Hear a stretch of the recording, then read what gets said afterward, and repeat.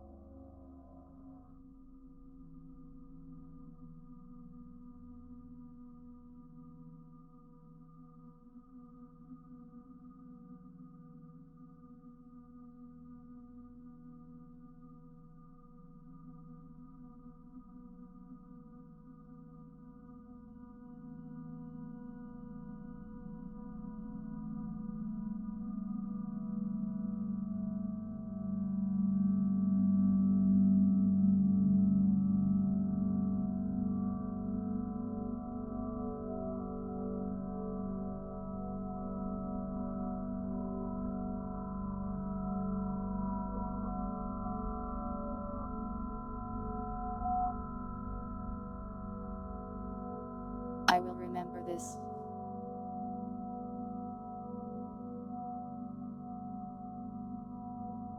Get it because it says yeah haha, get it haha.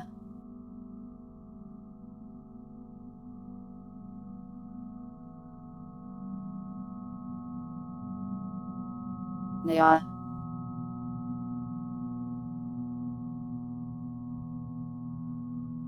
You are ruining my atmosphere.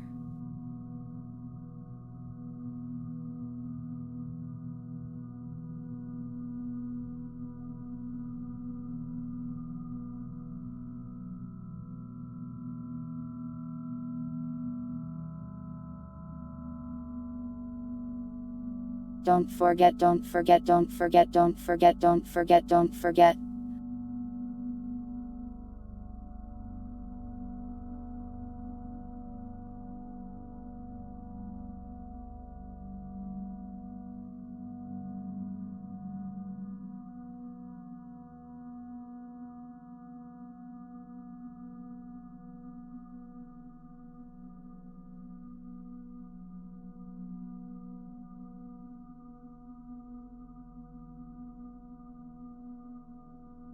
Welcome pilots, Lady J, Non-PC, Hellbent, Sunbro, Puddle, Riot, Spooky, Winder, Debilicus. I hope I got everybody.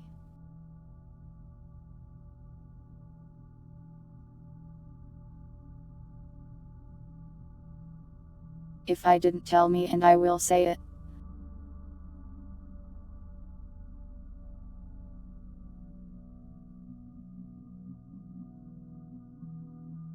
I guess we're doing like a little pre-show yapping real quick. Look, we also got a new emote.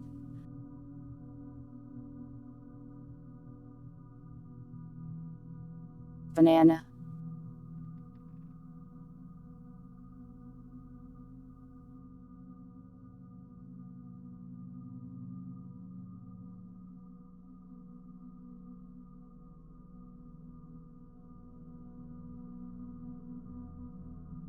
Oh yeah, I also put numbers jam in there.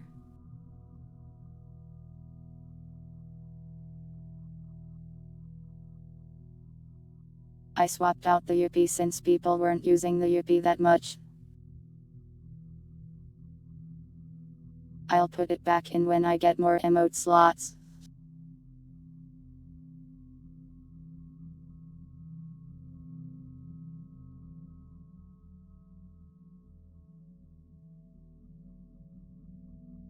Something strange about that new numbers emote. What are you talking about? It's just a normal ordinary numbers.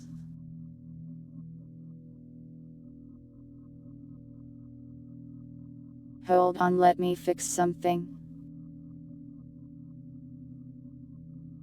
Welcome dogs.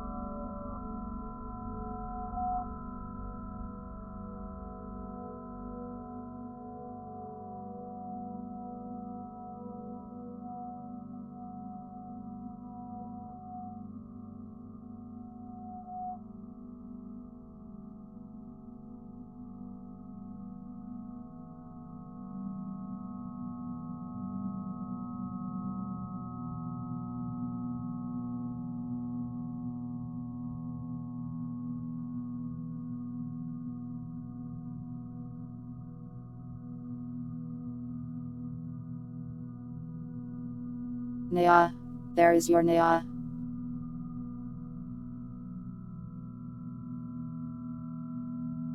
I came back.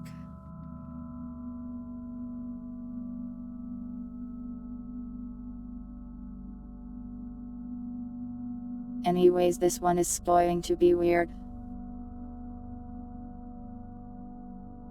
I know I say that every time, but they're all weird in their own ways.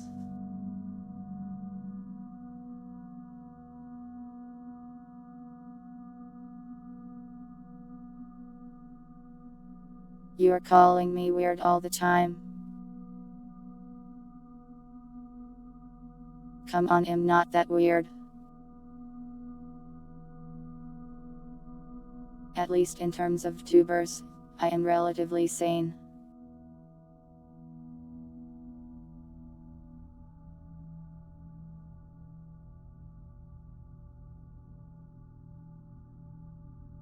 Don't add traits to me.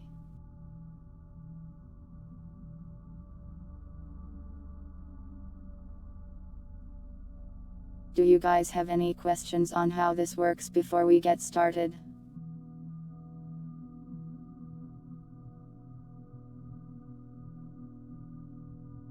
That's normal, right? You remember plenty of cats, don't you? That means you have lots of cat-shaped memories.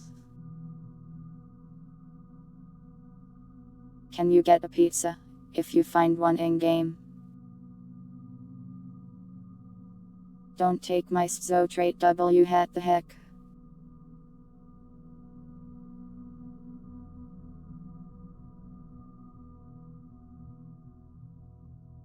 I do not mention pregnant feet. That's you, chat. You hate this place? Wow.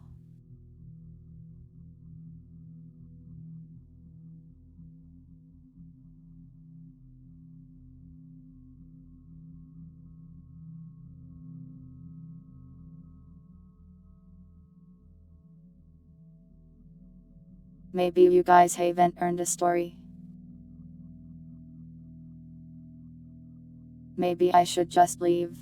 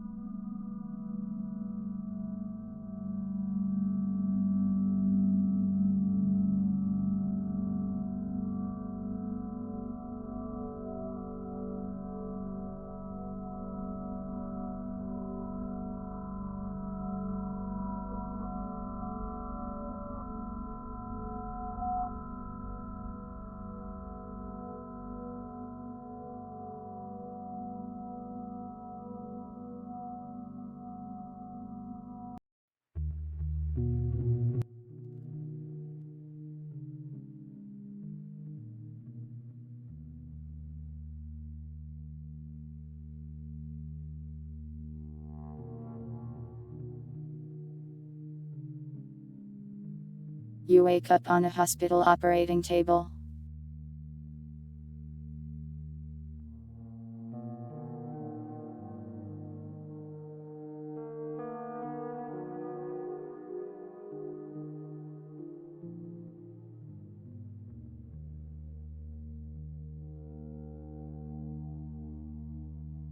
The last thing you remember was escaping that last place, with the city and the confusing stuff going on.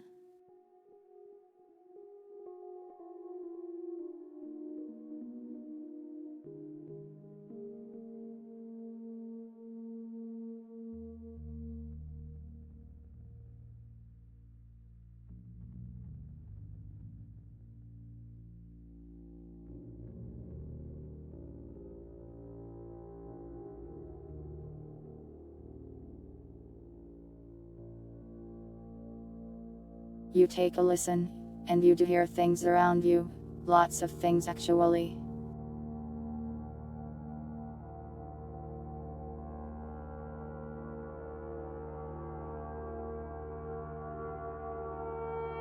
You hear people moving around, actual people, it seems like.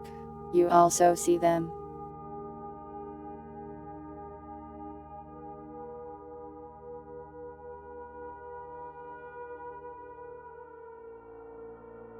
You try to grab an imaginary tail, which causes them to realize that you've woken up.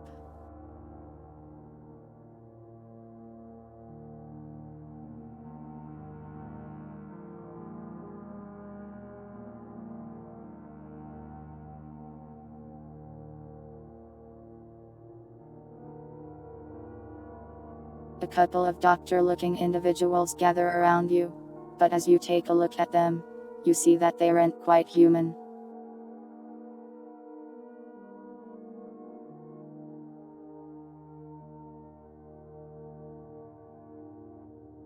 They seem to be made of plastic, or something like that. They remind you of mannequins, but they're moving around and wearing doctor's garb.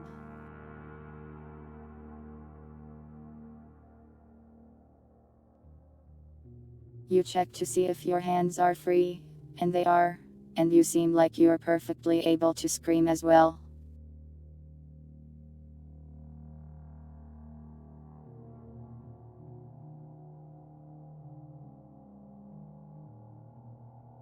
You check to see if you're wearing a straight jacket, and you are not. You consider punching the doctors. Are you really going to do so?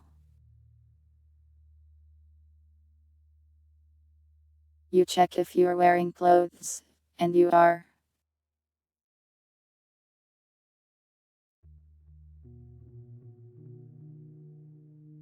You ask the plastics to restrain you. They look confused.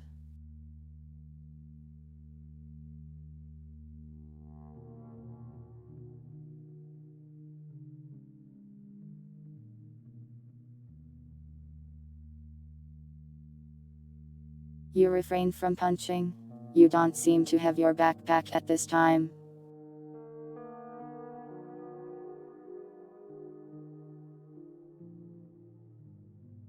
But as you look around the room, you see it in the corner.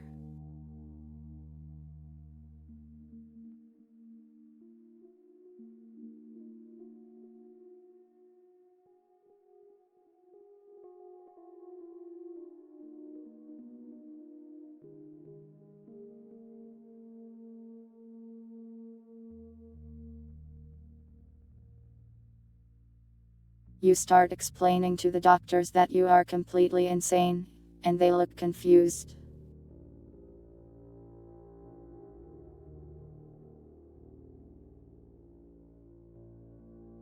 They start trying to communicate with you in a series of hand gestures, something like a sign language.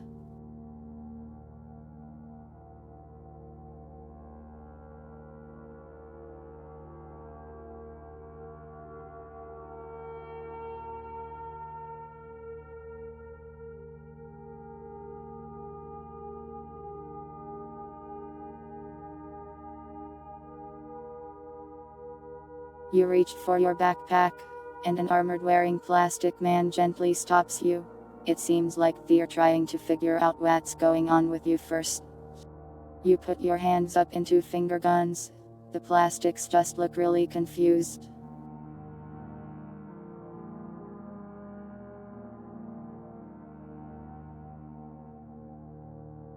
They use some kind of device and hit a button on it, and you can hear a beeping come from down the hallway. You ask them for $20. They just look at you with a worried expression.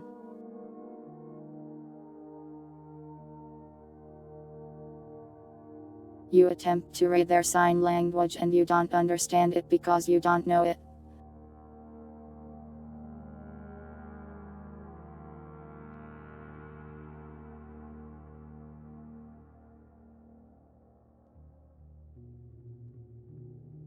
You hear a door open, and someone approaches you. They look a bit more human than the plastics do.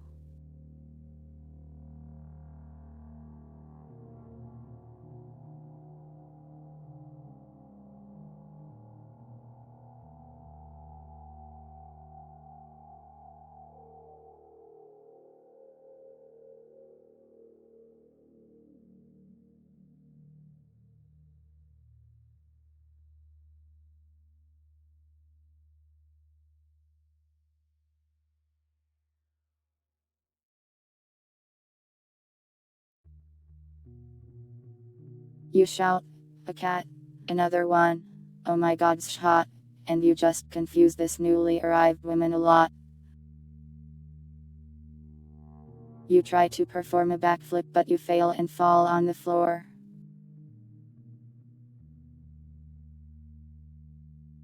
"What are you doing? Calm down," the person says.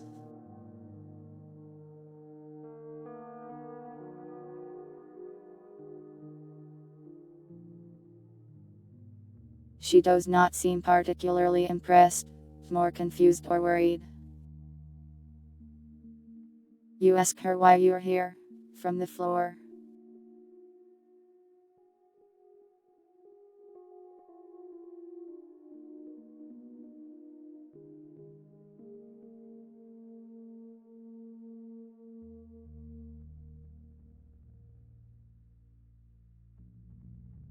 She says, "You suddenly appeared in our facility out of a portal. We've treated your injuries and we're keeping an eye on you right now. Please stop freaking out." You check if you have cat ears, and you do.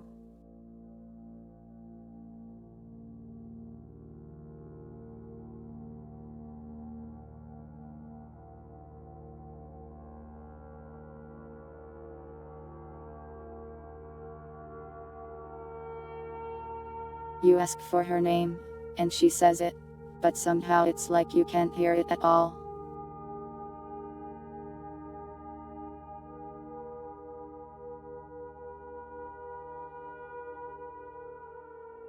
You consider petting this random person you just met, and reach out your hand, which she dodges.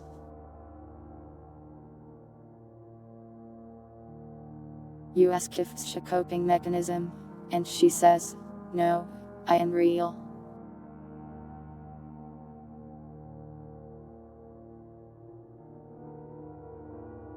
You get off the floor and ask where here is. She answers.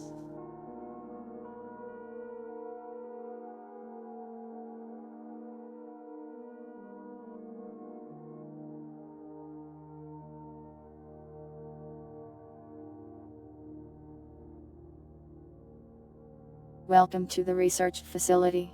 We work here to try to make life in this place a little bit more rational."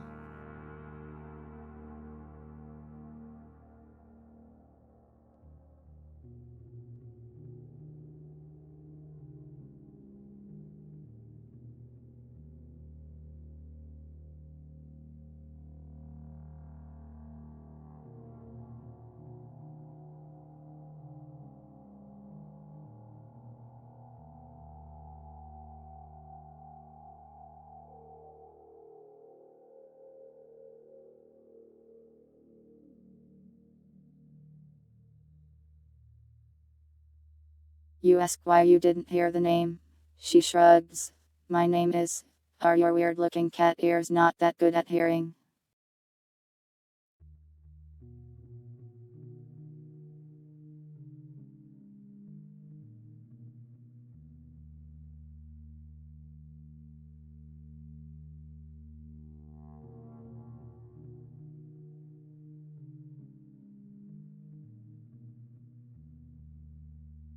You start sobbing, proclaiming that's not a horrible monster.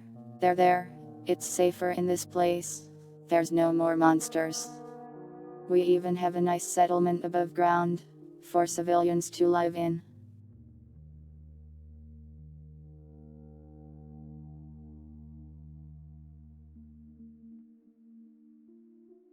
You ask her for number. She answers, my number. What a weird thing to request. My employee number is 7192.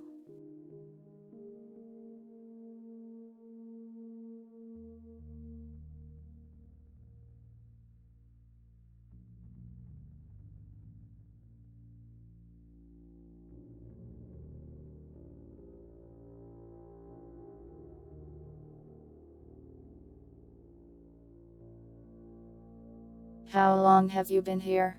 You've been asleep for an entire day. But there's nothing too wrong with your body, from what we could tell. I think most people know what a cat is.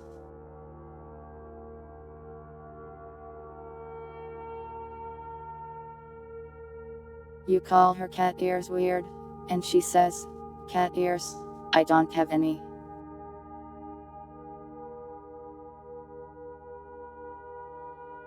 She holds up a clipboard, and seems to write something onto it.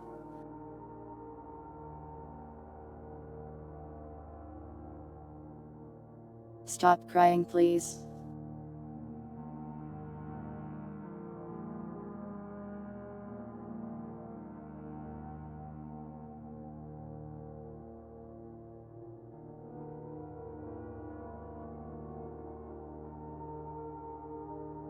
You feel like one of the voices in your brain is mentally rotating a cat, but they did it wrong, and didn't use the right point system.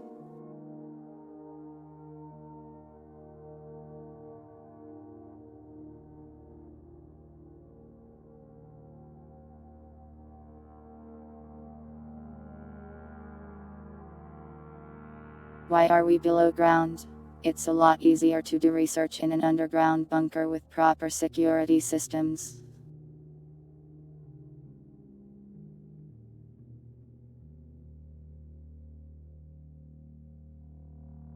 You imagine rotating the person in front of you, and start hallucinating.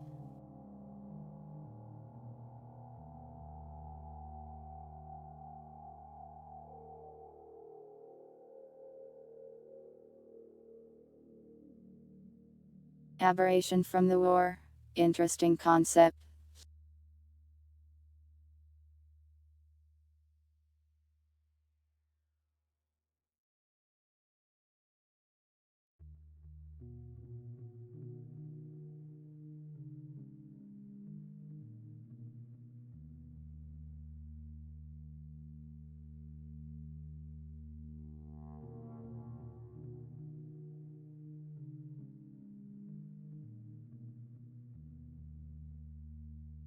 You check to see if the person in front of you has two tails.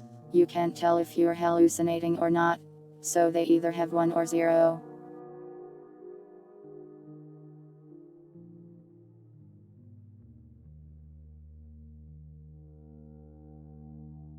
You ask if the moon is still in its place. Moon. This respite doesn't have a moon in its sky.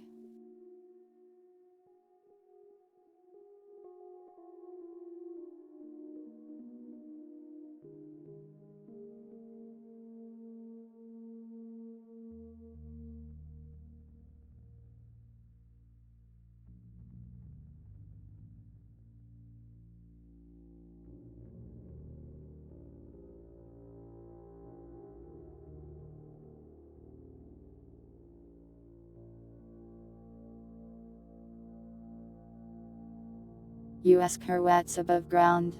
Like I said, there's a settlement up there for civilians, with security guaranteed by our security forces. You will be joining them once we have verified that you rent some kind of monster in human skin.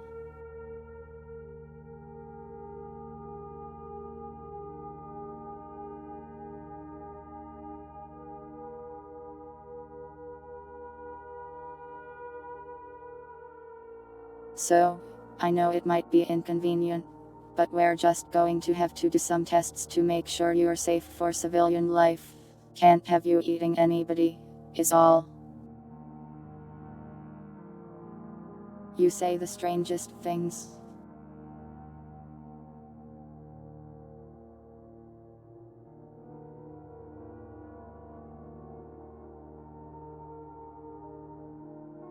I wonder if you're some kind of aberration.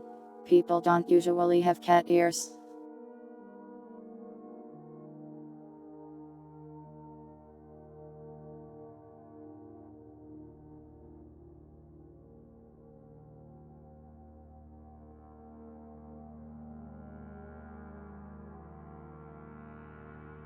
Antipsychotics. Are you mentally unwell?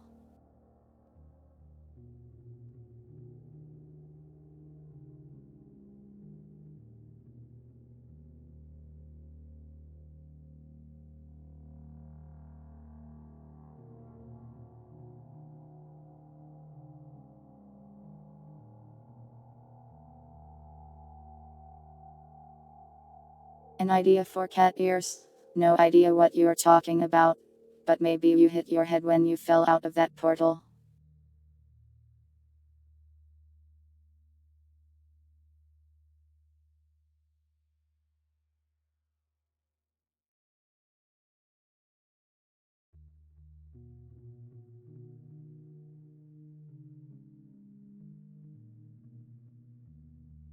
Well, if you have some sort of mental issues, I am sure we'll find that out during the tests.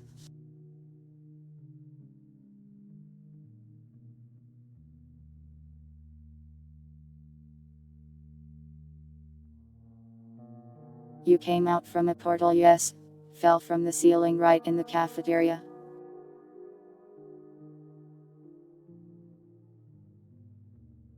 You really shocked the people trying to enjoy their breakfast there.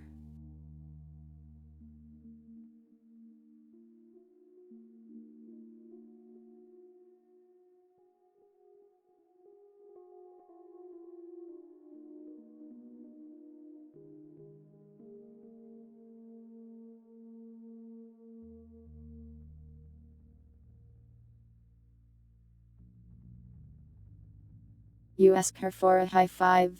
A high five? Well, you don't seem like you're going to kill me, so I guess it's okay. She gives you a high five.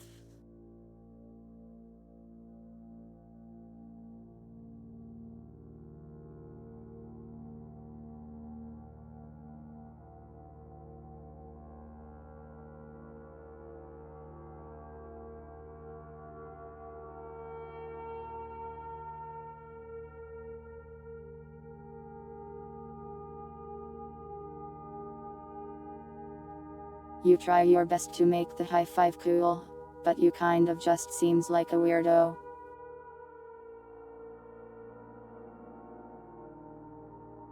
You write something down on her clipboard.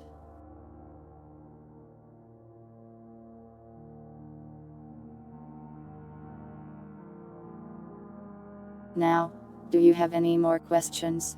Or would you like to get right into the testing?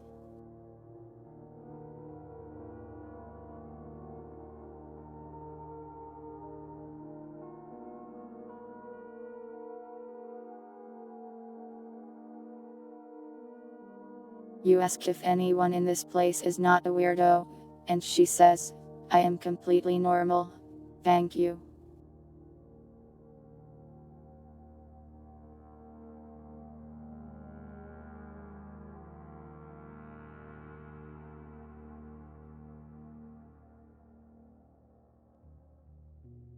Alright then, so the way this is going to work is,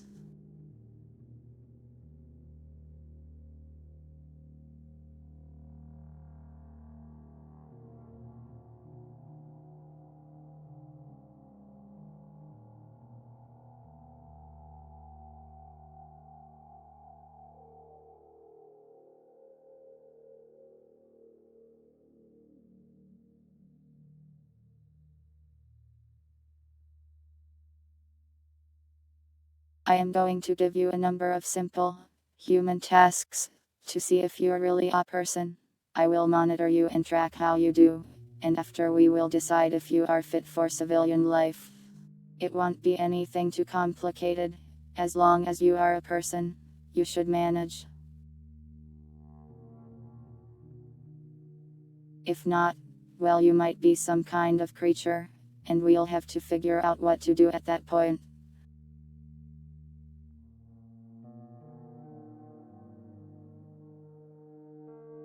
You tell her that you ate a shade to death. She looks worried and writes something down on the clipboard. Please calm down.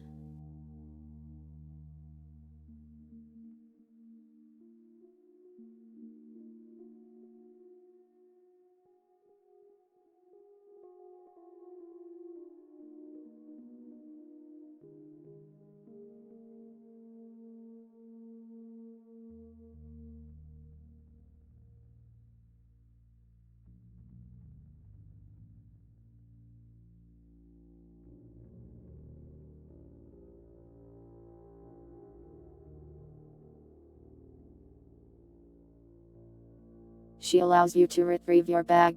You now have access to your items again.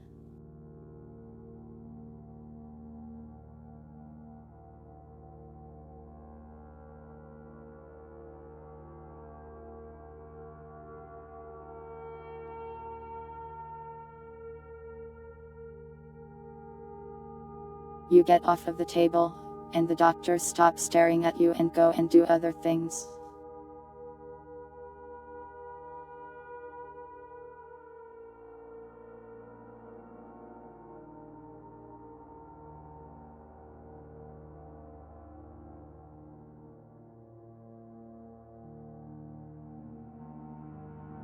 You and the research walk into the hallway.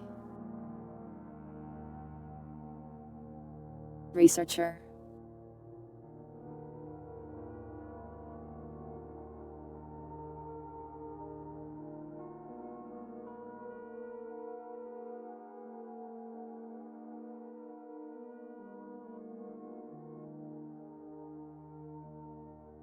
You aren't actually wearing the skirt, it is just in your inventory.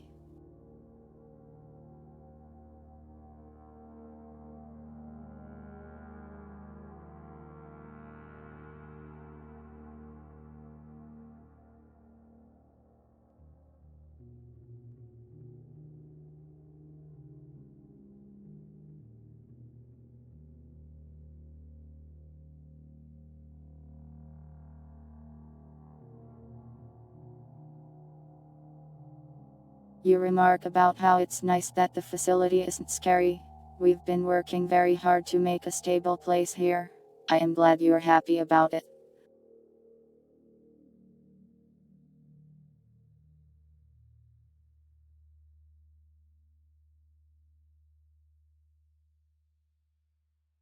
At this facility, our goal is to gather as much knowledge as we can, so that we can make this world more hospitable to all.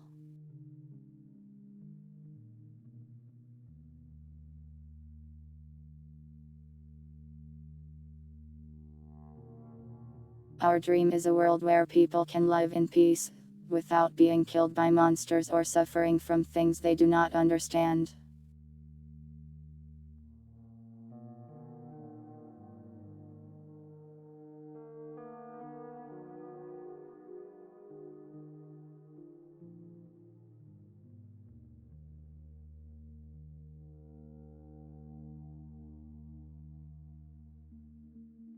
You mention wanting more jump scares.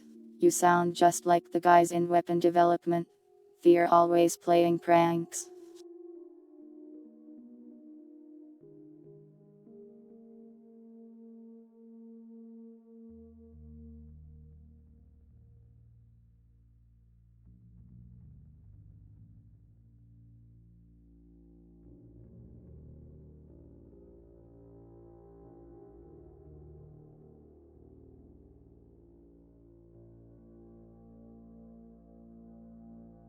She laughs. Ha ha ha. Don't worry. There's no scary intent. We just want people to be able to live normal lives. It's far away from a utopia, but maybe it seems that way to someone who's been stuck out there. You disagree. You want to die to things you don't understand? I see. She writes something down on the clipboard.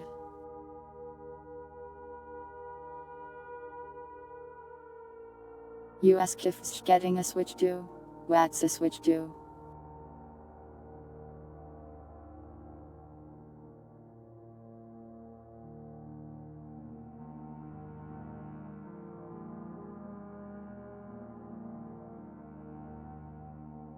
Stop writing. The test has already started. I am afraid I am evaluating you even as we speak.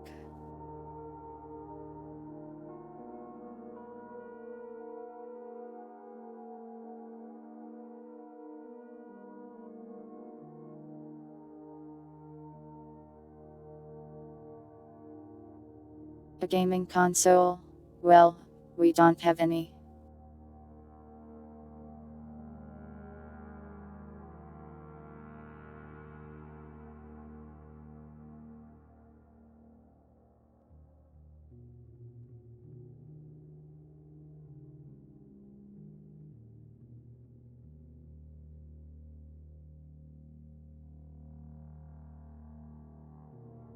Mental illness? Don't worry. There are many out there who have trauma and mental issues from having to endure the harsh environments. We will do our best to treat you. As long as you are a person, we'll do our best to help you.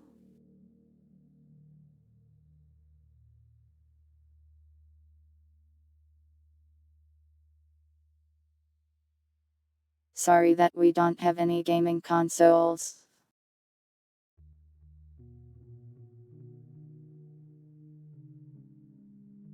Anyways, so, let's start with a couple tasks here.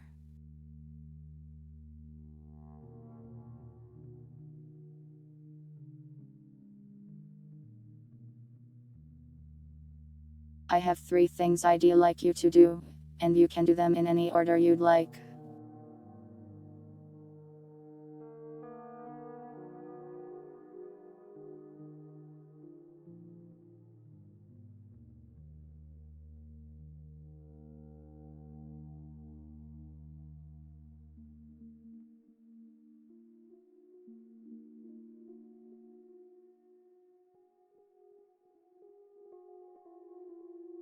You can go to the cafeteria and eat or prepare a meal. You can go to the armory and help out. And you can go to the botany department and water the plants. You will be doing all of these things, but please choose which one you'd like to do first.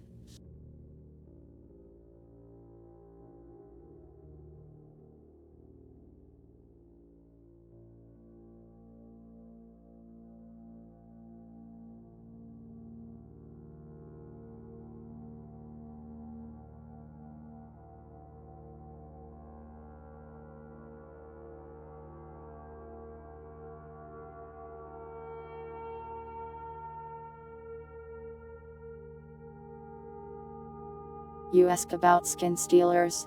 We can never be too careful, and you never know what kind of monster could be lurking around. Usually it's pretty obvious when something that looks like a person isn't a person. That's why we're having you do very normal tasks, like eating food at the cafeteria.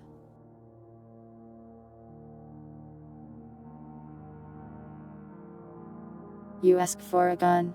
We're still trying to figure out if you're going to eat people, so no.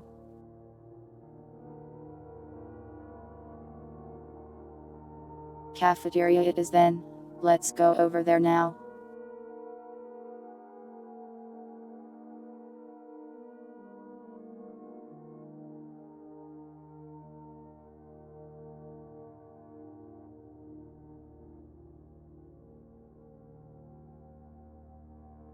You enter the cafeteria.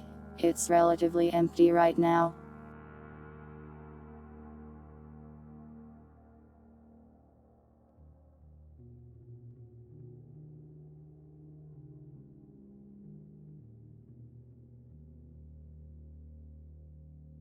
Now, would you like to make yourself a meal and eat it?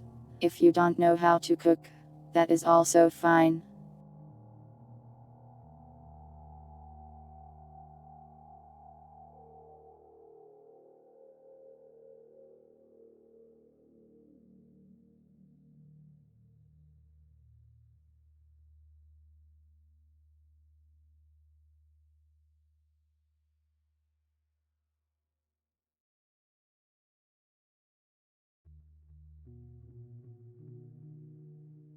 You say that you don't have to worry about shooting people because it ruins the meat. Haha, what a joker. That was a joke, right? If you eat people, we're probably not going to allow you to live with the other people.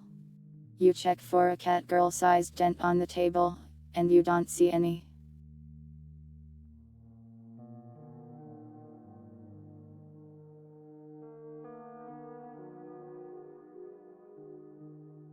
You say, computer, generate pepperoni pizza.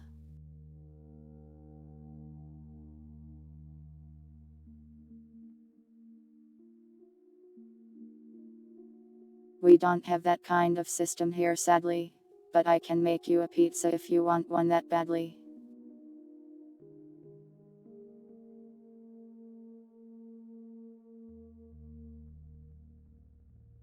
It sounds like you'd prefer not to cook.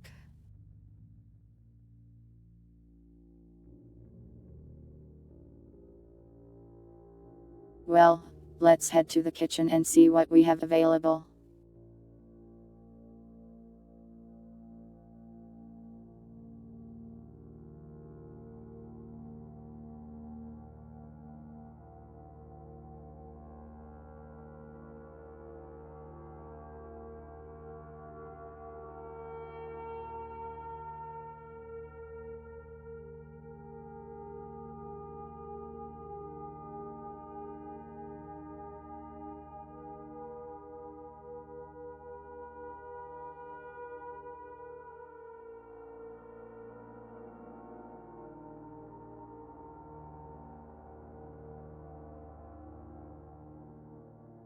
The researcher checks the fridge and some nearby freezers.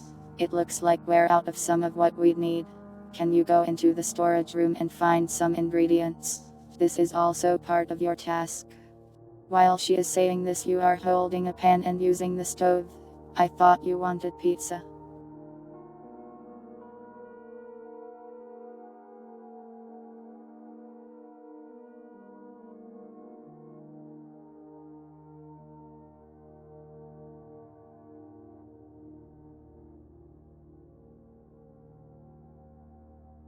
Butter. You'll have to check the storage room.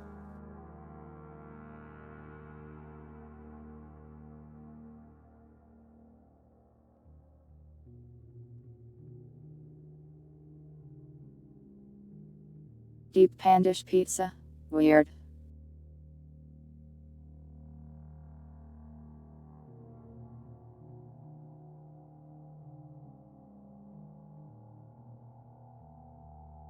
You walk to the room she pointed at, the so-called storage room.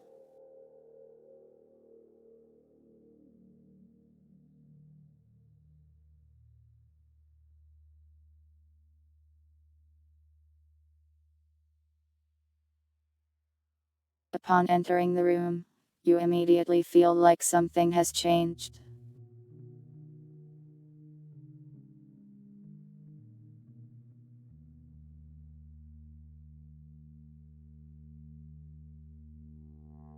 Like you've just woken up out of a dream.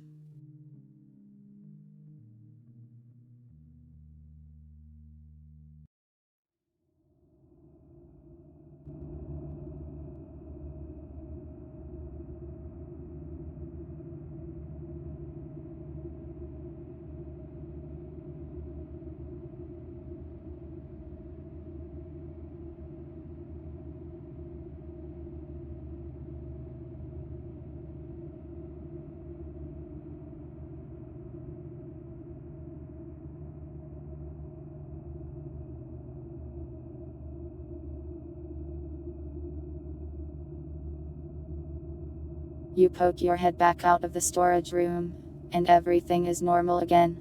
The researcher is there, waiting for you to get the ingredients.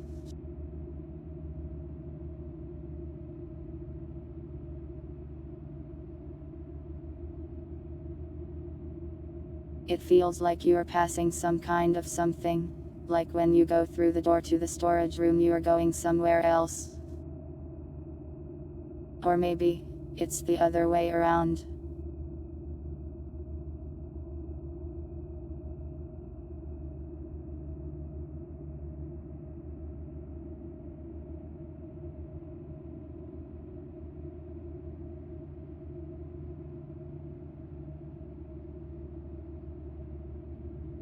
You decide to quickly go and find the ingredients, when you hear something in the storage room.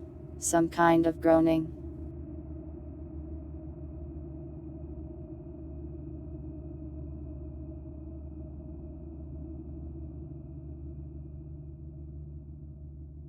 You talk back through the storage room door, but you receive no response.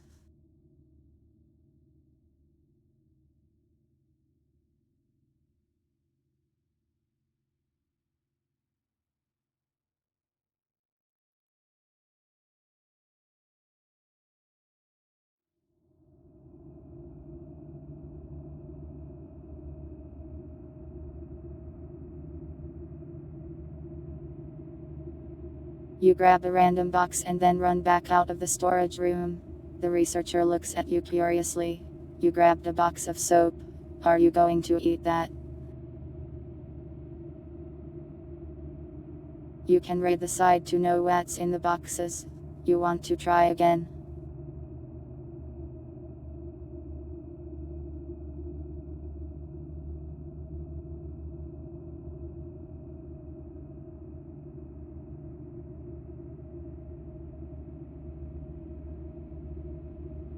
It's scary.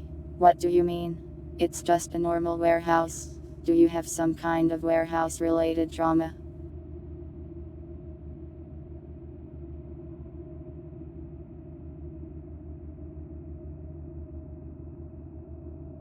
There should be some plastics in there too. Don't worry, we're safe down here.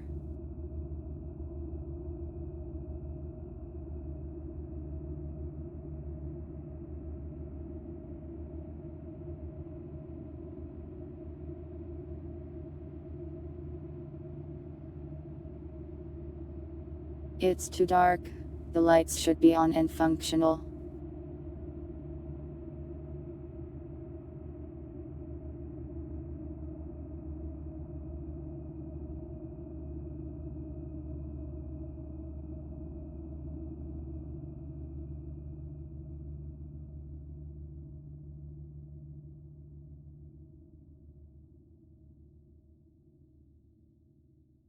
Scary noises. Are you sure you aren't just hallucinating? I assure you that this facility is very safe.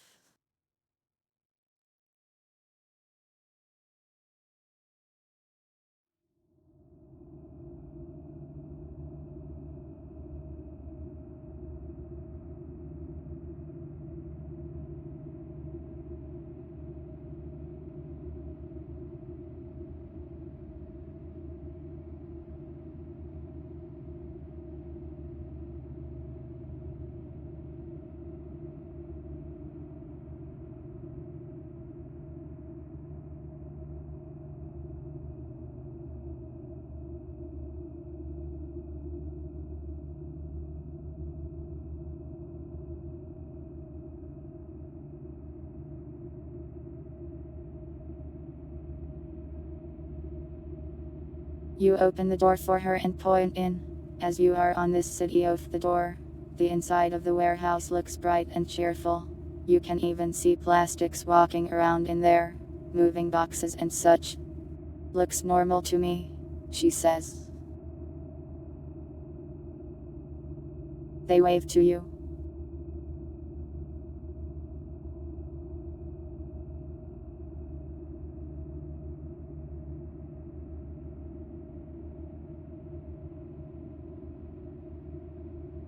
You want me to go with you?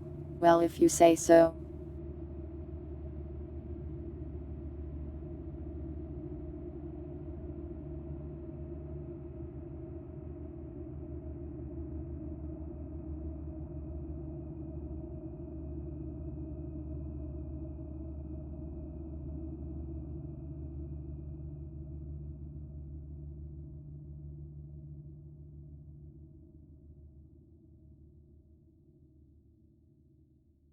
You walk into the normal warehouse and bring the researcher with you.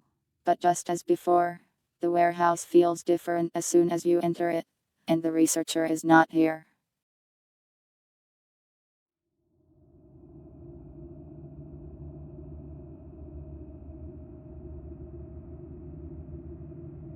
That noise. You hear something stumbling around in here.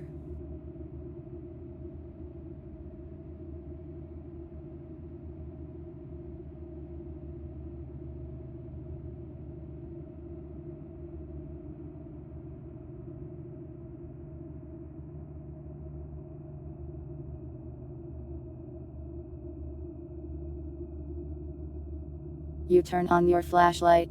It helps you see, but it seems to attract the attention of whatever is in here.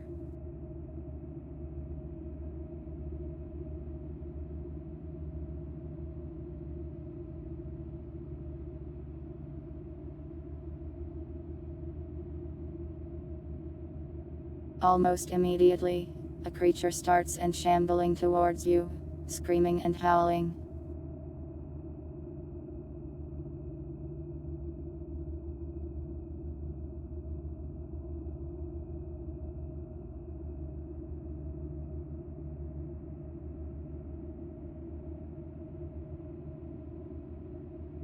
You retreat into the kitchen.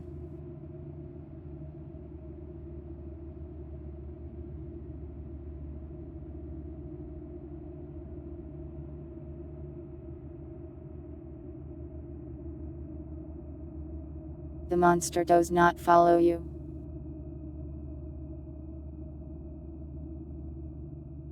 Oh, also, there's ads, says the narrator, out of character.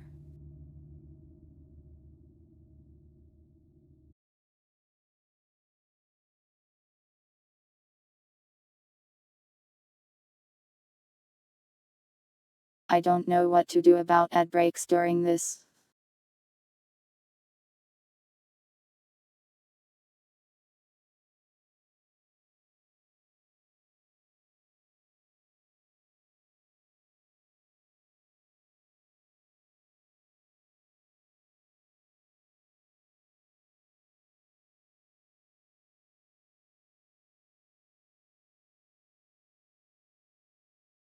You take a moment to think about what happened while you imagine what it would be like for advertisements to exist.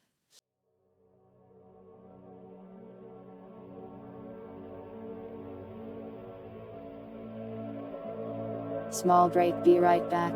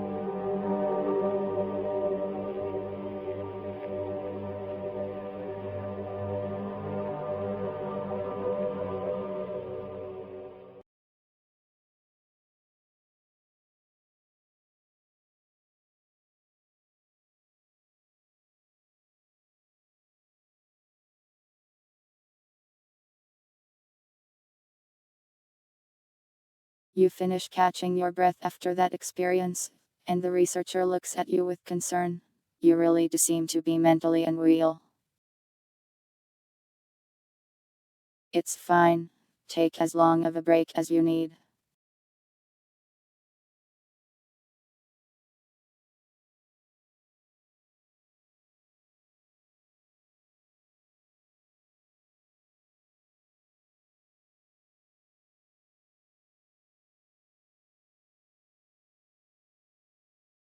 Do you think you'll be able to try again?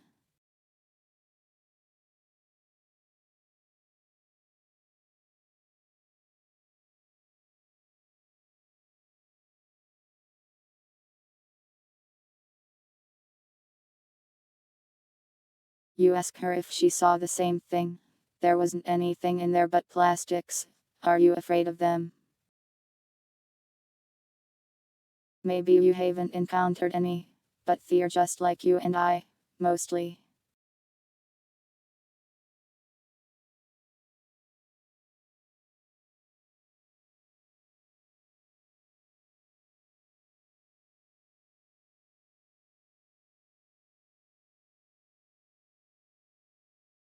A monster about to kill you. I promise there's no monsters in the facility, and if there are, the security will quickly deal with them. I didn't see anything in there. You do some random pose for no reason. She ignores it.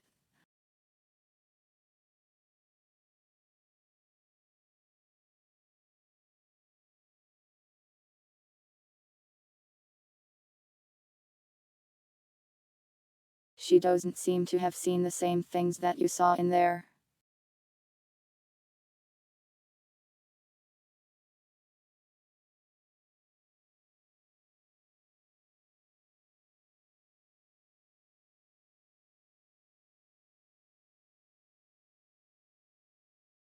You ask her if she saw you use a flashlight. A flashlight? Why would you use one? The lights are on.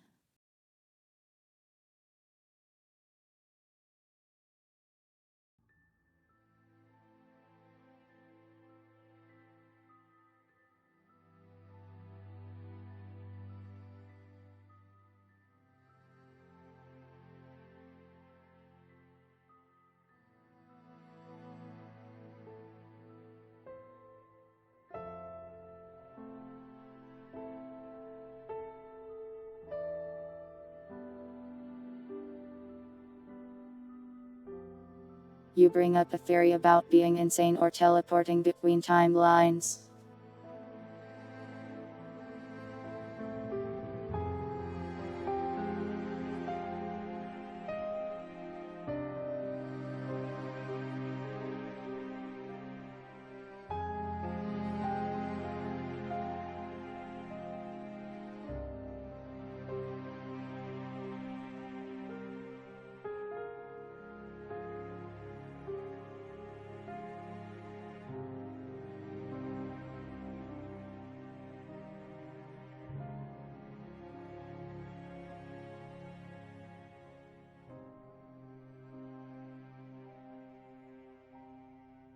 You can barely see it, but you feel like she reacted in some strange way to what you just said. We'll do our best to help you. We even have therapists in this place. Shocking. I know.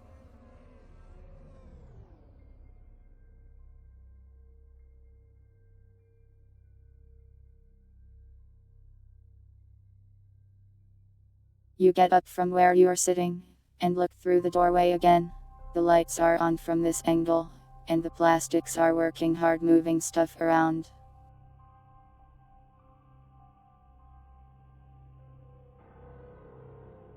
Free therapy. Crazy. I know. Though it's not exactly free. You do have to help out around the settlement if you want to live there.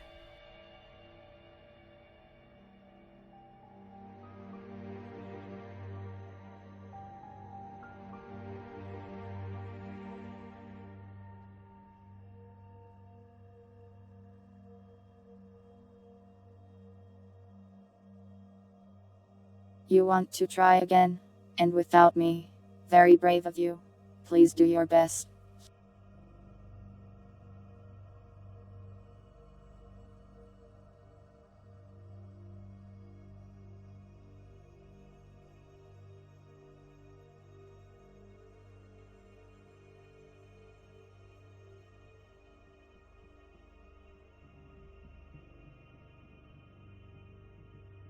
You get an intrusive thought, telling you all about some kind of cheap viewers. You wonder if they're selling affordable glasses.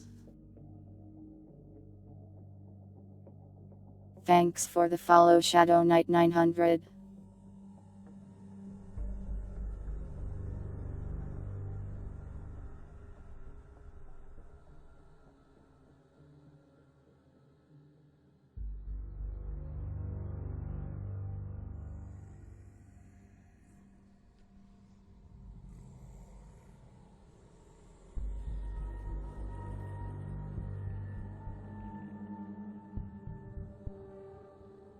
You tell the researcher and the nearby plastics to keep their distance from you. She seems to understand. If you start freaking out, we'll try to give you space. You ask the employee what a follow is. She says, I didn't say that.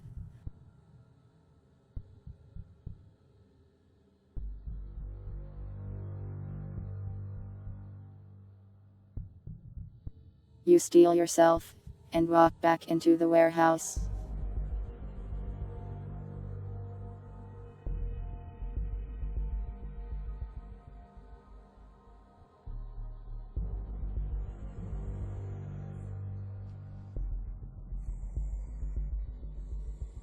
The monster is right there waiting for you, and it starts stumbling towards you immediately.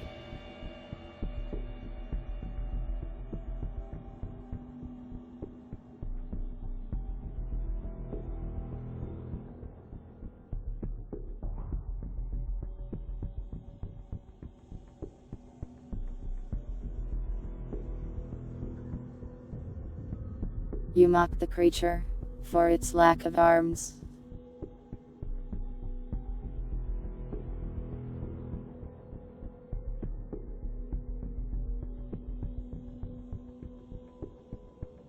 You pull out your halberd and point it at the creature, hoping it will impale itself. To your surprise, it just walks around it. It's getting closer to you.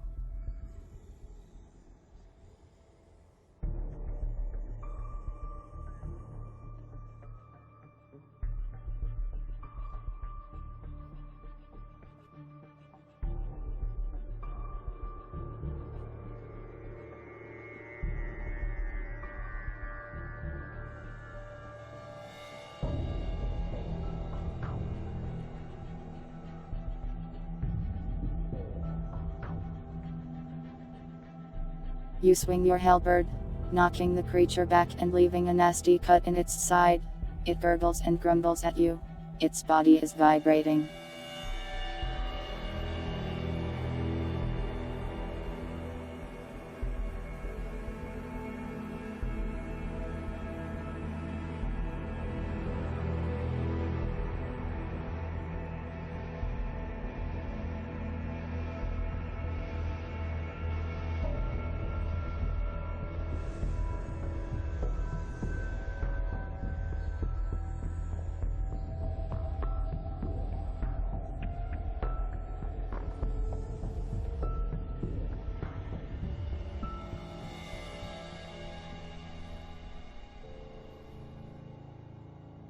You charge the creature, and from its chest it launches some disgusting blob of burning hot meat at you. It burns your skin somewhat, but you finish your charge and impale it through the chest. It wriggles about on the end of the halberd, trying to free itself.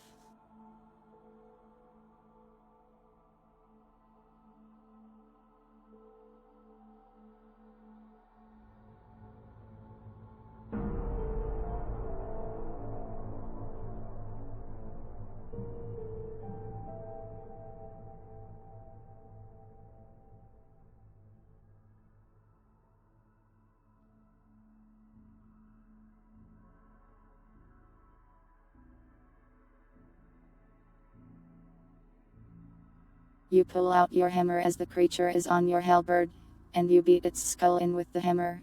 It stops struggling after a few hits. It's dead.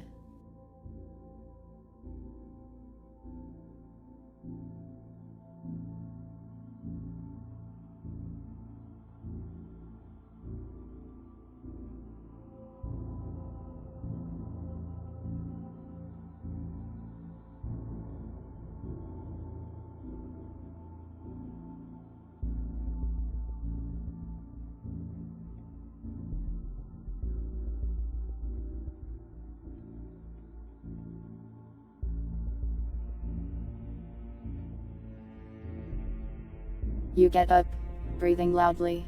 You search for food in the crates, and find ingredients for a pizza.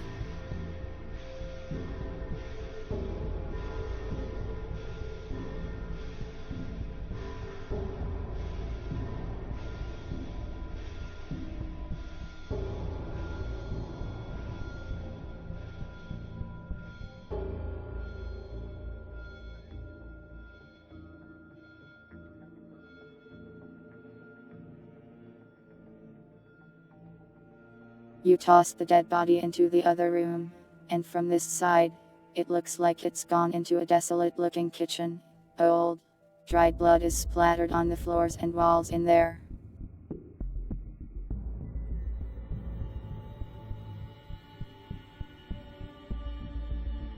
You check your wound. You seem to have received a minor burn. It hurts, but you don't think it's anything that needs immediate care. You look for coffee, and find some of that too.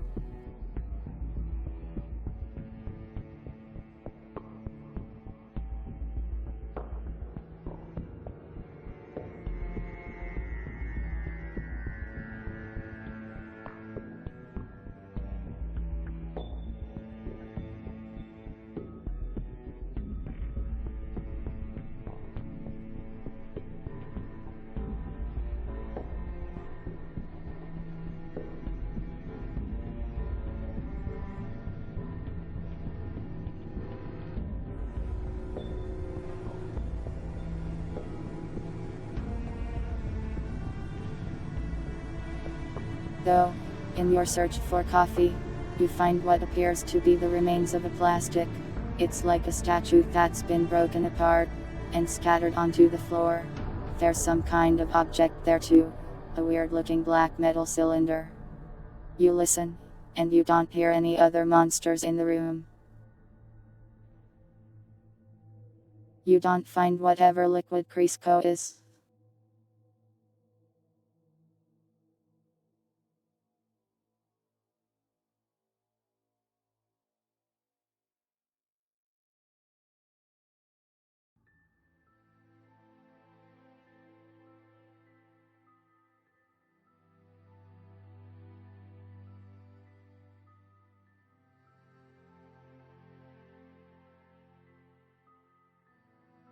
You inspect the object. It looks like some kind of mechanism. It seems like it's supposed to spin, but it's got dents in it and does not seem operational. You change your clothes for some reason, discarding your pants and putting on a skirt.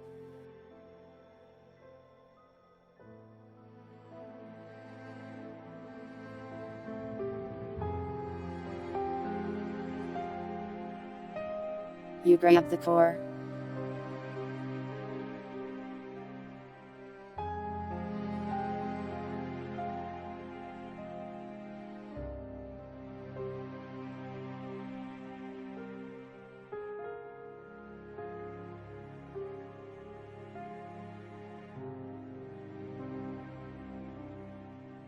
You spin the object.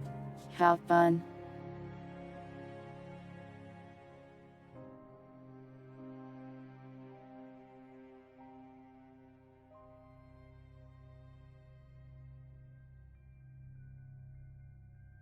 You walk out of the room, acting as normal as you can with a couple boxes.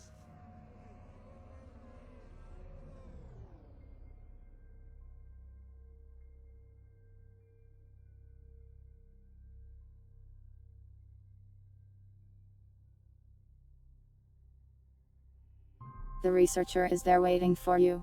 There is no sign of that monster's corpse here.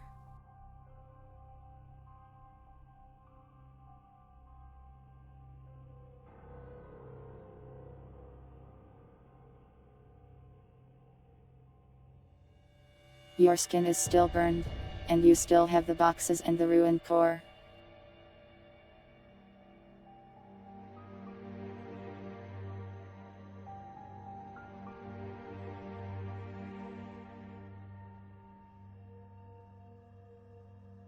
You ask her what it looks like you were doing.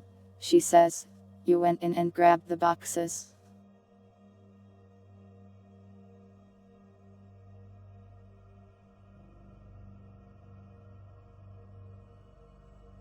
You start making coffee.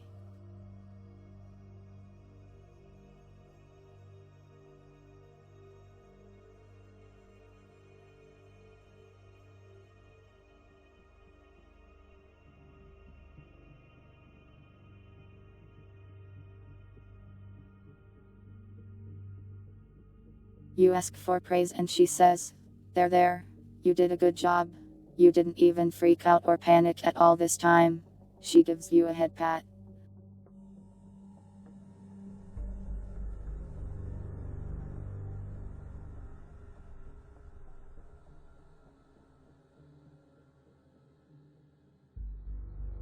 I am not sure when or why you changed clothes, but they seem pretty raggedy. We'll have to find you a nicer outfit once we finish testing you. Stop wiggling your butt, you weirdo, says the narrator.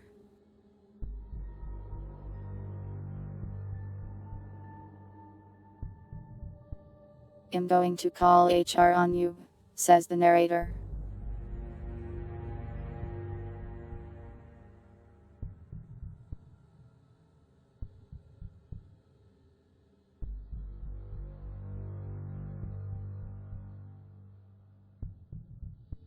You show the researcher your burn. When did this happen?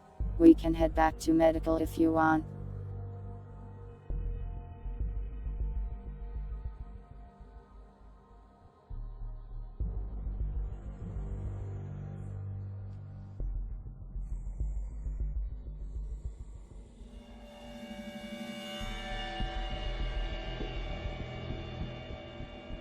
Nya, you are compelled to Nya by the voices in your head. The researcher writes something down on her clipboard.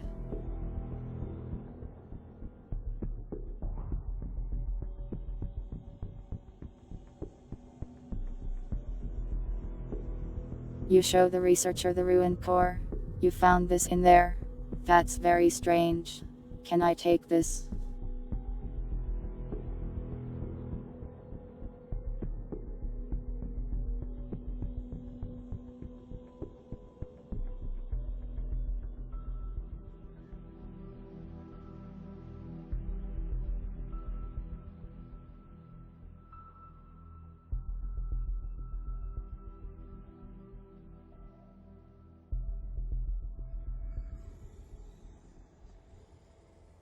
You get all blushy, and say wanna see me?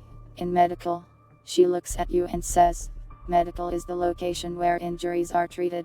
Generally. Why is your face red? Are you sick?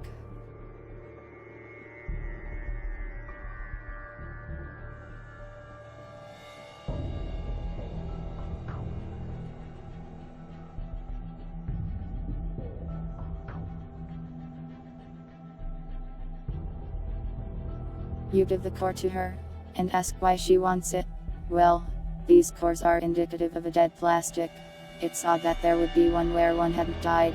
So maybe it teleported in like you did. I'll have to do some analysis on it. Portals are actually my specialty.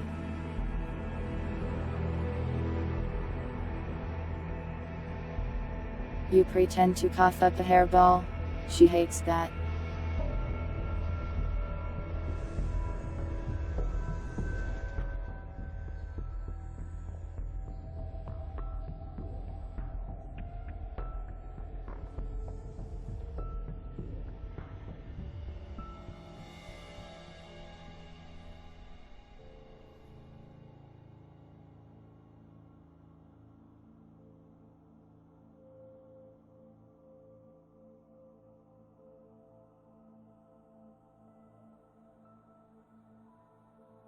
You ask her where you dropped in from.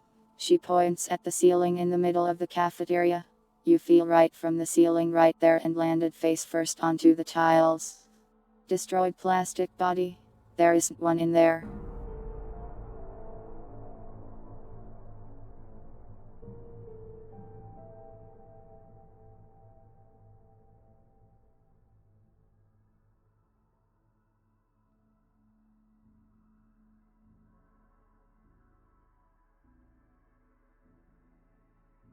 You start making a pizza while drinking your coffee.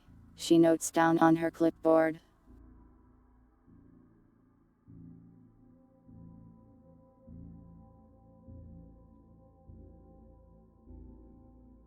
A time loop. I think you're just having some kind of episode.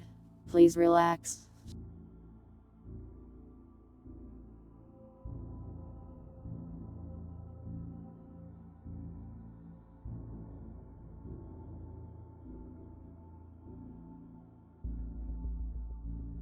You take a break from cooking and walk back into the storage room to grab a plastic arm, and you do so.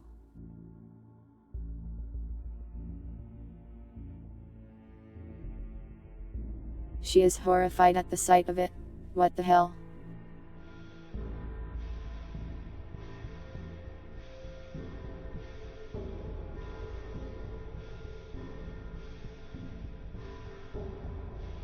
This is concerning. There might be something odd about you.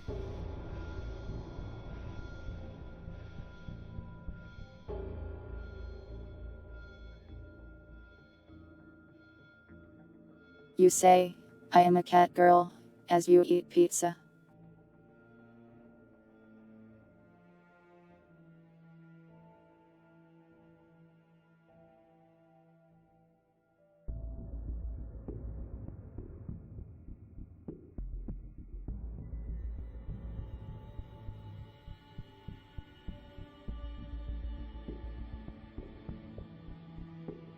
I see.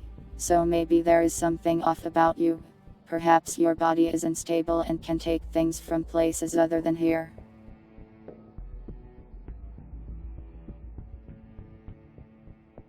Or perhaps, you're even creating these things.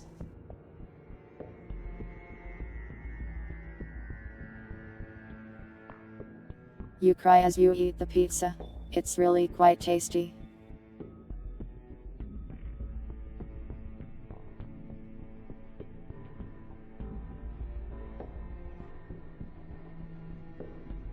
Not a monster. Well, we still have to do some more tests to be sure.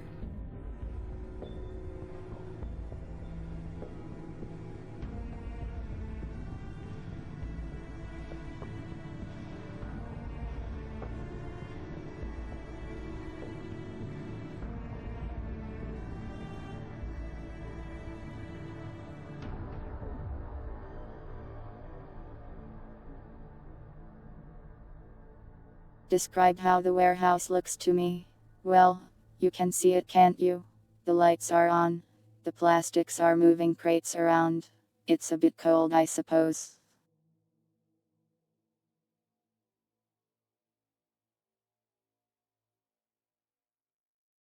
Portals are my specialty and my subject of research. But from what I saw, you didn't even create any portals in there. You have indeed passed the test.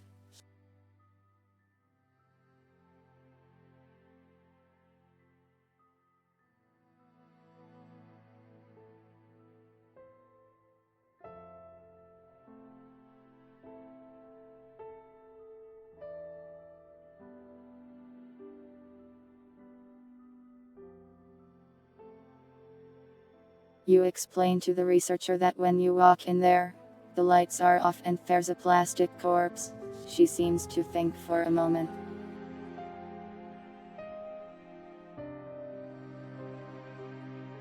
I see. Well, let me know if it happens again, and to be careful.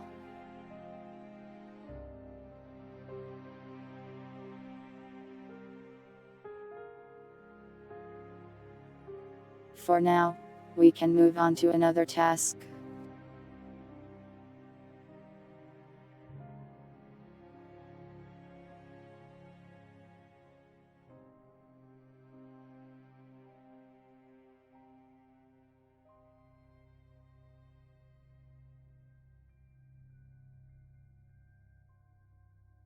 If you want to join the researching team or do experiments, we first have to make sure you rent a monster.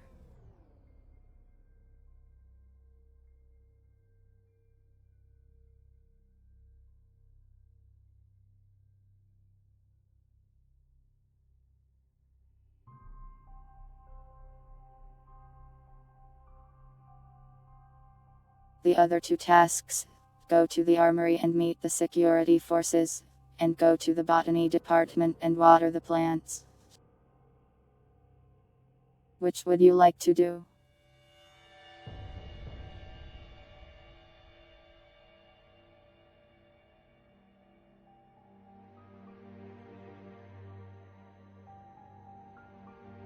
You aren't going to be given a weapon.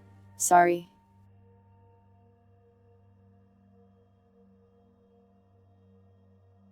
We aren't sure you're a person yet, remember?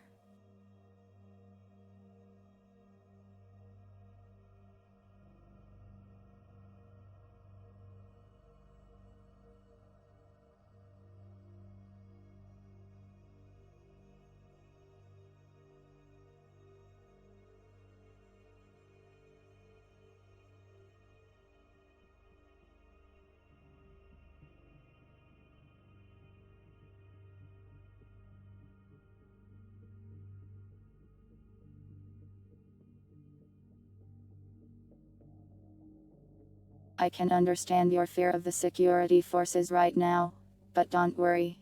They are trained in non-lethal methods. If you start panicking, they won't shoot you or anything like that, not unless you're trying to eat somebody. You pull out a talking clock from last time. It doesn't seem to be talking at this moment. That's a clock.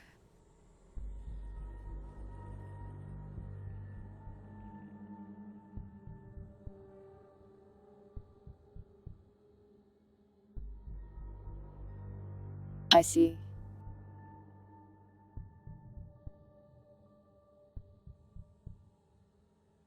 Well then, are you ready to head to the armory?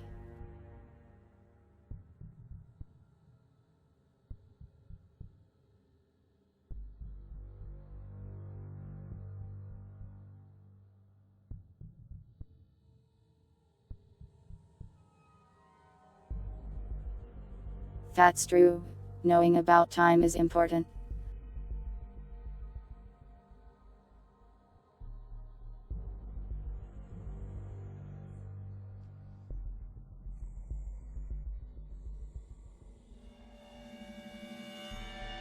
I do believe that so far, you are a person, but it's important to finish the tests just in case.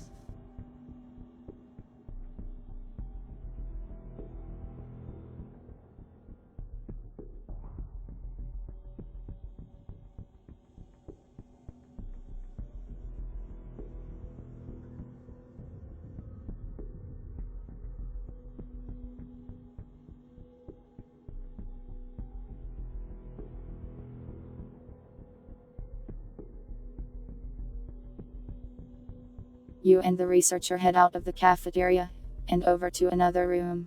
As you walk through the hallways, you pass by several friendly plastics, who wave to the researcher and greet her.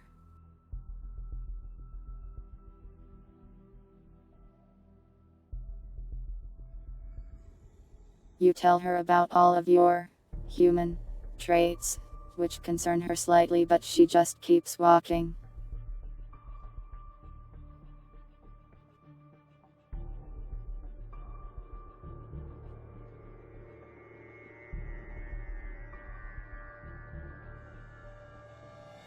You randomly do a backflip for no reason.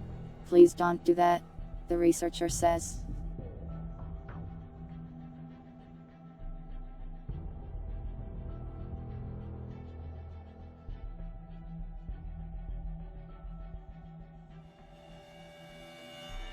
Here, we're at the armory now. Let's go in and greet the security team.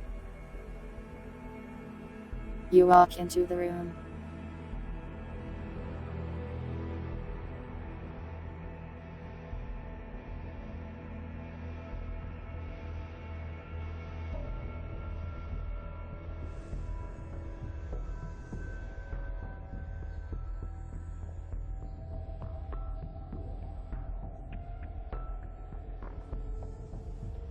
The room is covered in blood. There are signs of a lot of fighting here.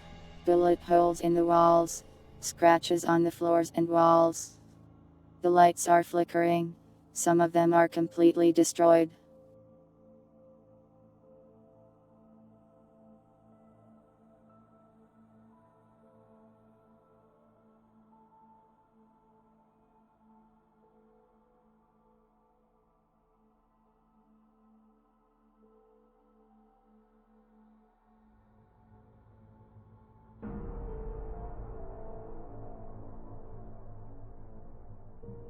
You moonwalk out of the room, and things are normal again. Peeking into the armory from beyond the other side of the door, you see an array of weapons on the shelves, and a plastic cleaning a rifle.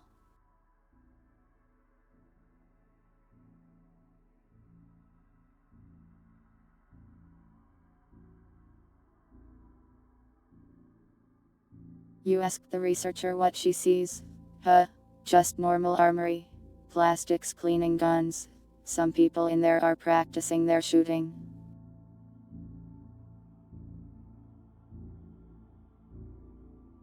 You mention that it's happening again. Again. What do you see in there?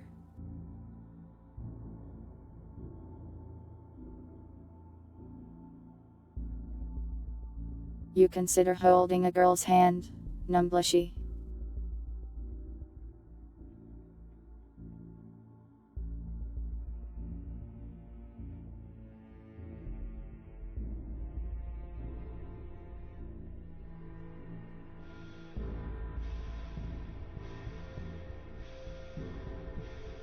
Blood.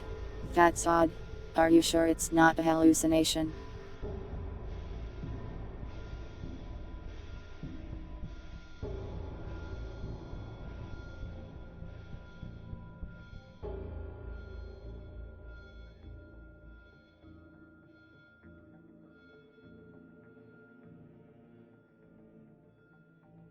You suggest your idea of holding her hand while walking into the room, and she thinks for a moment. Well, if it'll make you feel safer, I suppose we can try it.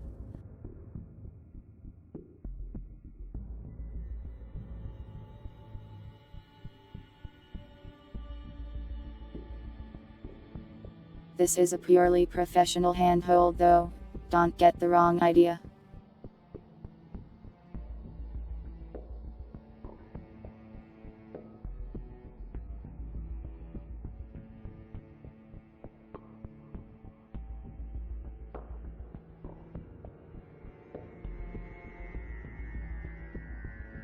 You hold her hand and walk into the room, but as soon as you do, the researcher is gone, and you hear something down the hallway.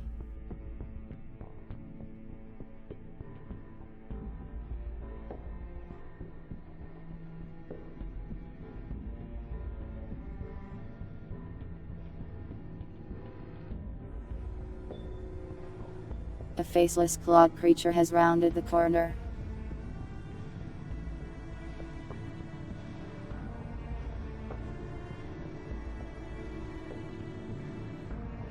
You remark, "You aren't cute at all," to the monster.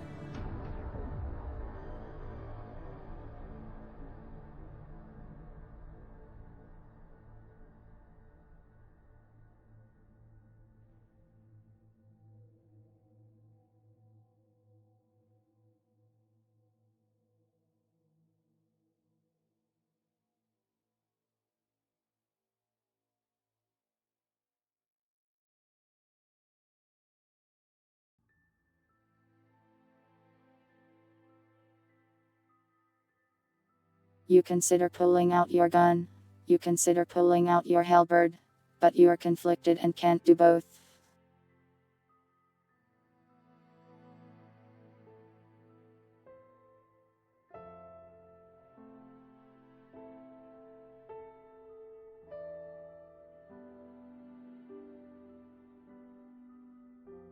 You decide to go with the halberd.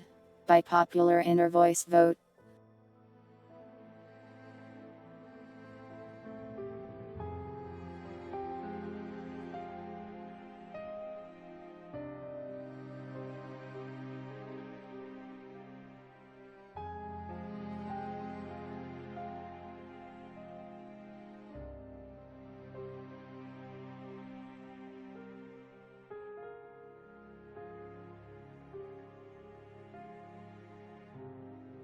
You ready your halberd, and the creature is already rushing at you quickly. Its body is thin and very agile. It dives right under your halberd and slashes your legs, and it slides on the ground next to you. Your leg is now bleeding.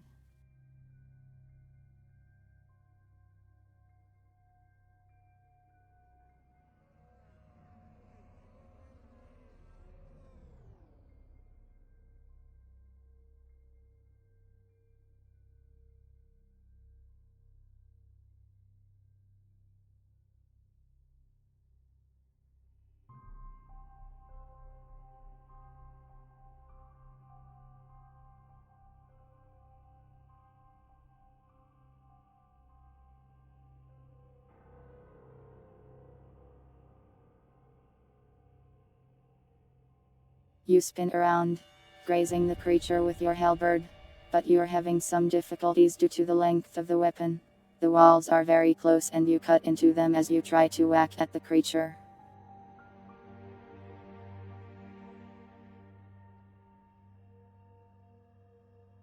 You try to pull out your gun, but the creature slashes you again, this time cutting your backpack from your back.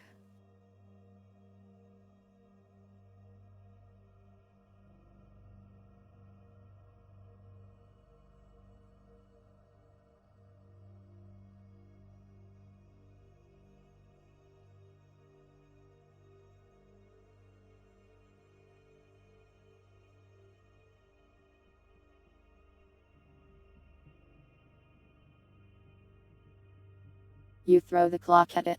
This seems to stun the creature momentarily, giving you a moment's break from the berserking creature.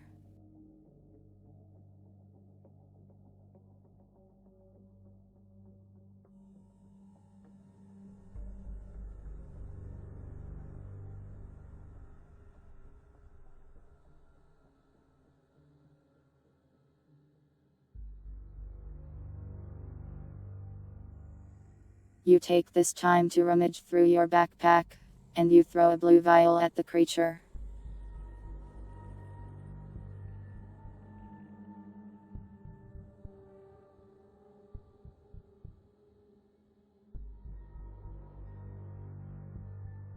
It shatters on contact, and a blue gas is released from it. It seems to be somewhat dazed now.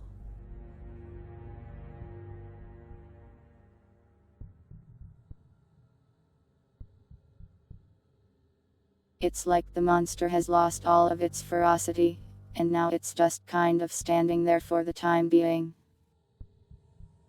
You grab your gun out of the bag.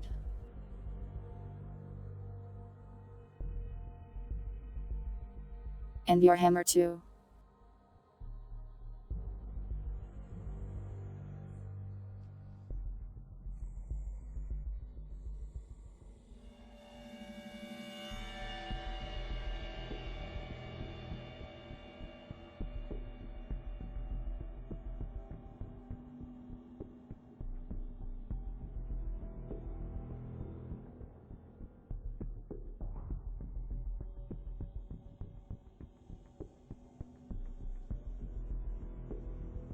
You approach the dazed creature, and start beating it to death with the hammer. You succeed, bludgeoning it until its head is a crushed mess.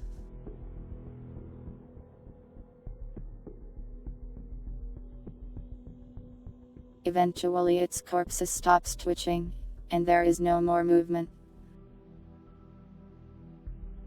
You are bleeding from your leg and your side, quite a lot actually.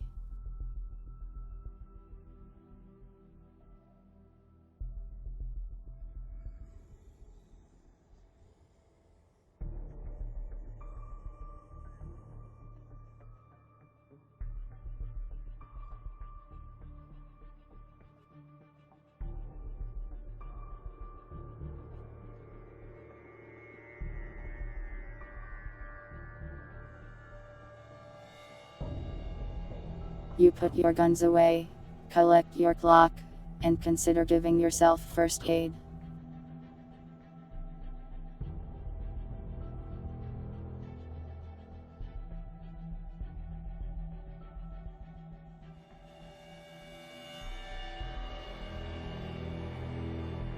The voices in your head are saying two different things, so you try to figure out what to do with the power of democracy.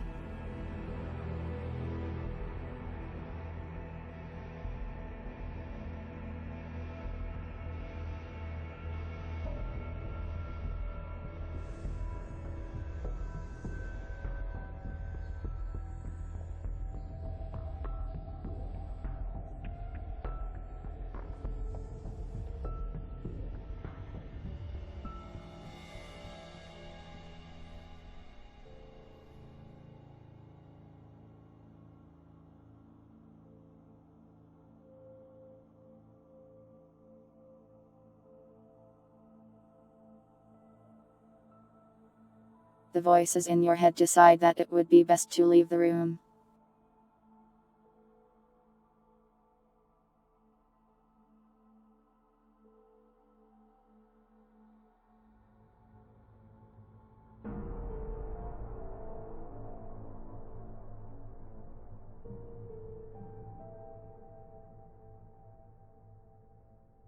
You walk out of the room, and things return to normal again. You are even holding hands with the researcher again. Your injuries, however, are still there.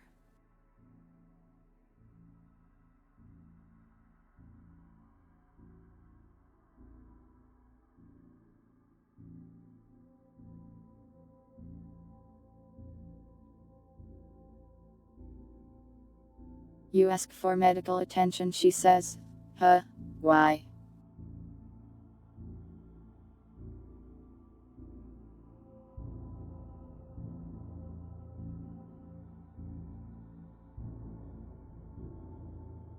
How did you get injured? We just went in there and talked to the plastics.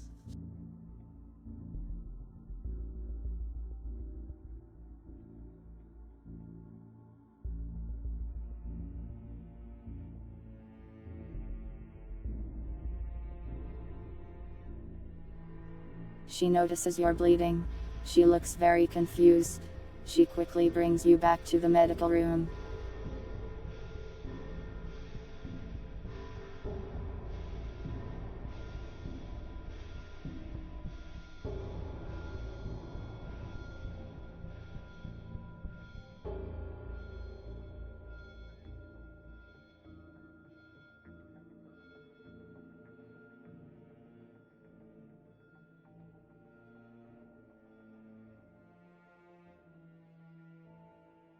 She gets some doctors to help patch you up, and soon enough your bleeding is stopped and even your earlier burn wound is much better. She seems to be talking to the doctors, just outside of your earshot.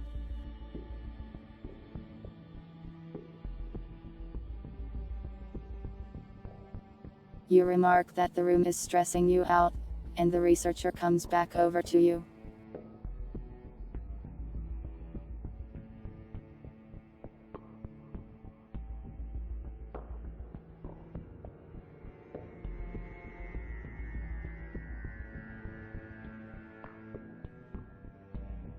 You use your cat ears to listen really hard to what they were talking about before.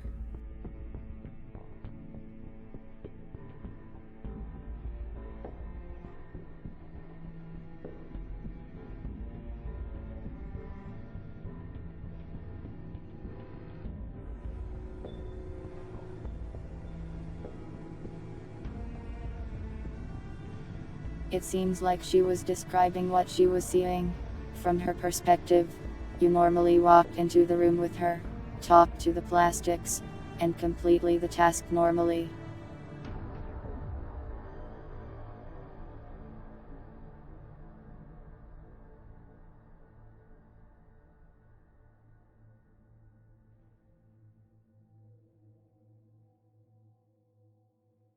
Then you suddenly started bleeding from the leg and looking all exhausted and beat up, as if you have just been in a fight.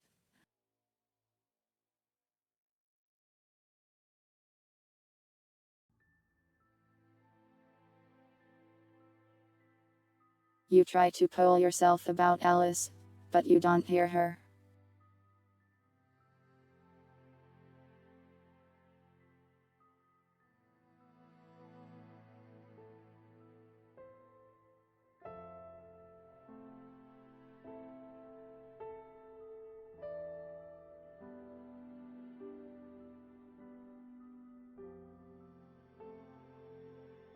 You do feel something though.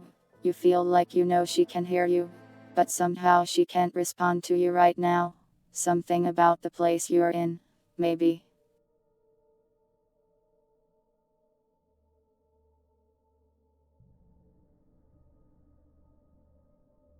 You try to wiggle, you succeed, worrying the researcher.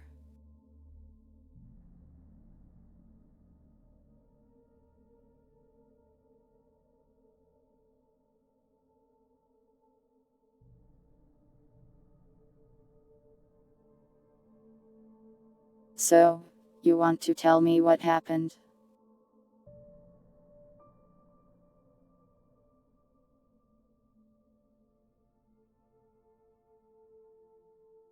You are mentally petting a mental PNG of Alice. You feel like getting very annoyed.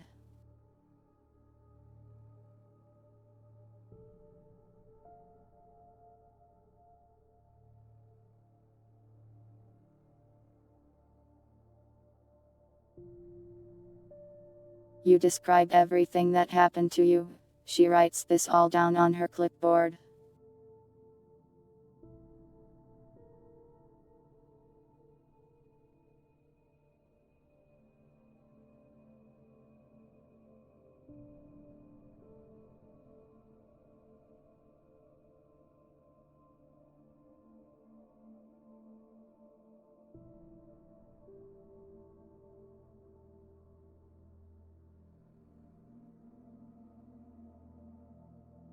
The thing you are describing, it's a type of abomination.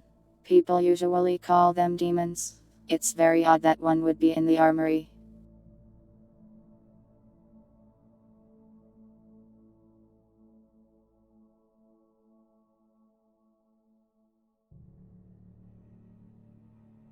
You think it was the future? We've never seen anything or anyone that can time travel before. Not, well, not like that, anyways.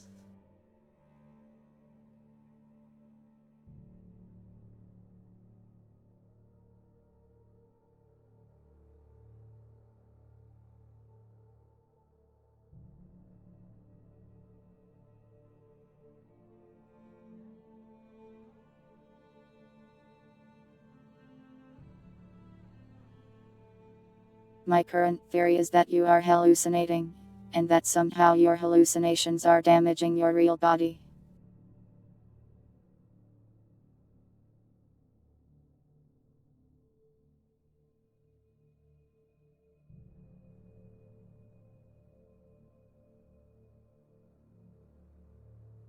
Your mind is influencing the world around you. It's something that's only possible in this strange world we live.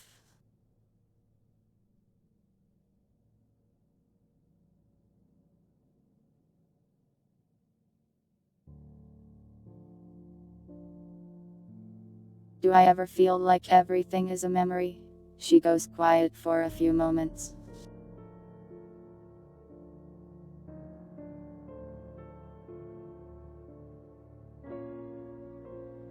No, no, that can't be.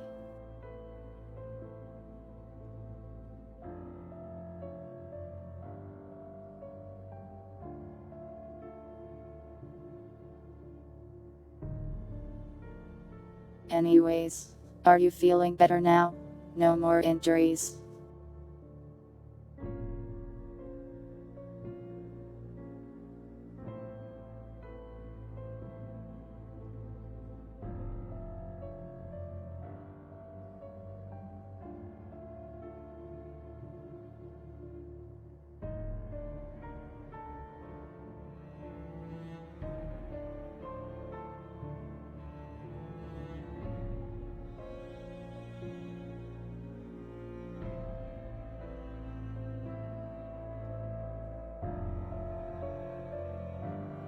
She looks somewhat distressed as you ask her this.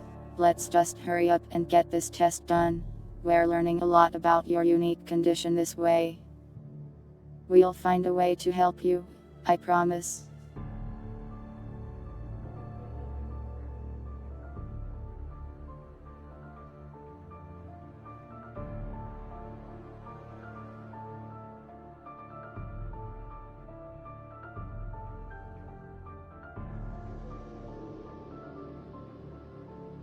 If things are only happening in certain rooms, do not be afraid to run away if you feel danger.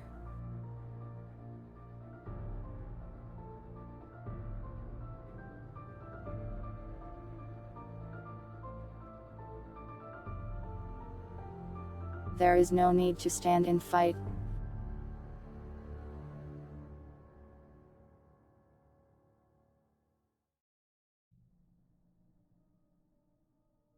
But, would you like to try watering the plants now?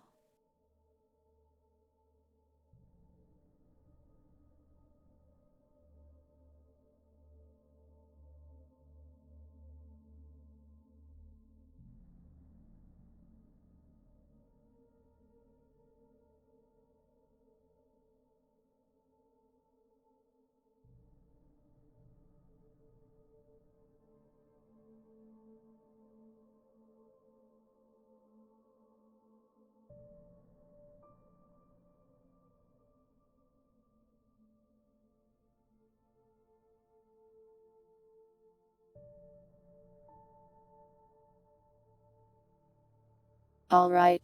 The plants should be nice. If my theory about you is correct, as long as you stay calm, it should be alright.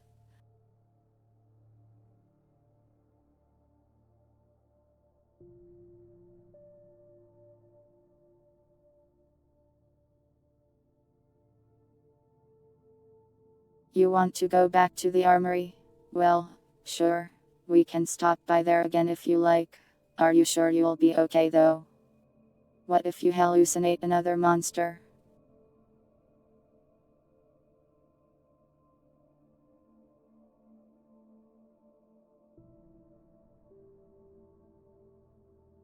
You and her walk back to the armory.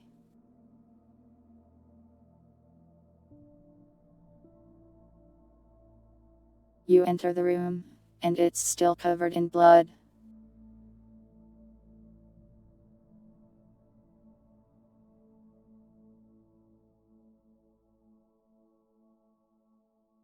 The corpse of the monster is still on the floor, its head crushed by your hammer.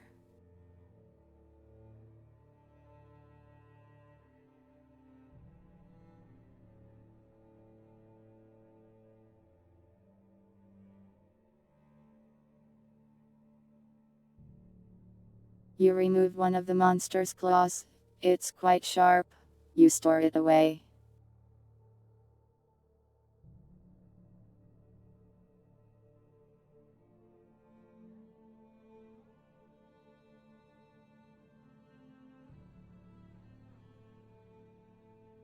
You rummage around the room, looking for anything of use.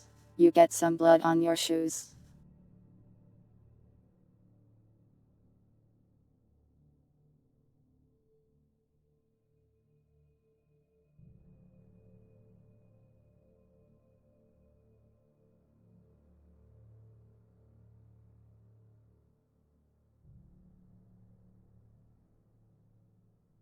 There's not much ammo or weaponry left in here, but you do find a small box of ammo, and luckily it's just the kind that your pistol uses.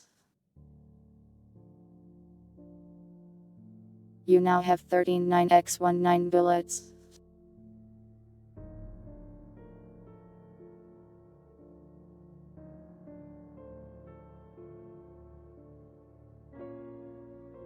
You check for any other doors in here, and there's just the one you came in with.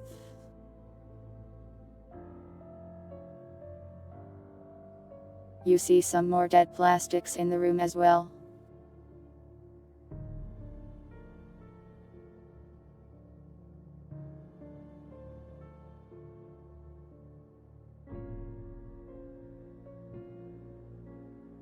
You finish looting, and leave the room, and then you take a little break.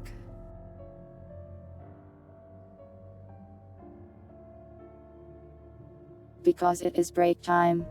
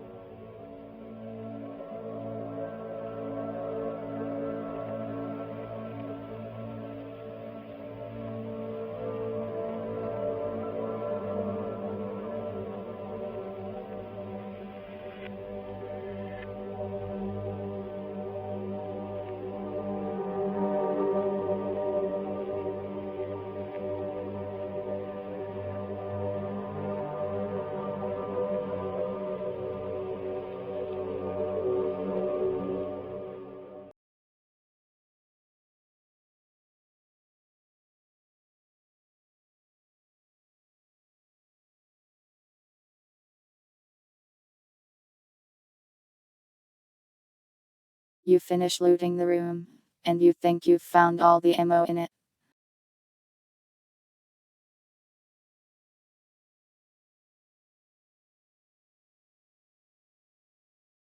You have underwear on, stop being weird.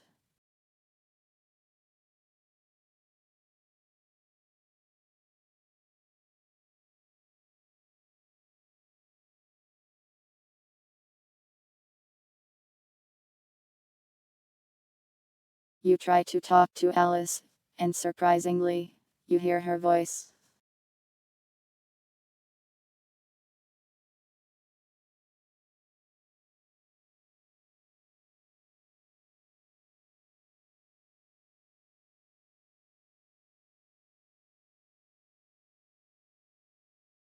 She feels like she's kind of far away, but you think she's trying to tell you something.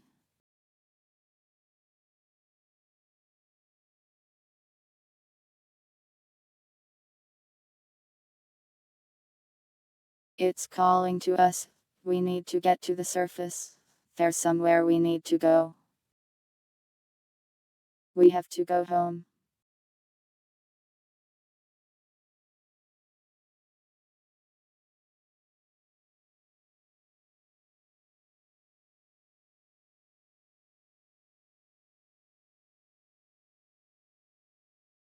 They can fix us there.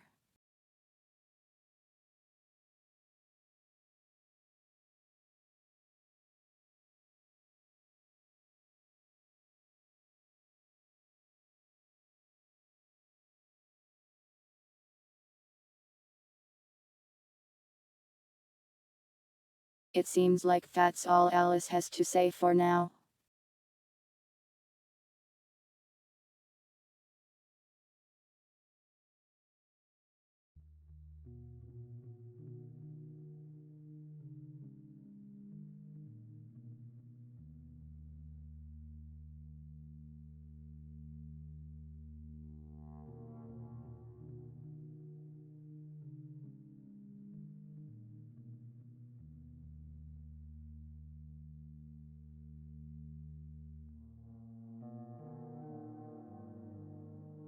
You imagine petting Alice, but you realize something. You are literally just in her body. If you want to pet Alice, you have to pet yourself.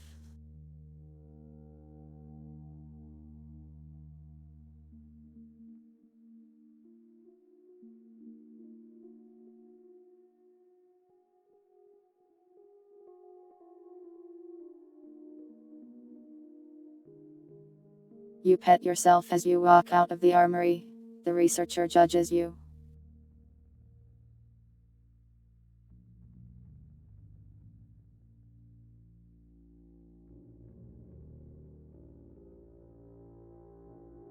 Find what you were looking for in there.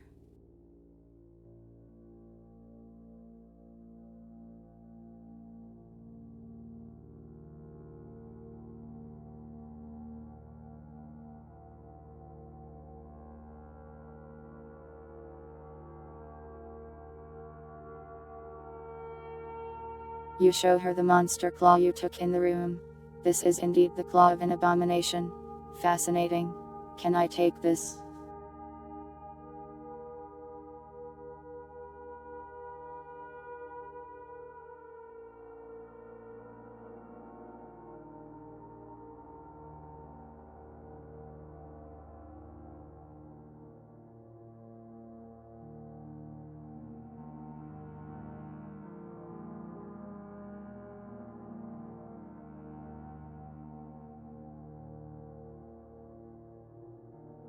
She takes it, and looks it over. She calls a nearby plastic over, and hands them the claw and gives them some instructions. They take the claw and bring it to some other room.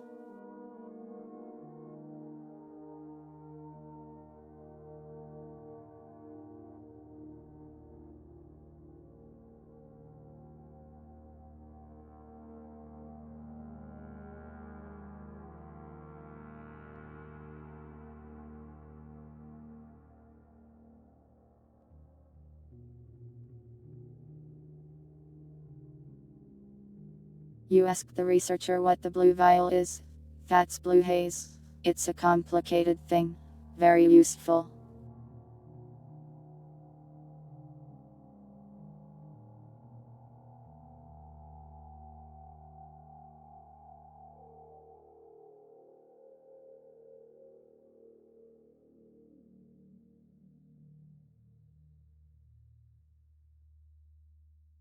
It sounds like you used it to fight the abomination. It has an effect on abominations where it dulls their senses, pacifies them for a time.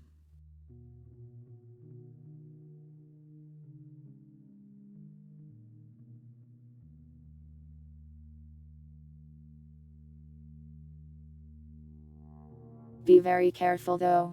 There are some monsters that it will only make stronger, though.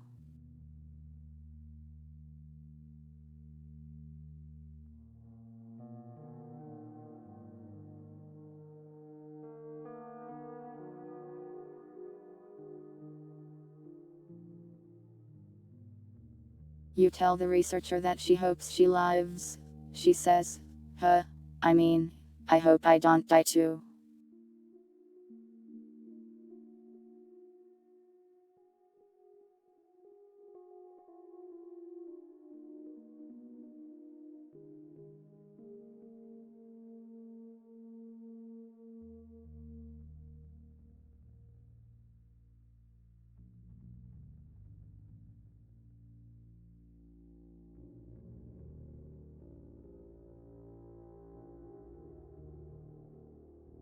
Blue haze is what makes up and creates what we call aberrations. They are creatures that have some overlap with abominations, but are usually, well, how to put it?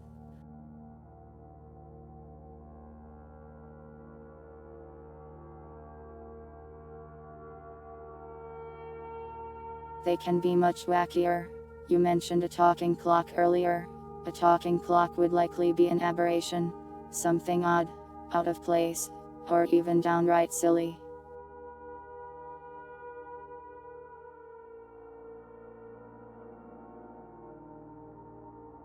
We think that you yourself might even be one, or at least partially one, with those cat ears and that flower coming out of your eye.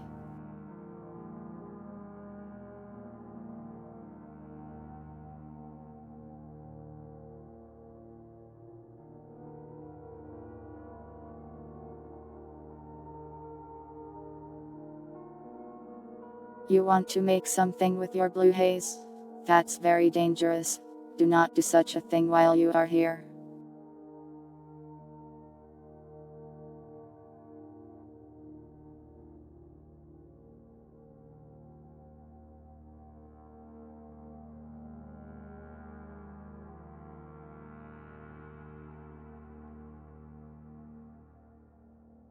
Not all aberrations eat people.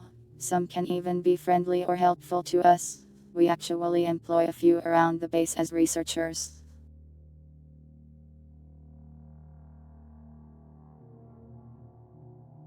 Though, some aberrations can be horrifying creatures, so it's best to be careful.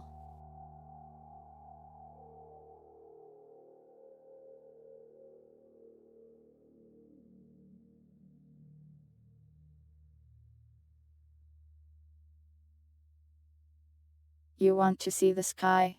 Don't worry, everything will be fine. Let's go water those flowers. It should help you feel better.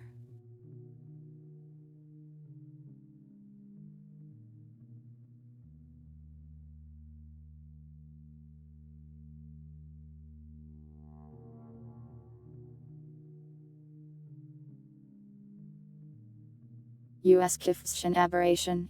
I am not an aberration, though I am not quite a drifter either. It's a bit complicated, and a little personal.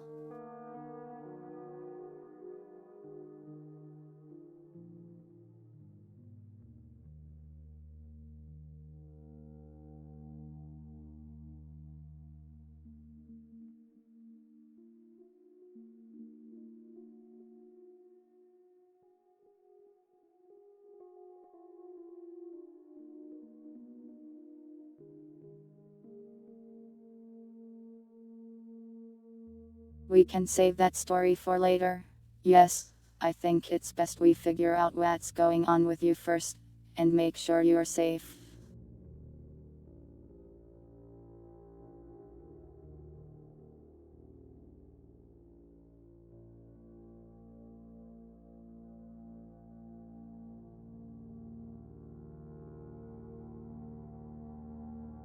You say something about consuming an idea, but she seems to have no idea what that is.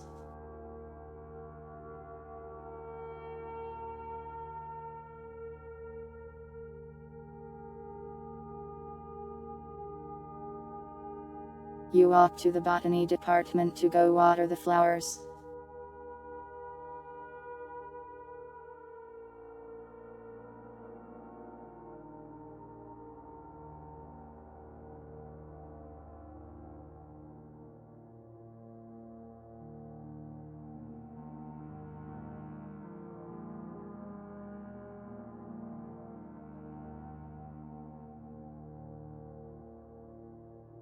You enter the room, and it seems well lit. There are people walking around the room with clipboards and other equipment. It seems safe here.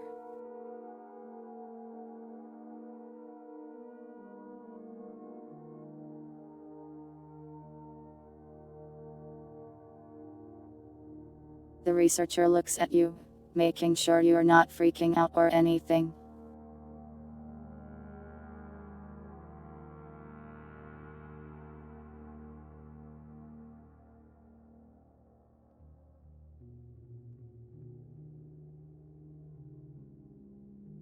She hands you a watering can. Just through here.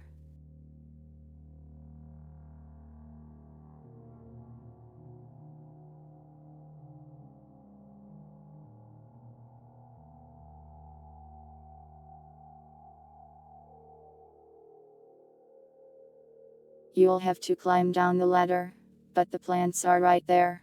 Go ahead and water them.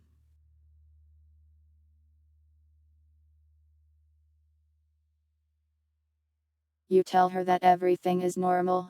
She nods. That's great.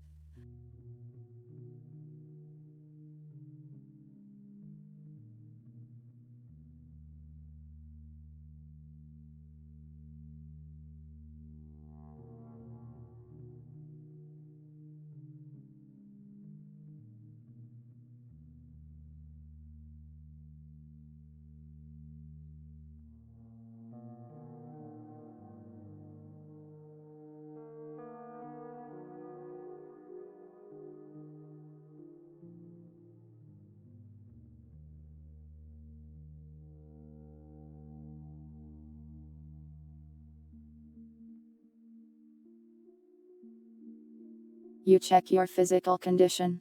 Your wounds are patched up and you feel okay. Your leg hurts a little still. You slowly climb down the ladder. Oh no.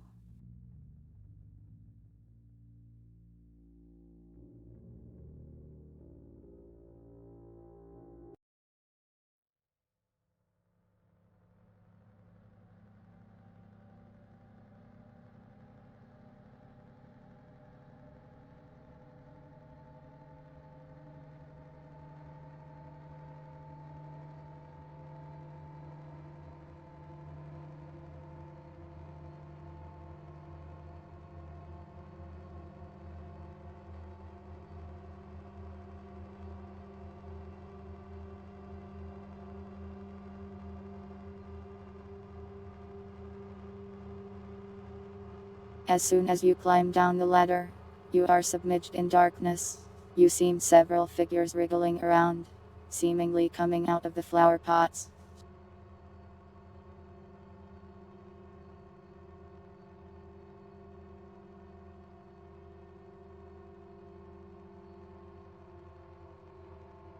It's like everything is moving around you, but it's somehow different than normal. Something is even more disturbing here than before.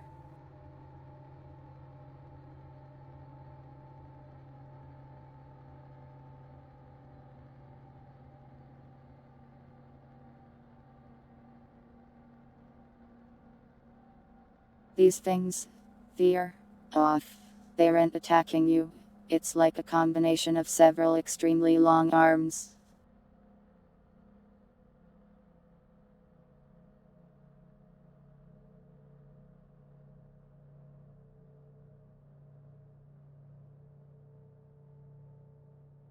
They don't really seem to be made out of flesh, but rather something else entirely. As you try to focus to get a good look at them, your head can't really make sense of them.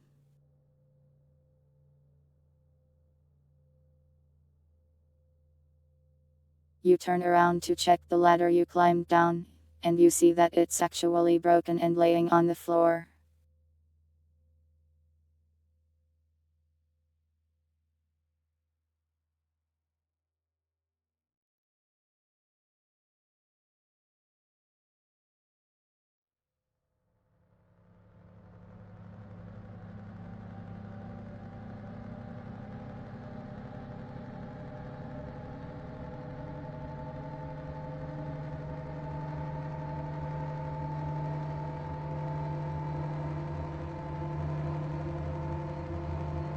The hands suddenly stop moving, the wriggling bodies all freezing in place as you touch the ladder and make a metal clattering sound.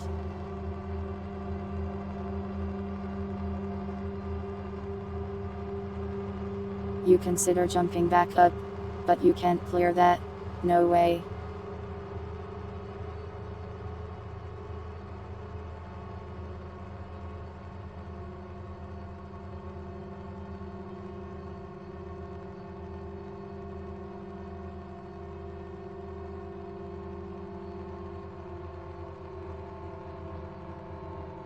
You feel like you're being watched, and not just by one thing, but by many, like you're in front of an entire crowd that's just waiting for you to say something.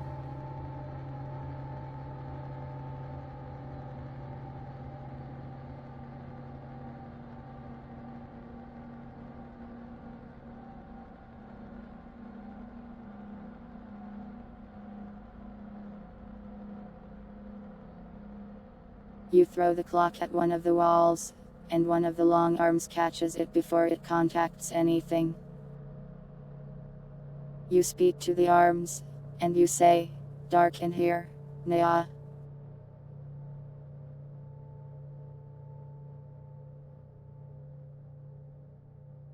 You try to climb a broken ladder, but that isn't really how that works. It's on the floor.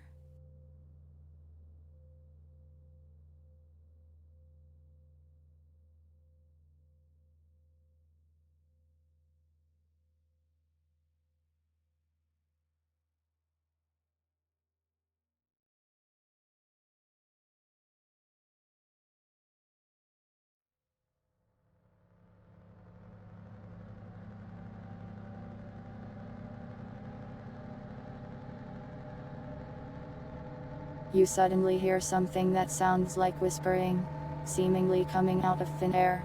Ally, ally, friend, old friend, good friend. The arms are reaching for you.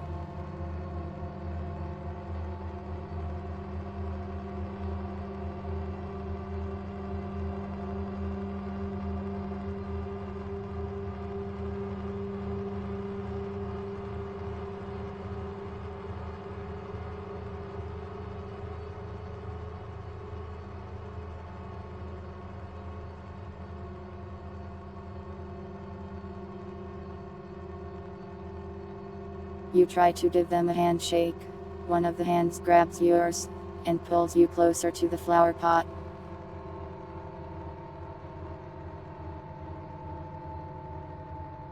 You look up at the hulking amalgamation of distorting, twisted arms.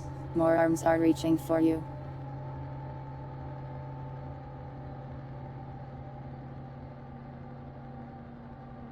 It feels familiar somehow. You can't really put your finger on it.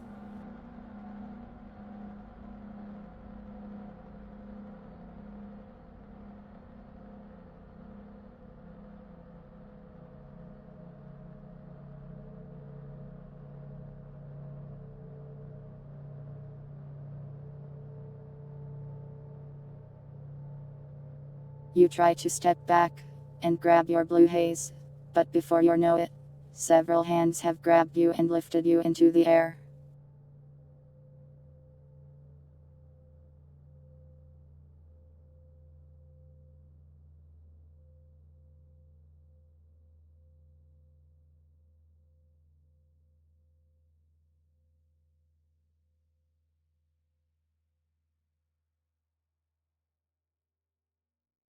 Before you know it, you're back above the railing, and everything is normal again.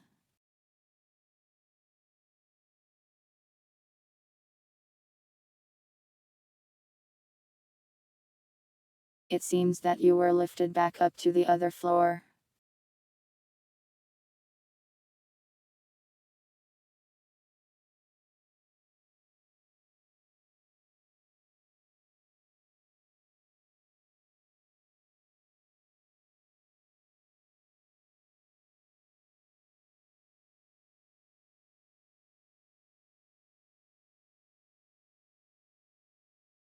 You feel strange. You feel uncomfortable. Something about those arms was deeply unpleasant to you. It's almost like nothing you've ever seen before, but somehow deeply familiar at the same time.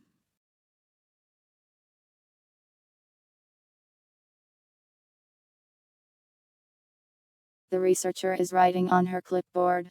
Done watering the plants already.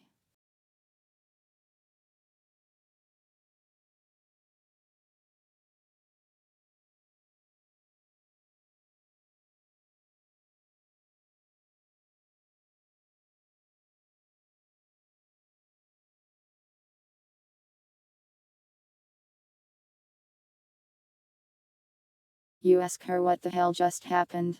You walked down there and watered plants while mumbling to yourself something about an old war buddy.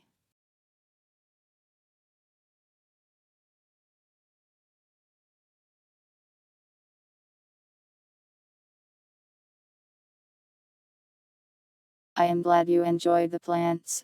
Some people find it very therapeutic to take care of plants.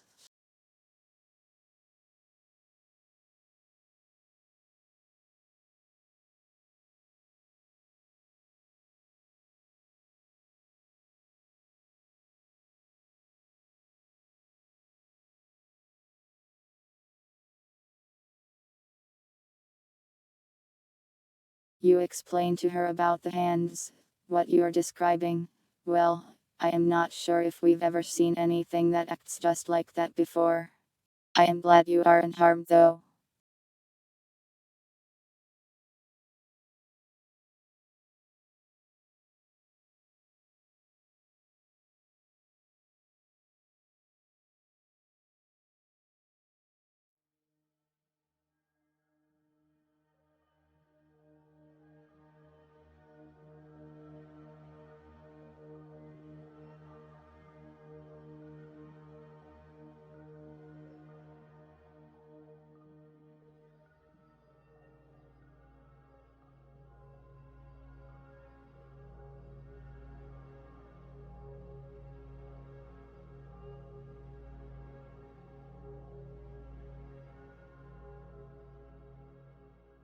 You think it may be an aberration?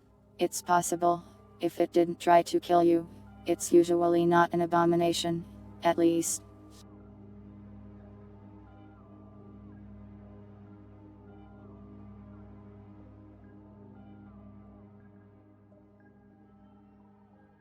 In any case, it might not be a good idea to water the plants if an unknown creature is there. But, putting that aside, I have great news for you.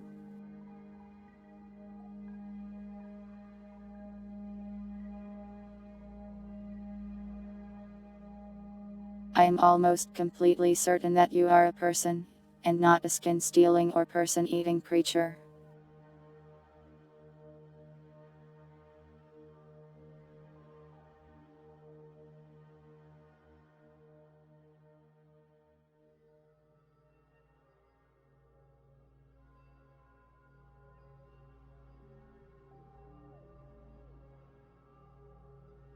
At the very least, I think you are capable enough that we can let you stay here without having to lock you in a box.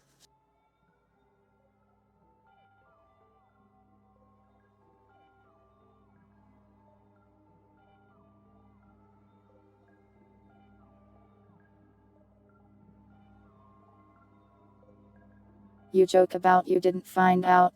She laughs nervously. Yeah, best not to make jokes like that.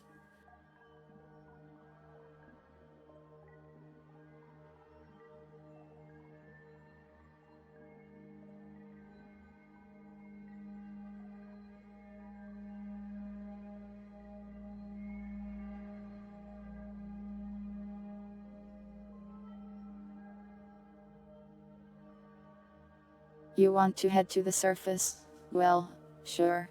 But there's just one more thing first. We'll have to have you interview our director first. The last step. Don't worry. He's a real friendly guy. He just likes to personally meet everyone who lives and works here.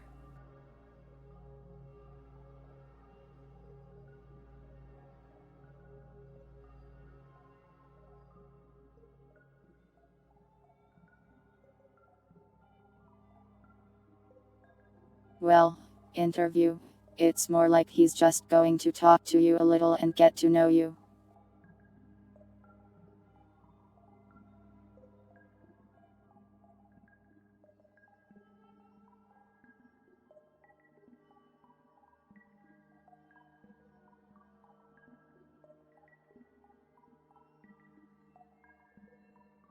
Don't worry, unless you suddenly split open and try to eat him. We're pretty convinced you're a person.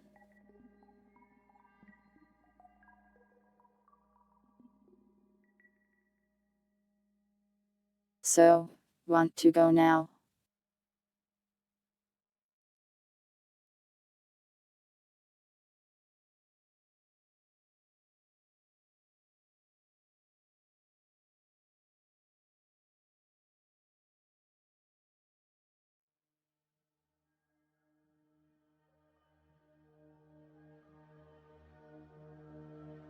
You showed her your CP concrete slug pistol. You won't really be needing that to meet with the director. He won't bite, I promise.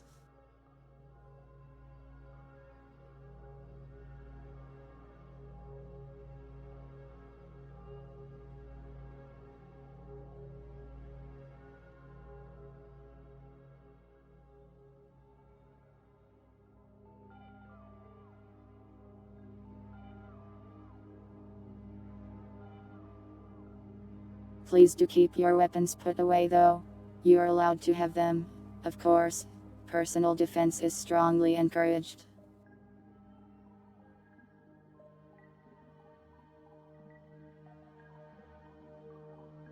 A factory. We have several areas where we craft tools and even weaponry. A fabricator drive? I am not quite sure what that is.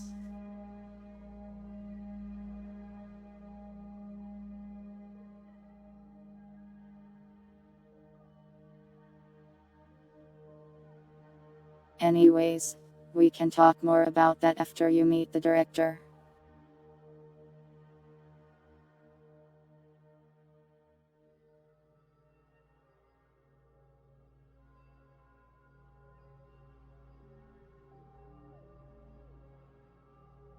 I can do an analysis on the drive while you speak to him, if you want.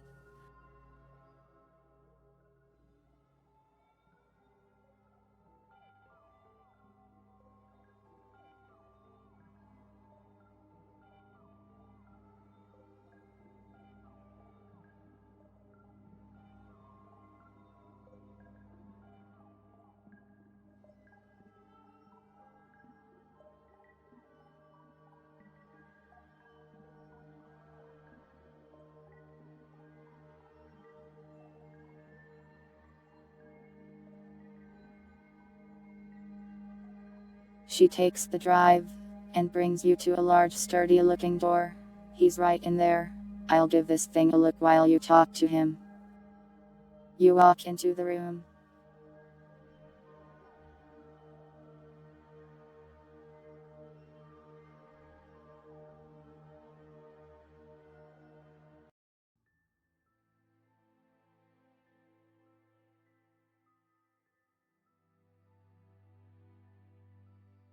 There is blood everywhere.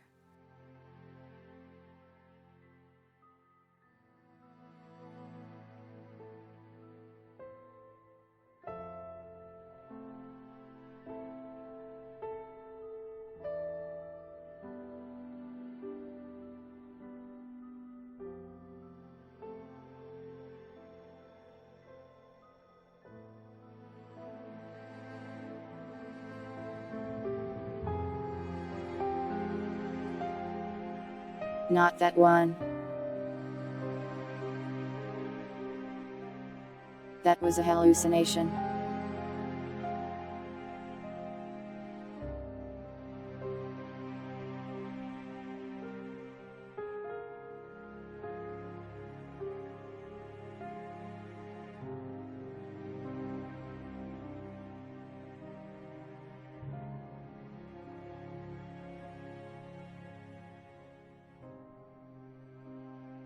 There is something glowing and red down at the end of the very long room.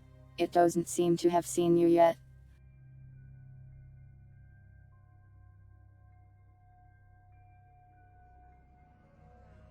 There is blood all over the room, as well as numerous corpses, plastics and humans. There are also monster corpses lying here and there too.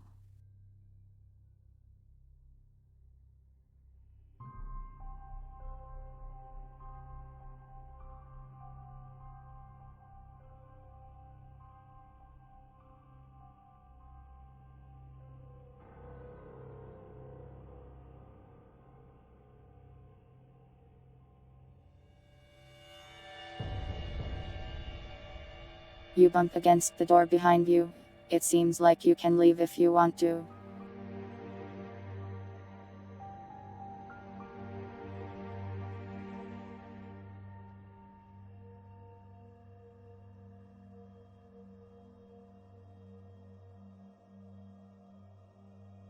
But something catches your eye on the floor ahead of you.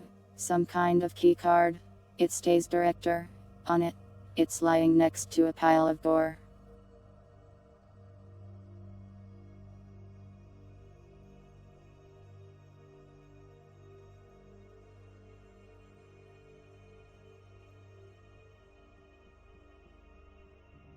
You might have to walk a little bit further into the room to get it though.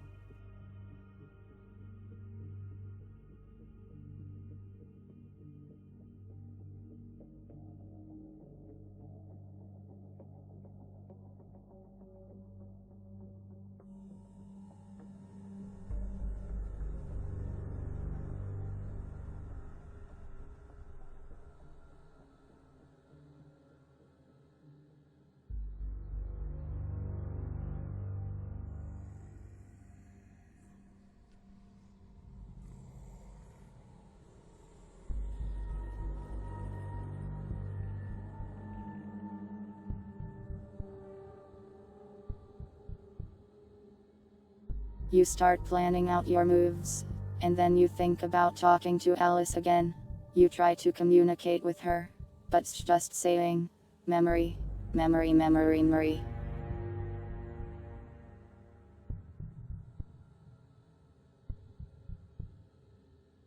Putting that aside, you slowly creep over to the card, and lean over to pick it up.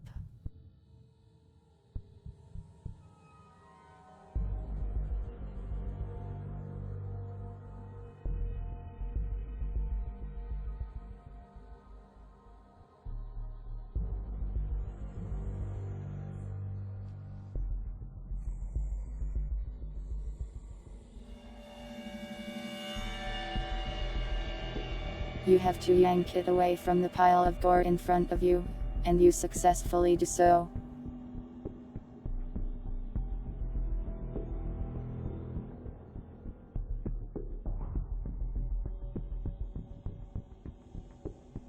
Something within the corpse, however, starts to stir. A hand bursts from within it, and something starts to crawl out of it.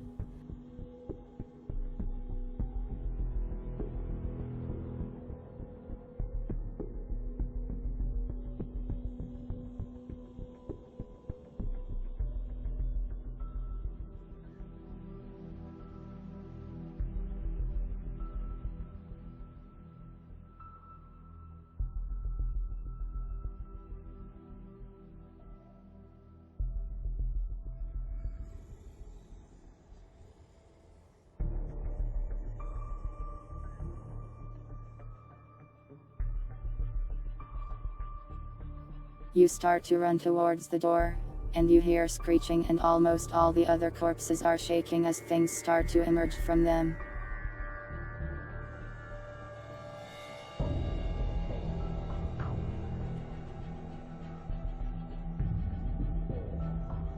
The thing at the end of the hallway raises its arms up, like some kind of puppeteer, controlling the corpses around you.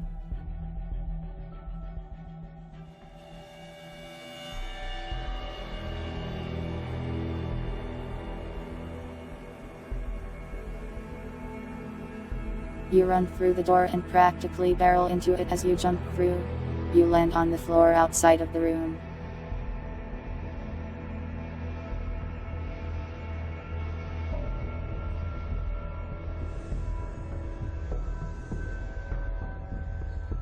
You no longer hear the howls or the screeches from within. Your nose itches, so you scratch it.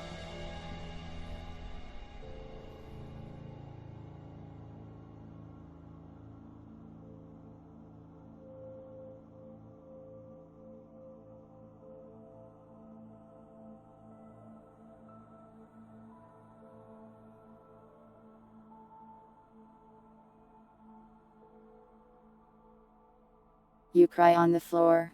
Several people walk by and look at you strangely. You put the key card away.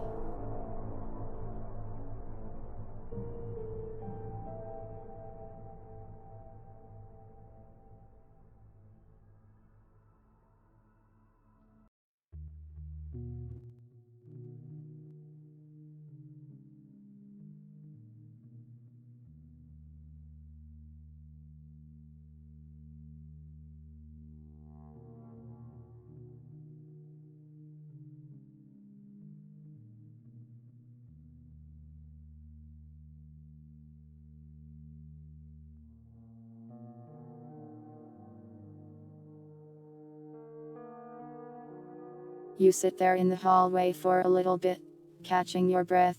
Eventually, the researcher shows back up to see you hugging yourself. Did something happen?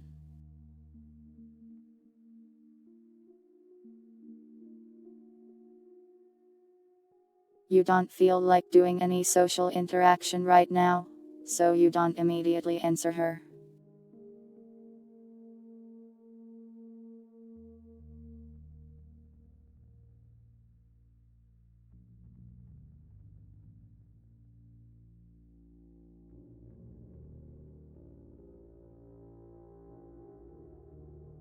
Energy puppeteer corpse thing.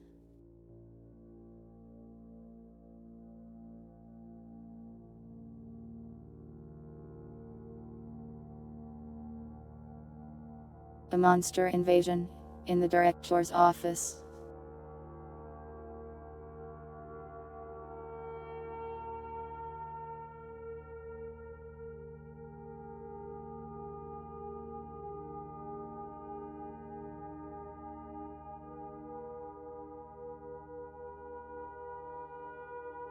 She opens the door and peeks in. There's a friendly looking man by a desk. He waves at her. She waves back. Well, if you say so.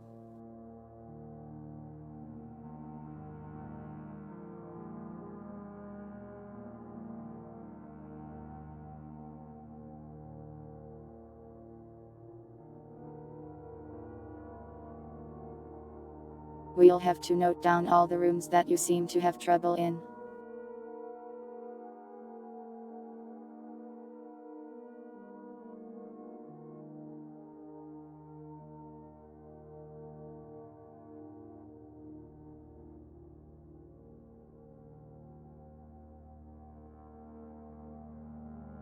You show her your gore-stained hands.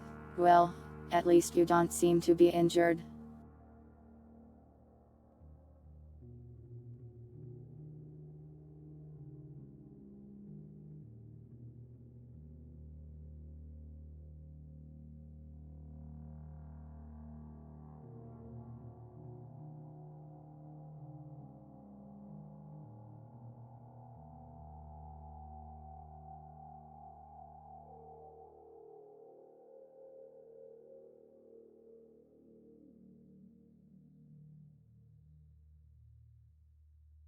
Well, it seems like you managed to speak to him, maybe.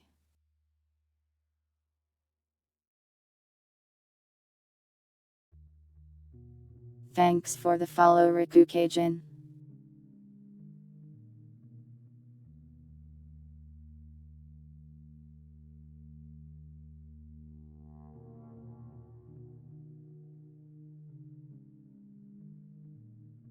To the surface already? Don't you want to hear about what your drive was?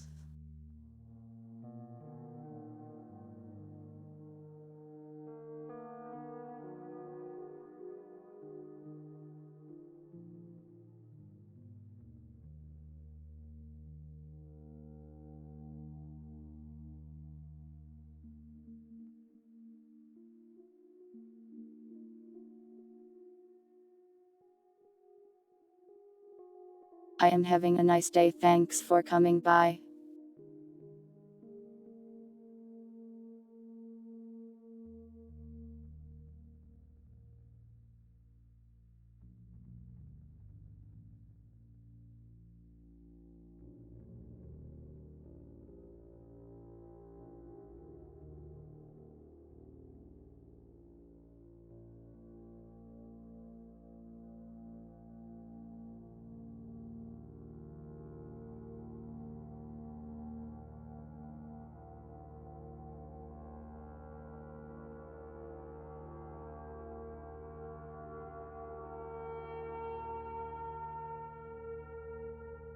Anyways, I was able to figure out what the person who gave you this thing probably wanted. So here, the researcher holds out something that looks kind of like a flower petal. You look for a trash bin around, and you do see one.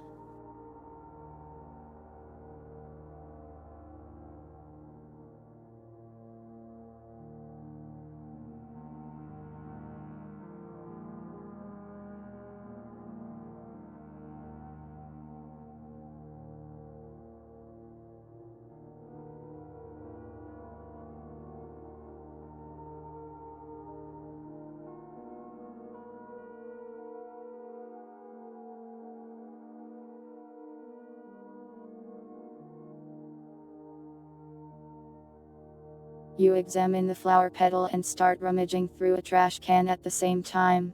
You find nothing useful in the trash can and everyone is judging you. You hold the flower petal to your flower, and it seemingly adds onto it as soon as you bring it close.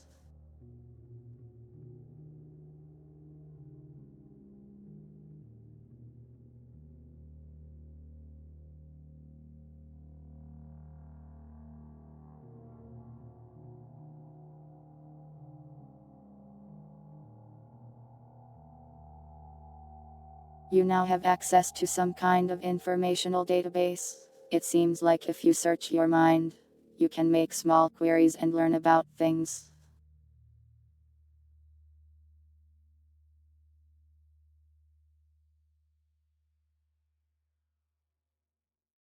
You also know how to make some weapons, if you have the right materials.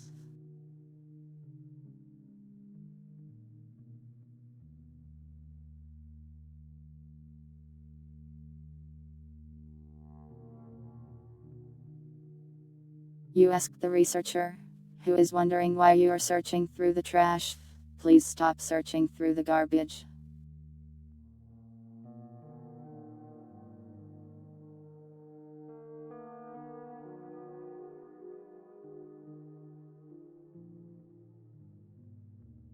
You query arm plants, and your brain is flooded with so many pictures of meaty trees that you get a headache.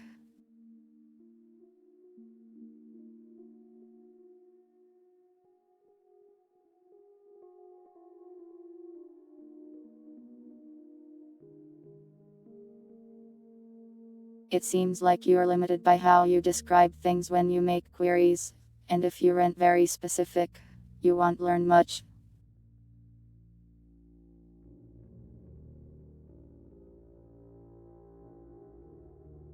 You search brown-haired women, and wow, that's not specific at all. There's lots of those.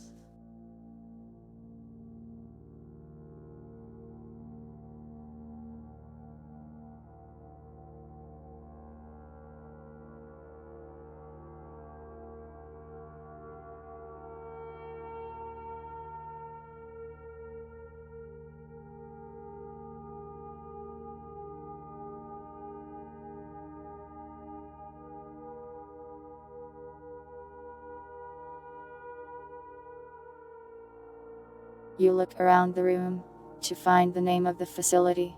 You see several signs, but for some reason the name of the facility is very blurry. Like you can't quite focus on it for some reason. You search wedding ring. You are flooded with pictures of wedding rings and you learn about their ceremonial purpose.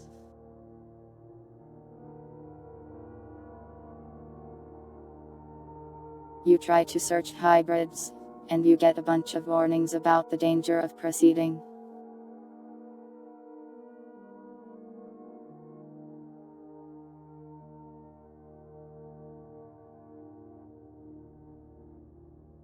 You search cat, and see a lot of cats. Some of them are made of plastic. You try to access Google Maps, but you cannot.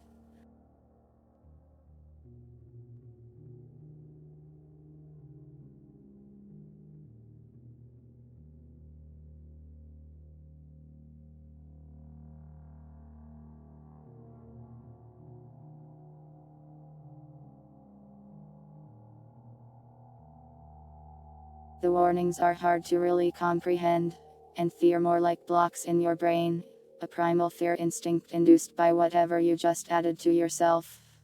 You feel like the information is dangerous, like it could harm you just by looking into it.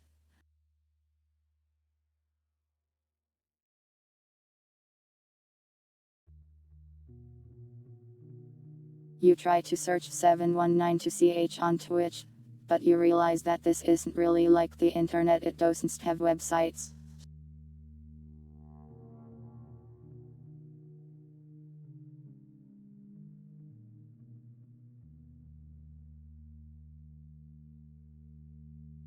You try to force your way past the block.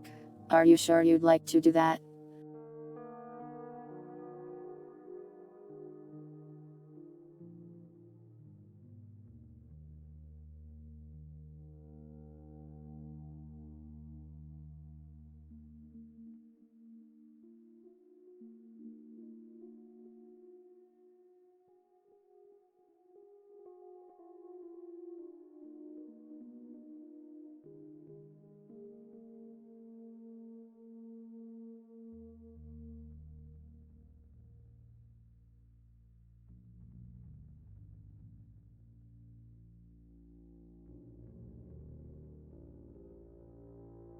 You try to search the director's keycard, but you just find a bunch of information about keycards, and learn that they aren't often used except by those with a strong foothold, as they are quite the luxury.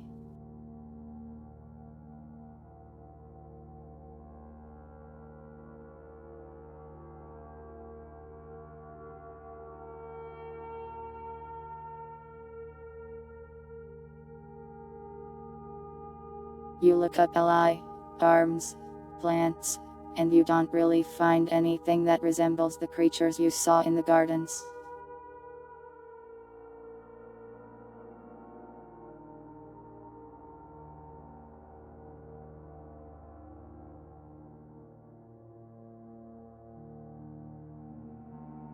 You tell the researcher that you want to go to the surface, and she nods. All right, all ready to go then.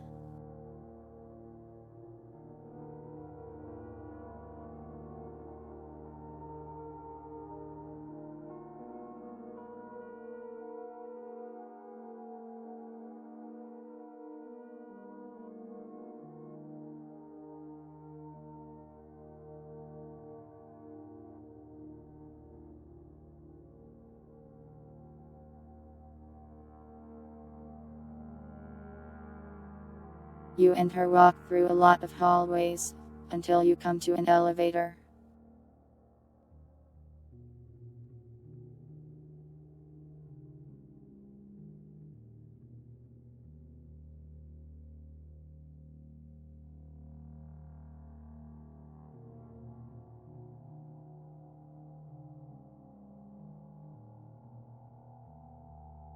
You ask her what's so good about the surface. She says, there's a nice stable settlement up there where civilians live peaceful lives. It's part of our mission to make sure everyone can live that way, someday.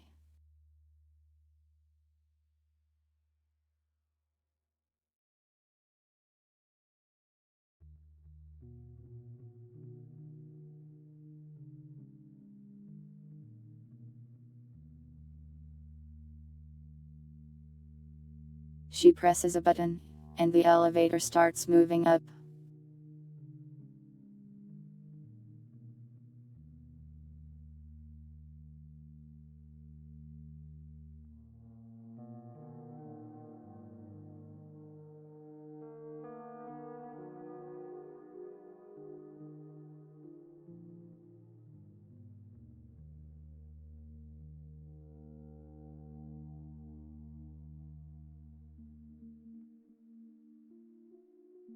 Halfway up the elevator, the researcher disappears, and the elevator seems to slow down.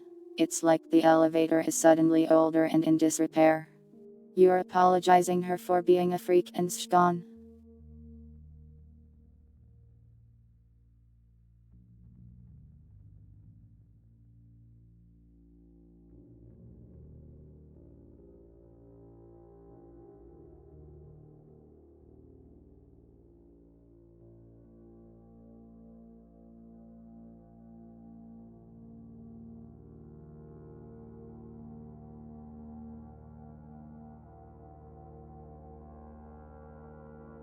The elevator arrives at the top, and you see the exit is crumbling and full of rubble.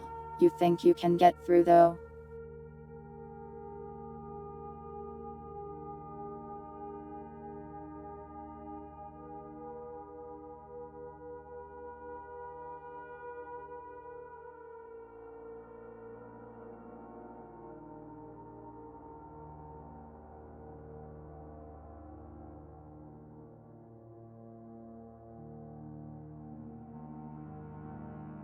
You ask Alice, and she just says outside.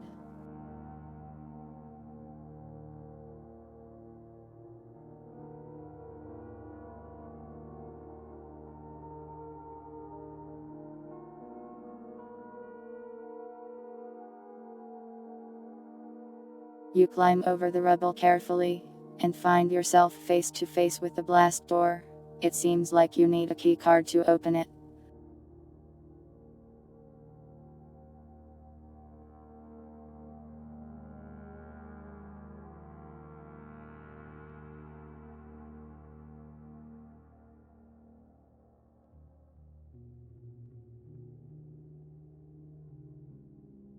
You take out your gun, and use the key card on the door.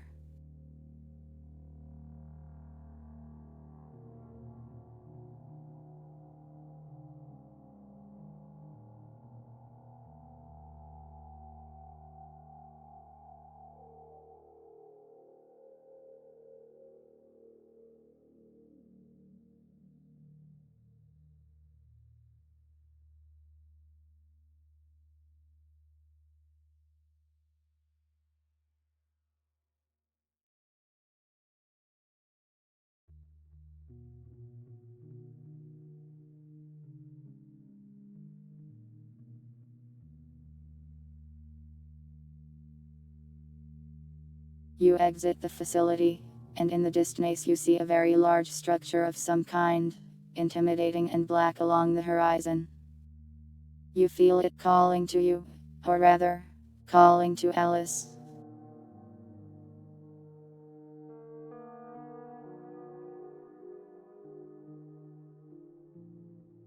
Way home, you hear her voice in your head speak.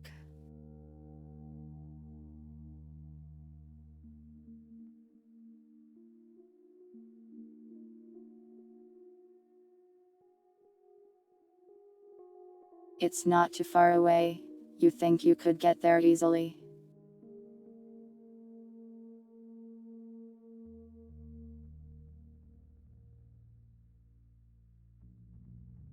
You lick the blast door for good luck, and then you decide to take a short break here, as you think about what to do.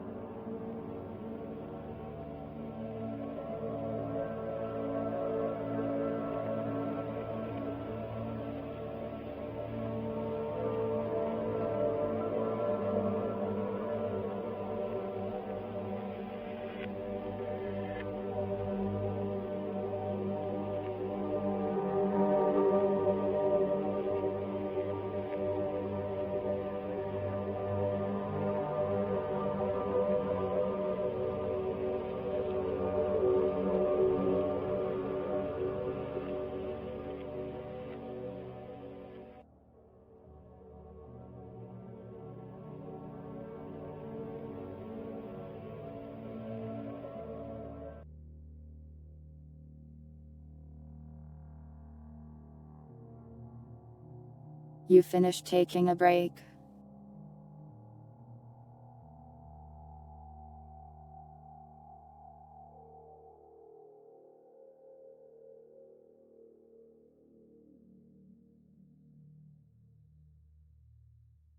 You look up Purity Valentine in your flower database.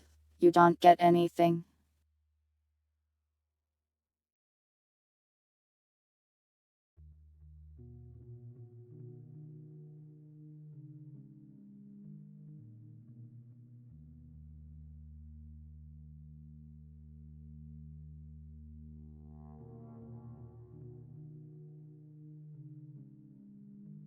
It seems like the database isn't really about historic events, but more about cataloging certain types of creatures.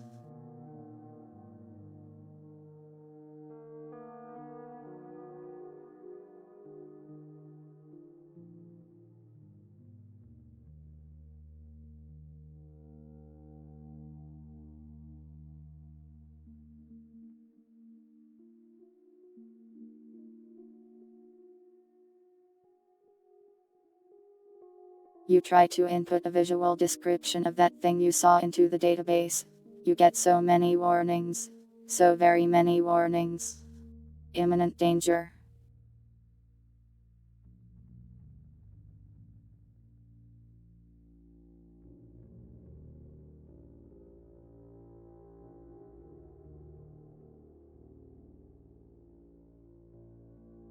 Alice doesn't understand your question.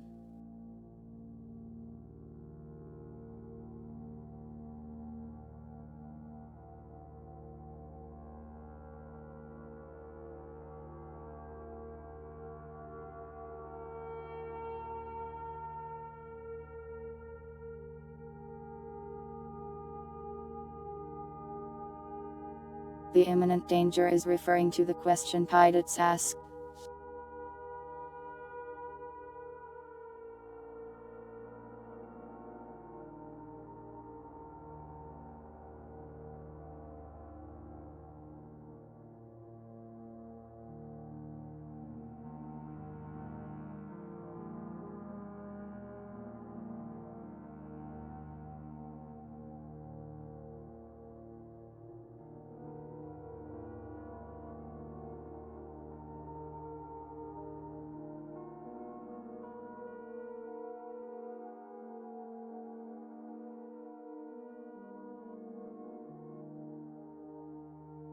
You ignore the danger and you get a small page that has a ton of information redactions on it.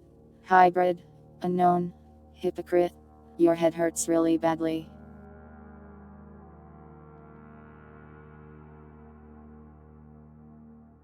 You try to estimate the time, and you check your trusty clock.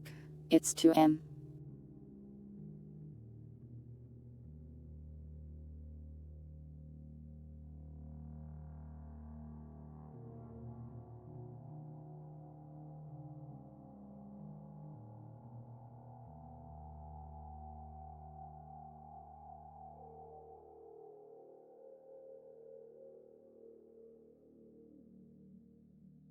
You ask Alice more questions, but it doesn't seem like she's capable of answering. You just feel drawn to the big black obelisk, like that's where she wants to go. You shake the clock around and it screams, ah.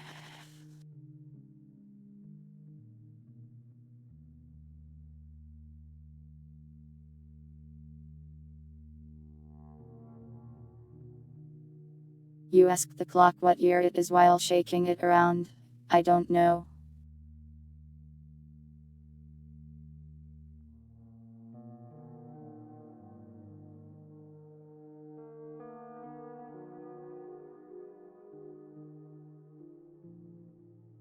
Spare me, wretched cat being, it begs.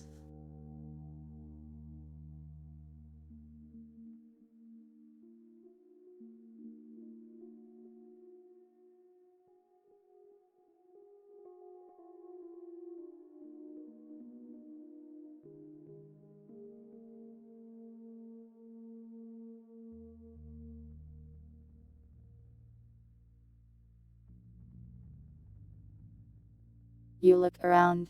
There are several houses and such around the area. Some seem to be in better condition than others, but there's no trace of life anywhere that you can see. You don't even see any monsters out here right now. You stop shaking the clock for now. You see a small lake nearby, for a body of water. Maybe it's more of a pond than a lake.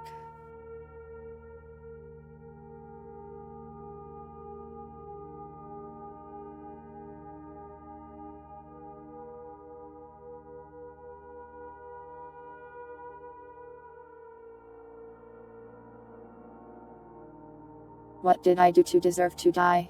What have I done to you, cat creature, to deserve to be drowned? I am serving my purpose. I am telling you the time. Have mercy.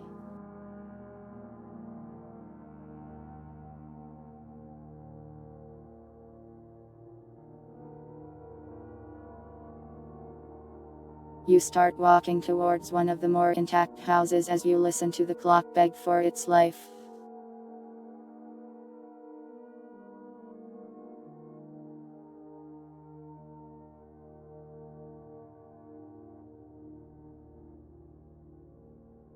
It seems like your bag is fine. It took some damage but was largely just knocked off of your back. Nothing a little repair can't fix.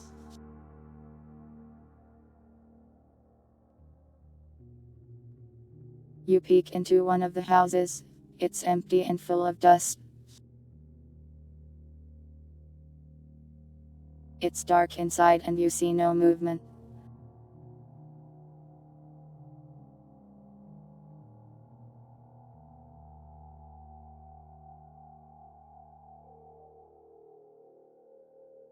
You shine your light inside, and you are greeted to a skeleton on the floor.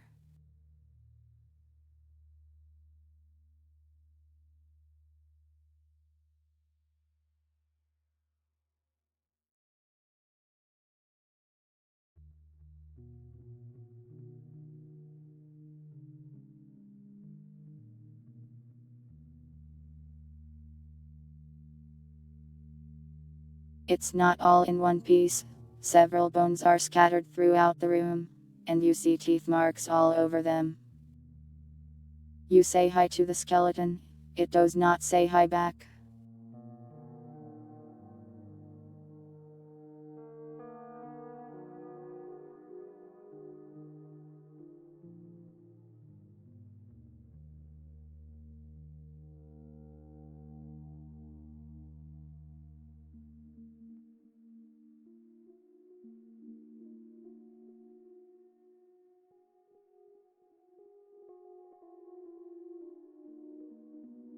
You check for loot. There's old furniture around, but not much of value. You see something sitting on a table, however. It's one concrete slug.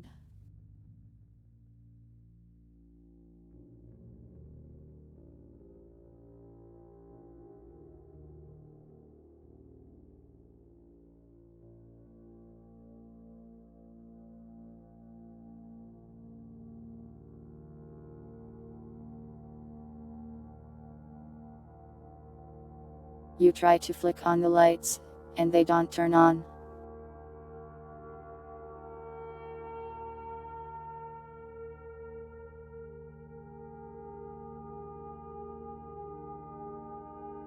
Slug as in ammunition for a firearm, one you are carrying, actually.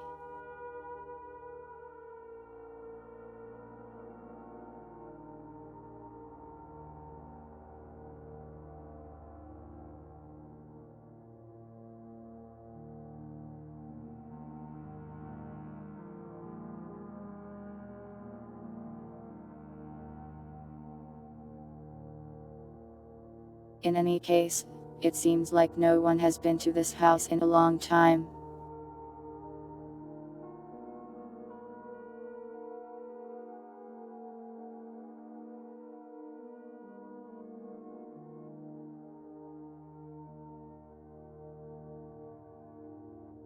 You load your concrete slug into the concrete slug pistol.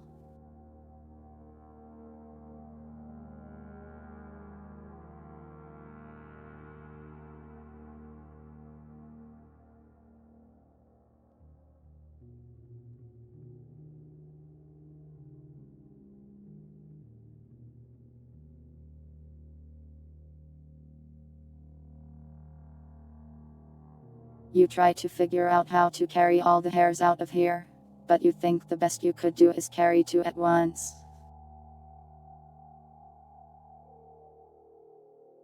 You suddenly feel remorse for robbing the dead skeleton.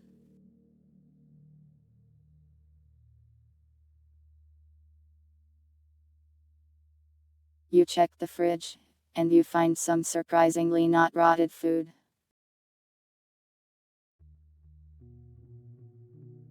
There's an apple, a banana, and a bowl of leftover soup.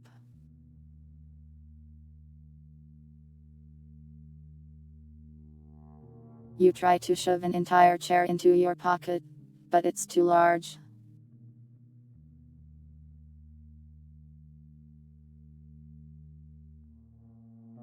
Banana, you say to yourself, as you pick up the banana.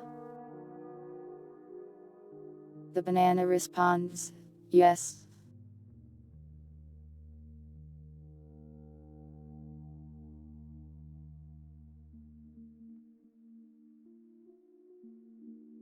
How can I help you, dearest cat girl? Do you require my aid?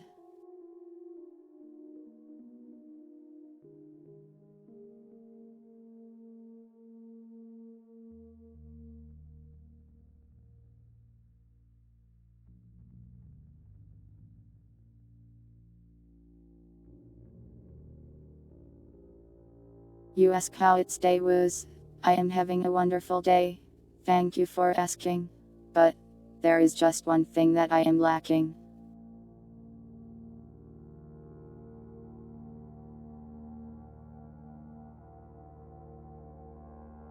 You ask if he is an aberration. He responds, I am a banana.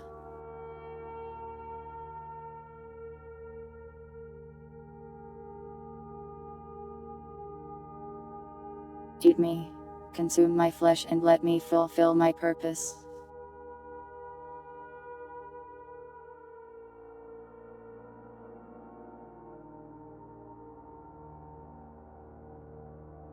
Complete my existence and allow me to ascend.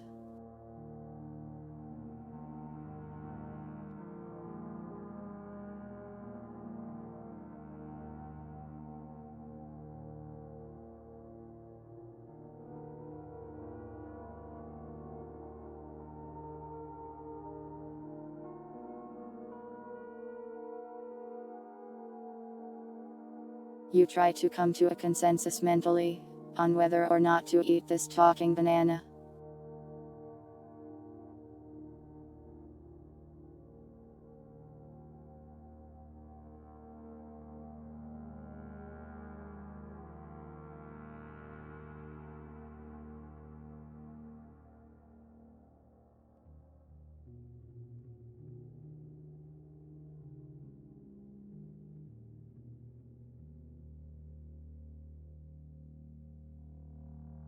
Almost overwhelmingly, the voices in your head tell you to eat the banana, and you do.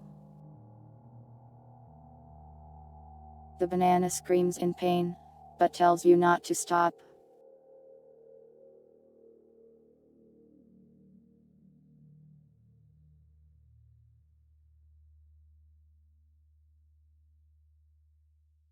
Eventually, you finish eating the talking banana, and his screams are no more. Wow, that was fucking weird, you think to yourself.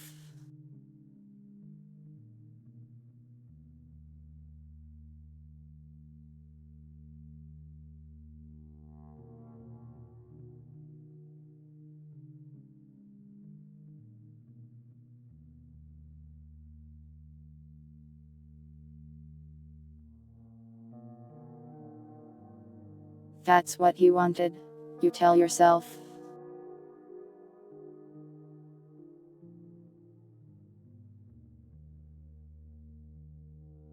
You consider picking up the apple, but you've lost your appetite.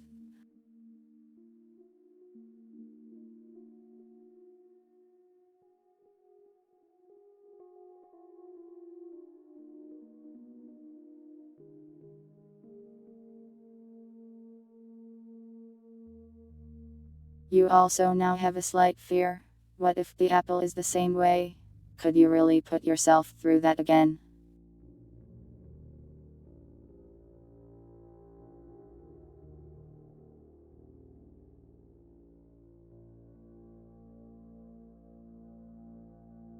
You look for stairs, but find none. Seems to be a one-story house.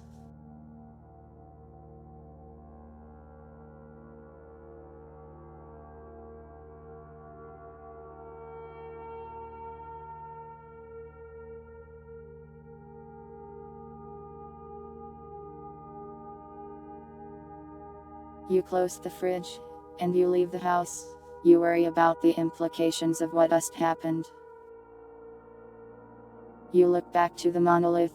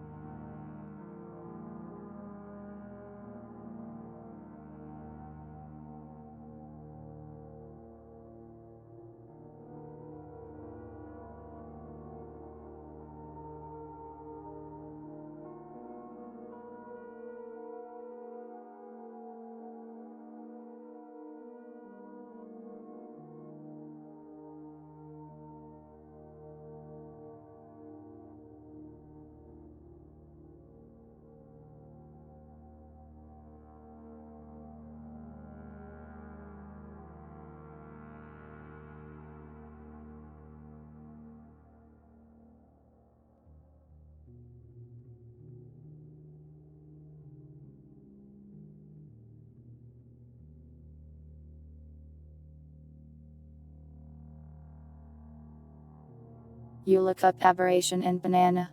You find a page detailing that aberrations can look like basically anything at all.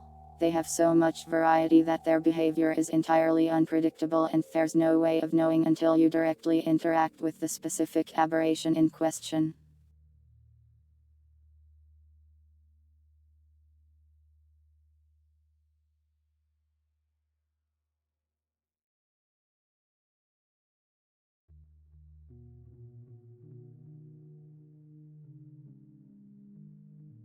You make your way to the monolith while reading about this, and eventually arrive.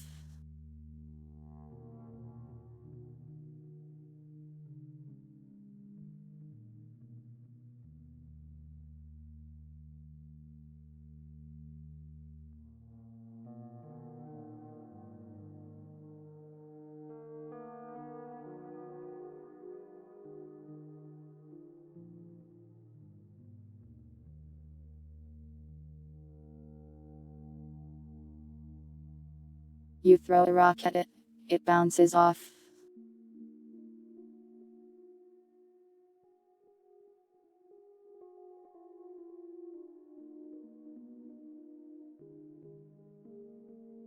You hear Alice speak in your head. It sounds like struggling to speak somehow. Portal. Open portal.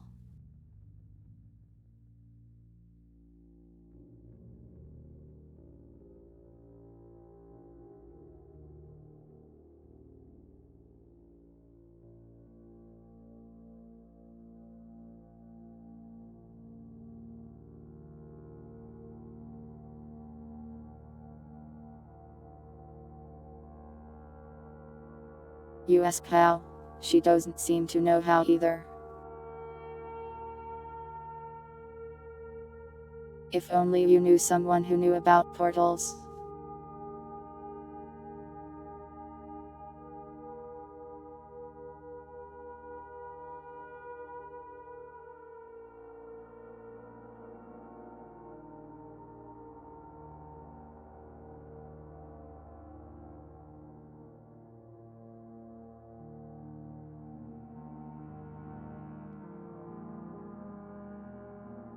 You touch your flower to the thing.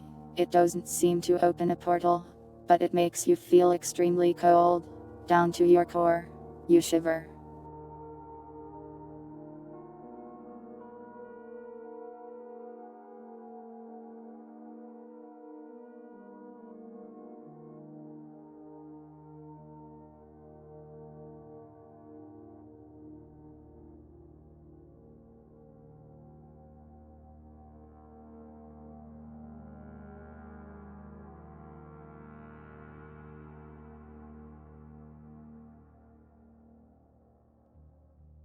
You look up portals in the database. You get a warning. Warning. Energy reserves almost depleted. Recharge initiated. And the database seems to be inaccessible. It seems like you can only ask it about a few things every so often.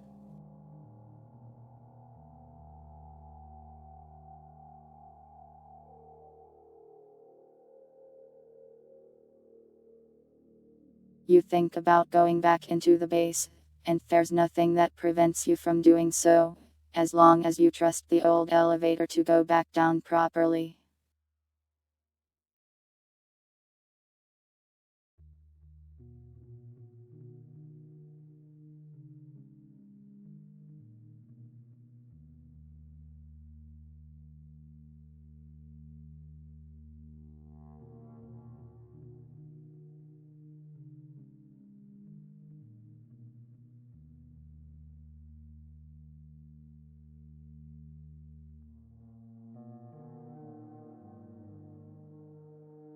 You make your way back to the facility, and rid the elevator down.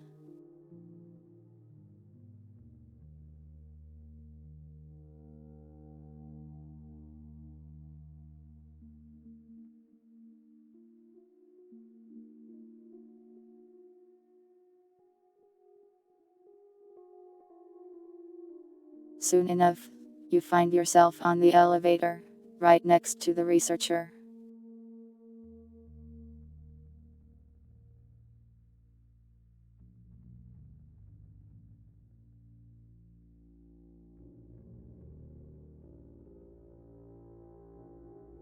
Huh? Didn't you get off at the top of the elevator? What are you doing coming back down?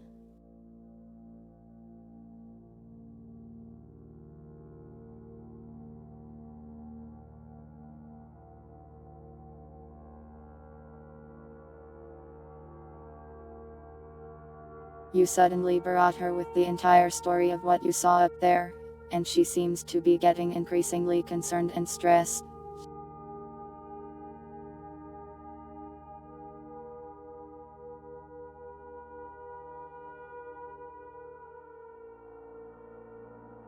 Are you really sure that's what you saw up there?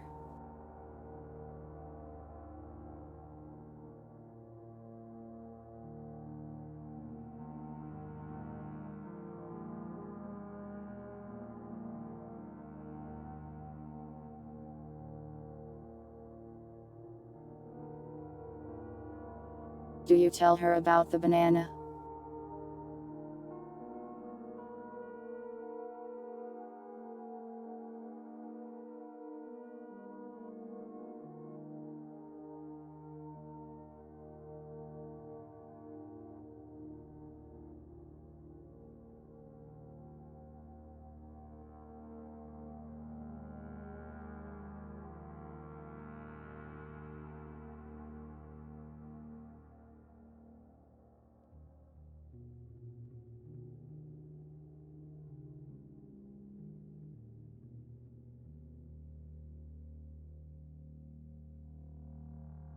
You don't tell her about the banana, for now.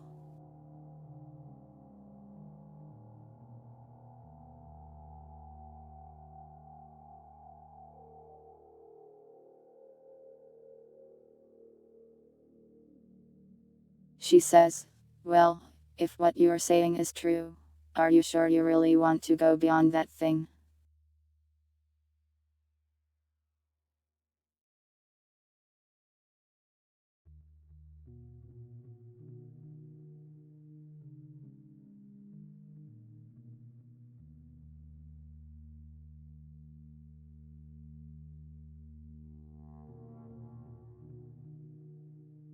You present the clock, and shake it.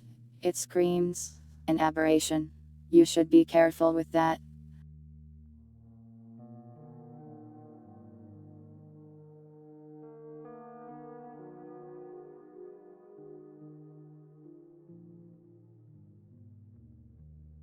You ask her what year it is. She says, it's not common to keep track of time in such a way in this world.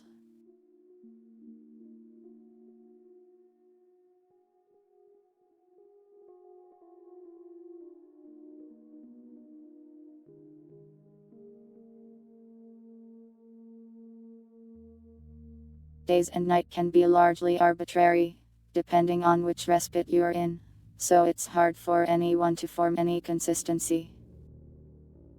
8. An aberration. Please don't eat that clock.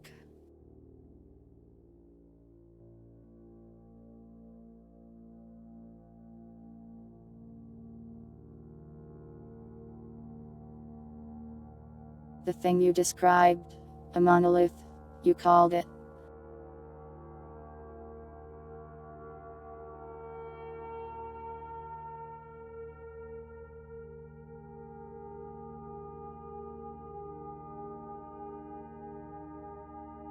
It's a rare event, where you can directly go from one respite to another.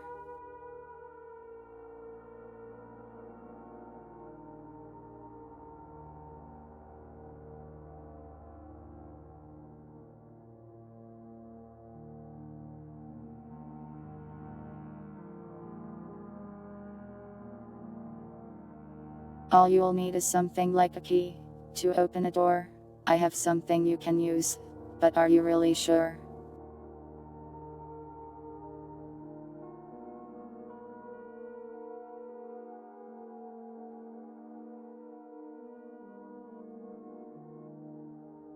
I still think it's possible that you're just, well,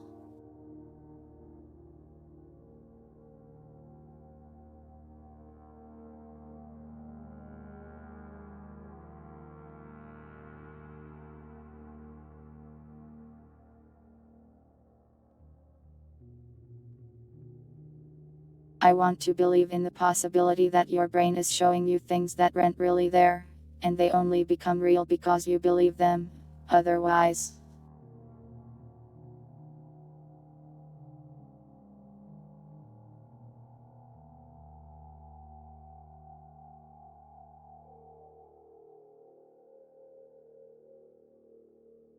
well, otherwise, that means this facility, well, it's already gone.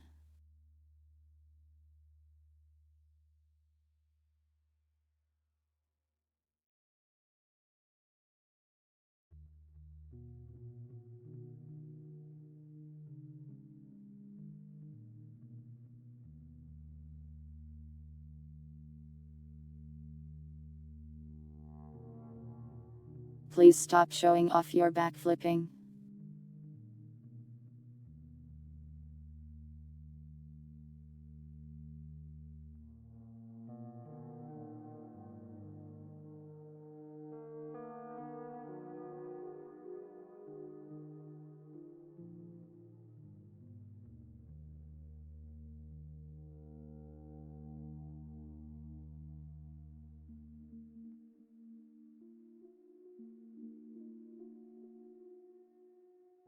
In any case, I worry that you're just going to end up in another, very dangerous location if you go. But, I won't stop you. If you really wish to go, I'll provide you with what you need. You want us to come with you? I am afraid in either situation, we cannot.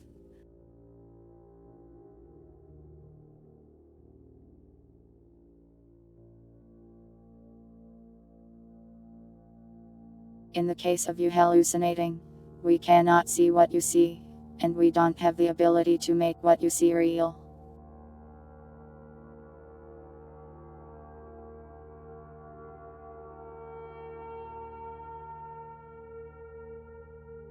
In the other case, well, I don't think we can go anywhere. She dodges your hug.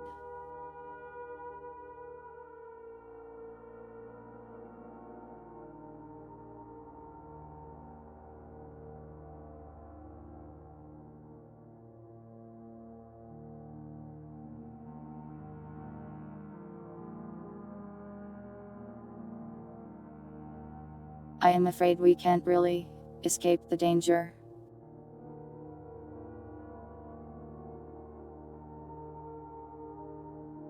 Let me try to explain this, even though it's not exactly my field of expertise.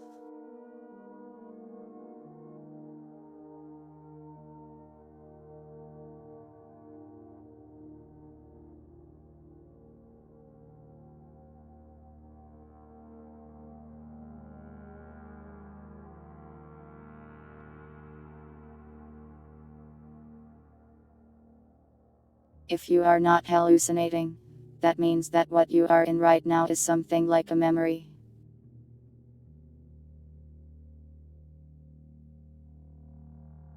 You aren't seeing the future. When you walk into those rooms of yours, you're seeing the present.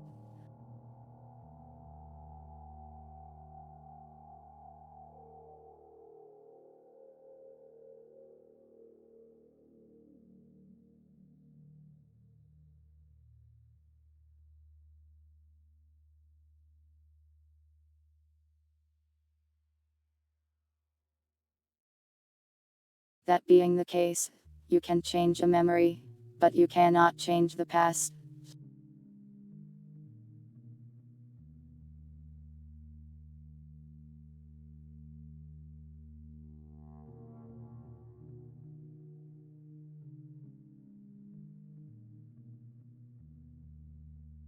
If this facility falls, there's nothing you or even I can do to change that.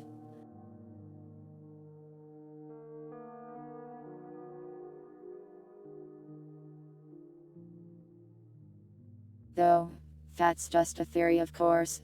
I'd still like to believe that you're just hallucinating.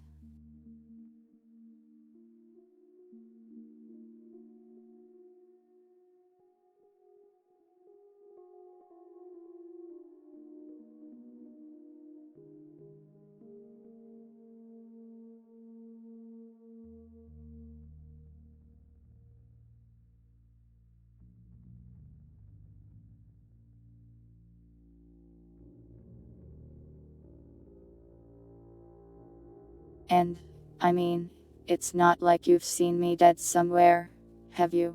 It's possible that I am still around out there.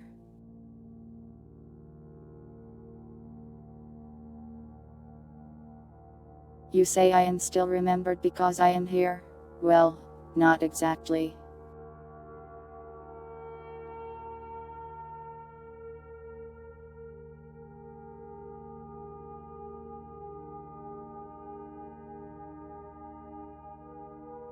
We've only examined one case of such an anomaly. Memories on that scale are very rare.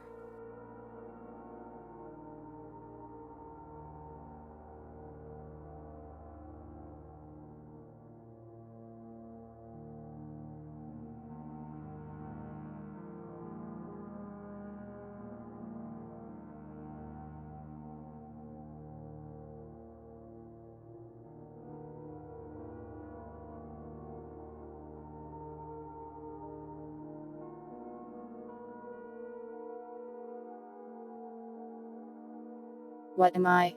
Well, like I said, I can theorize and make guesses.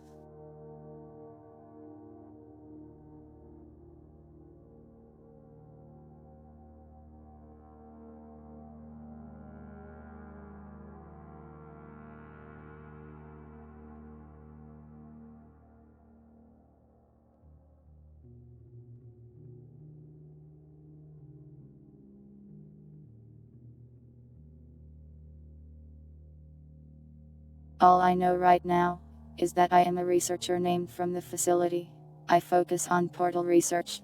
I arrived here years ago, after being freed from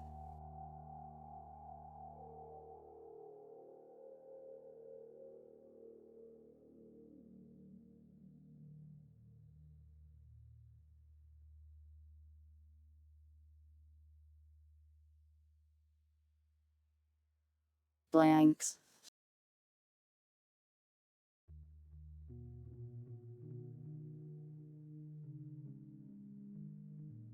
And X what?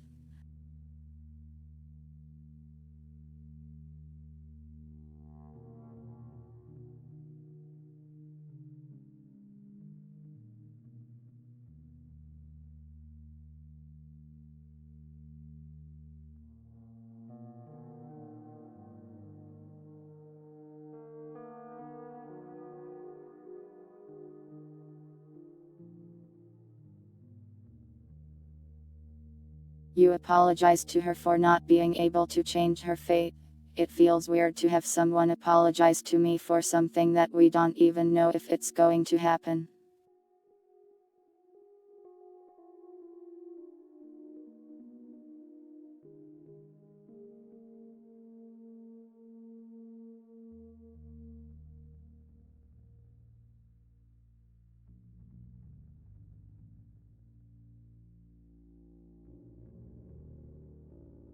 Anyways, well, enough moping around. You have somewhere you wanted to go, right?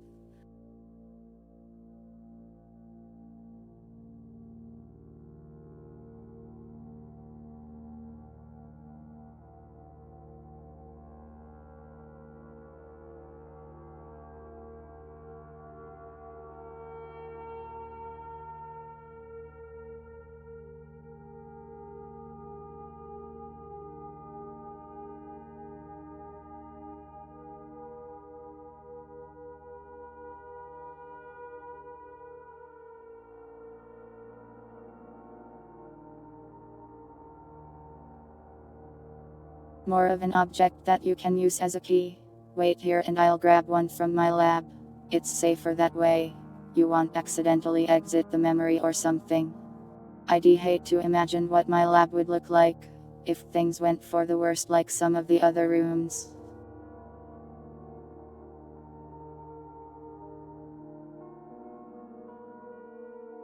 You want to take a shower?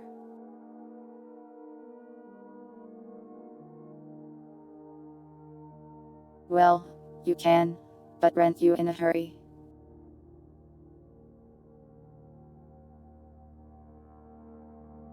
Monoliths only last a certain amount of time, you know.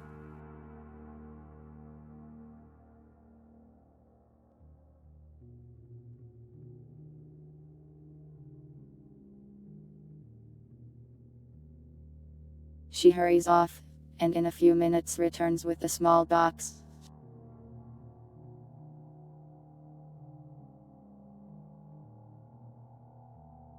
You take a quick shower while you waited for her or something. You're clean now, I guess.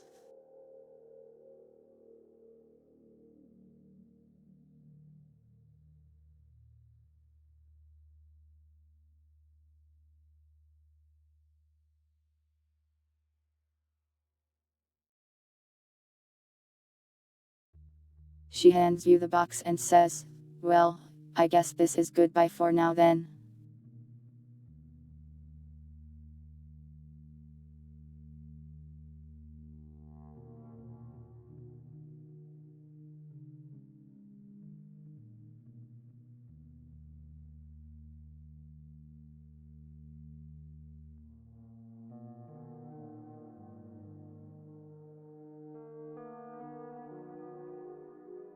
You ask for fancier fitter clothes.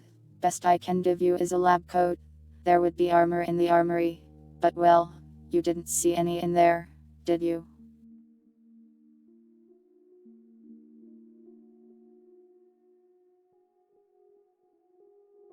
You ask her out. She says, "You're leaving, though."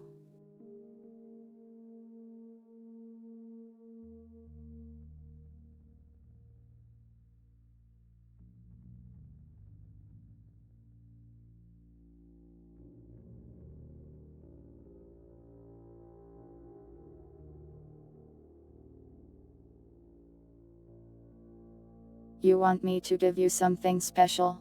I don't really have any little trinkets for you.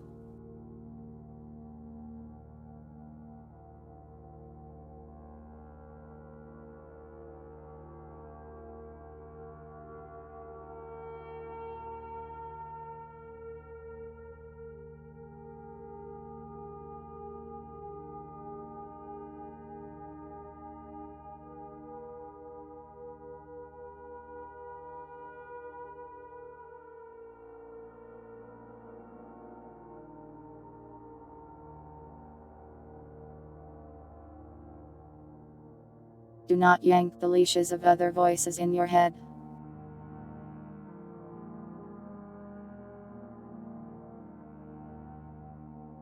You don't have leashes on. Your imaginary voices calm down.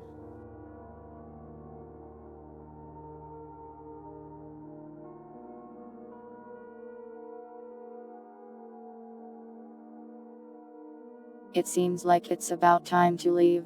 Is there anything else you'd like to say to this researcher?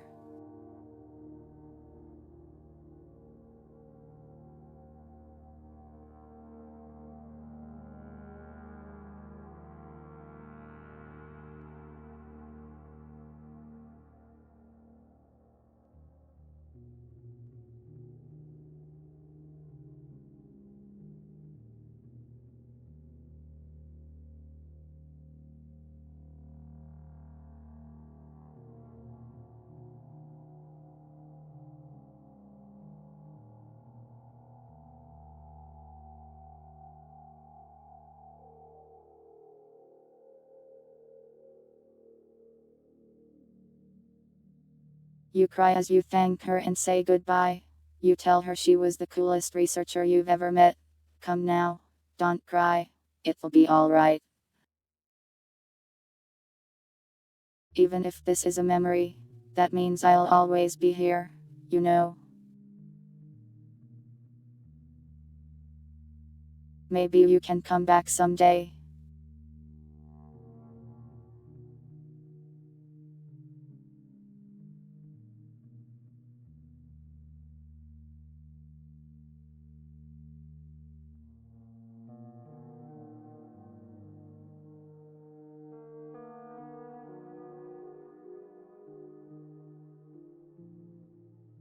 You head off to the elevator and ride back up. Soon enough, you're in front of the monolith again.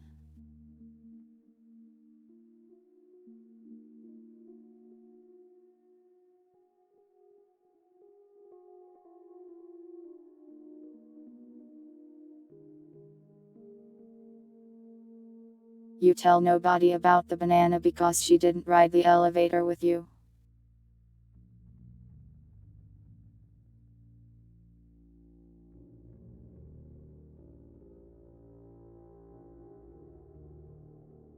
You're holding the box she gave you.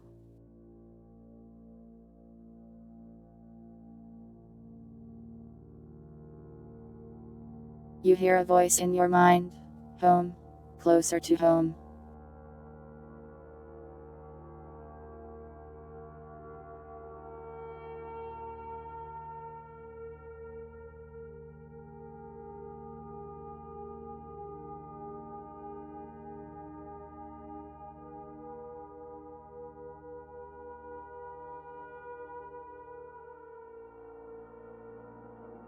You open the box. Inside of it is something quite similar to a computer chip. However, it seems to vibrating intensely, and even move about erratically.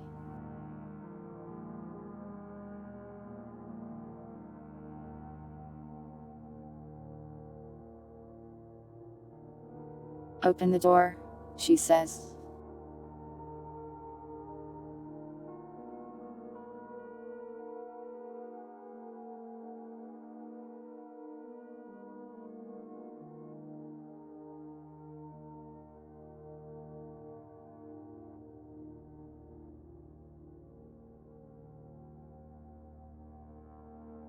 You backflip into the monolith while holding the chip. You slam your back into it and it's cold and it hurts a lot. But the chip slips out of your hand and hits this monolith, opening a portal that you see from the ground.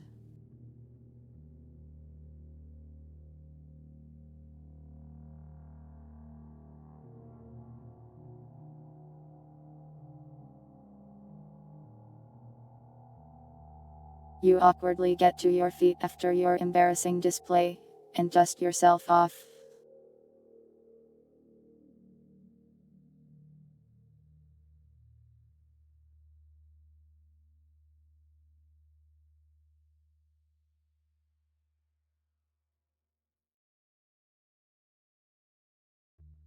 You ask Alice what's on the other side of the portal. Home, she says.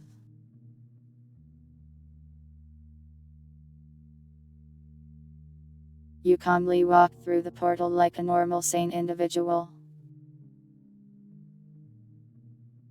Without backflipping.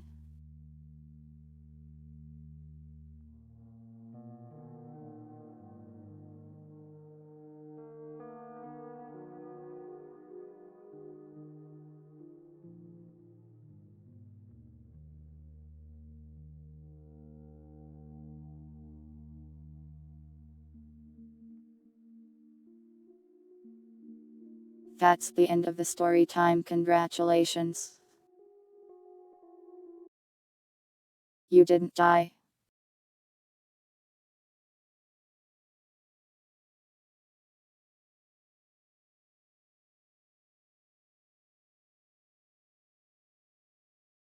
Sorry for making you cry.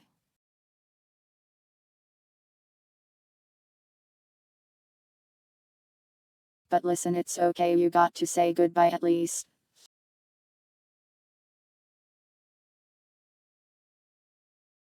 You miss your wife? Who is your wife?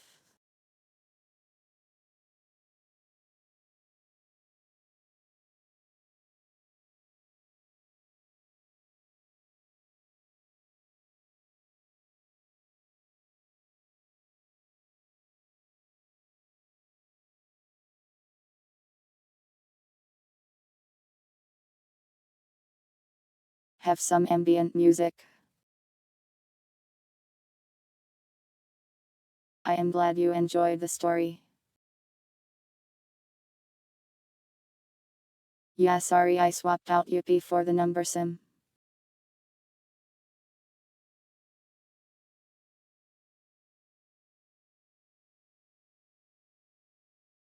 What does brown represent? Telling you the name would be a spoiler. Yeah.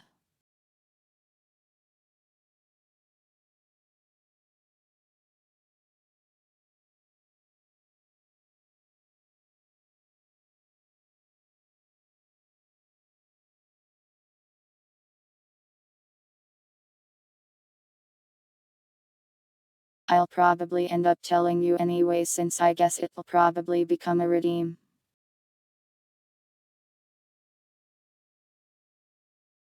Just don't think about it too hard.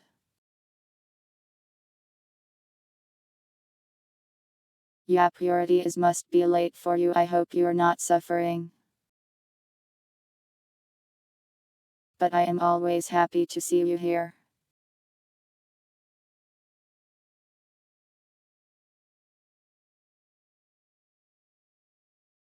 Chat box.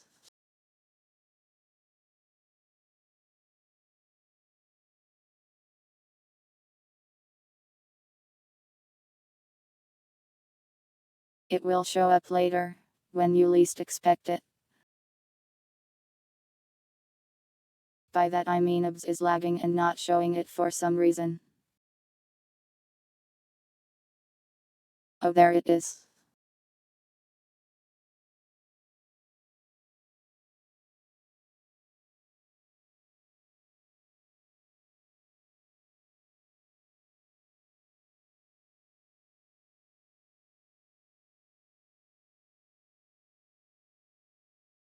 I want Pressure Puri to get an associated numbers hiding emote, but if she wants I would be happy to see it.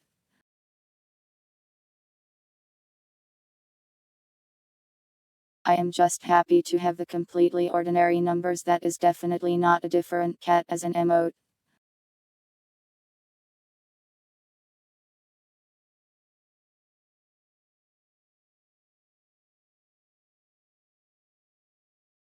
But yeah, I hope you guys enjoyed this story time.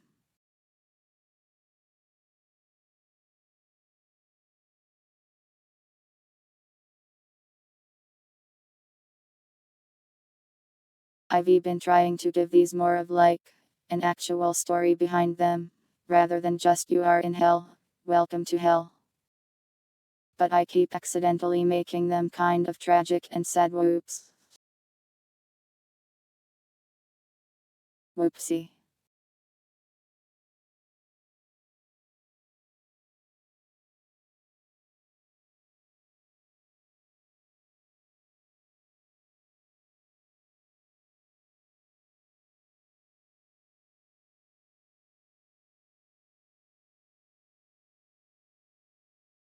Whose clothes are you making me wear this time?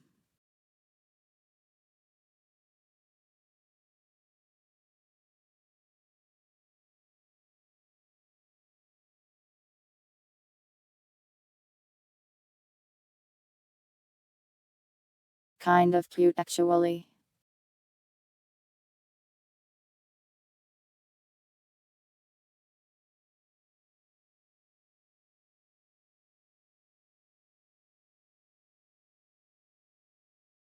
That's okay, Purity, take your time.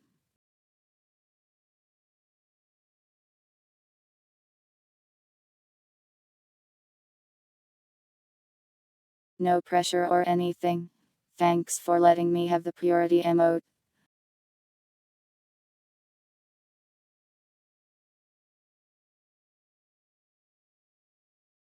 I thought it was a really funny idea and I think it turned out well.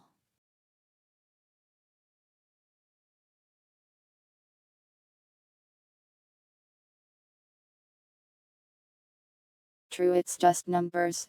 It says on the emote, numbers.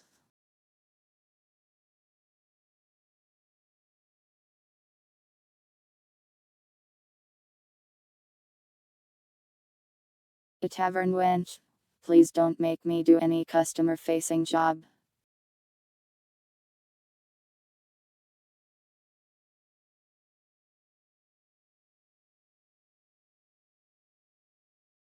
A compliment. I just did an improv story for 4 hours and you're asking me to be creative. I can't create anything anymore, I used up all the creation juice.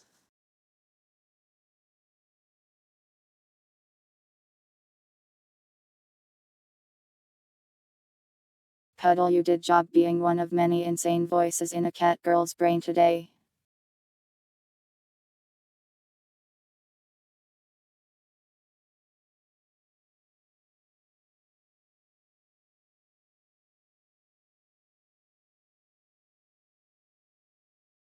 Spooky. I bet if you were trapped in a memory of the past, you'd find a way to make it into a good memory instead of a bad one.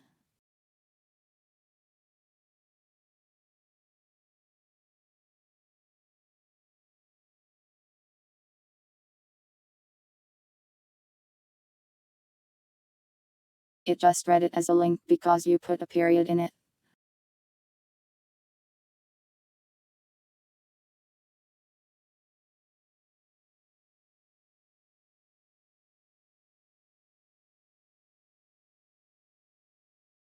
You're lucky I don't block links or it would kill you on sight. Anyways, let's take a short break, and then we'll yap some more about it. Get some water or something, or beverage or food.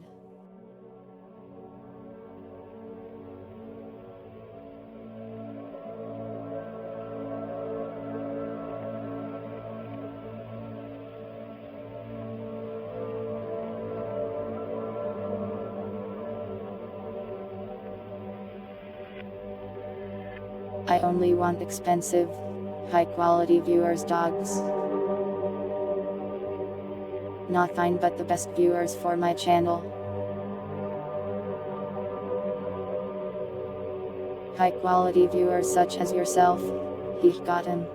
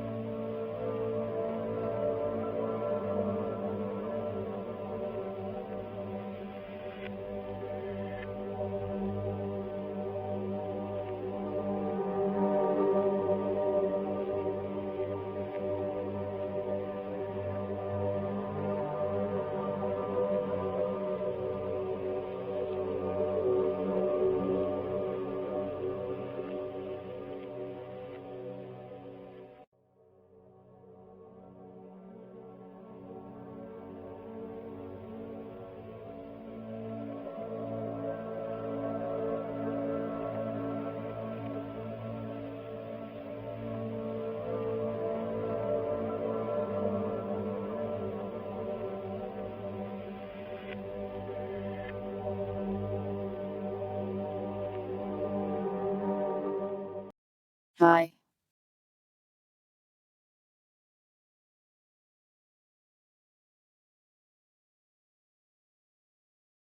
Pilots, you also want a compliment?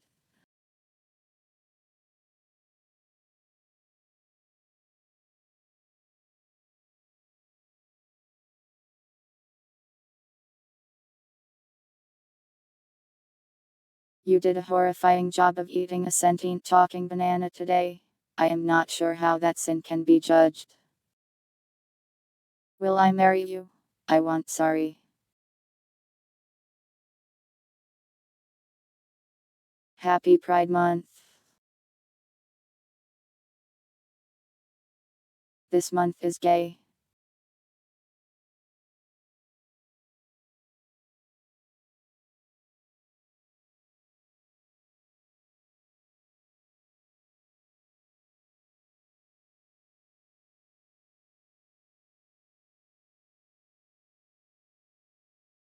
I don't really have any thoughts about Pride Month,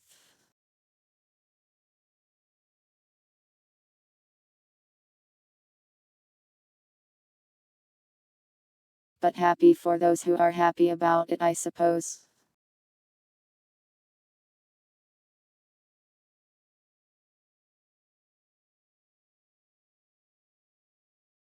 Raise hat slightly higher. Okay.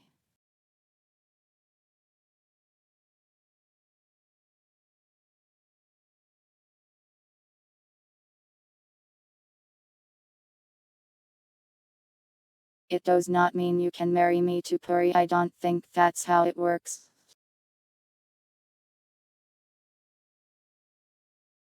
It's also Men's Mental Health Awareness Month. Is that new or has it always been? It feels like every month is like 5 different things these days.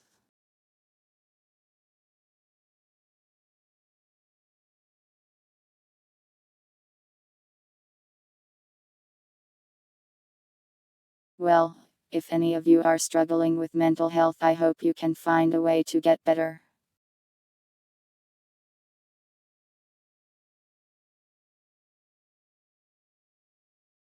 Please don't be afraid to get the help you need.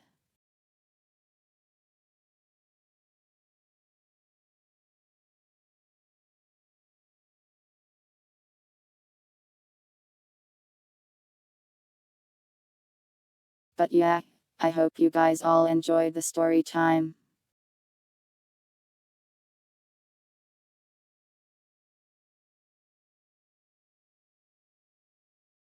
Sorry that I have made it extra sad again. Maybe next time I'll try to make it a little less sad.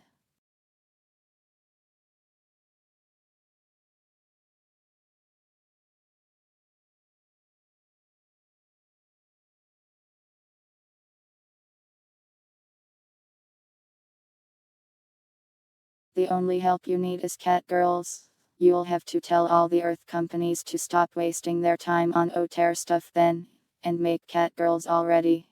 Will brown haired numbers be a redeem? I suppose so.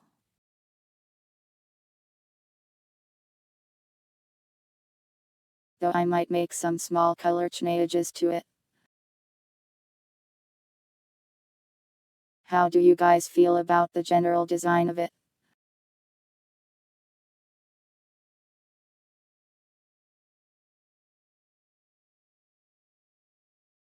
The only thing I am currently not so sure on is the eye color.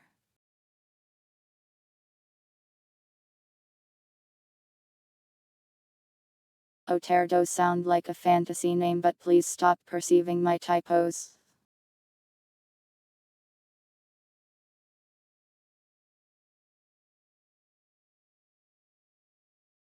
Dark circles under the eyes. Can't really do it easily, sorry.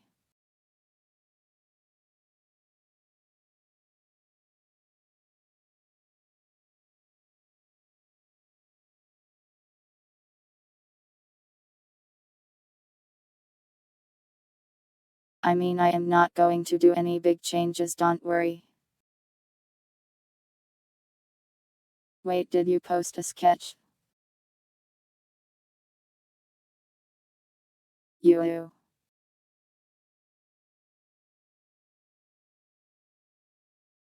Yeah.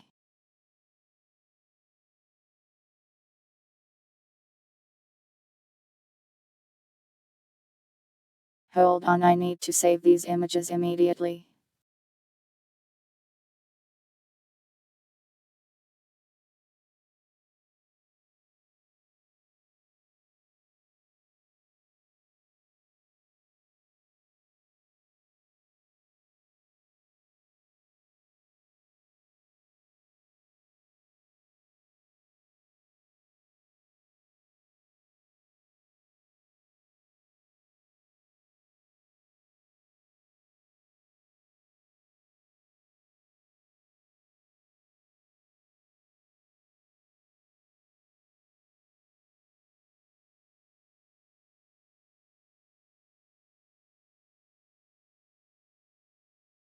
Yeah.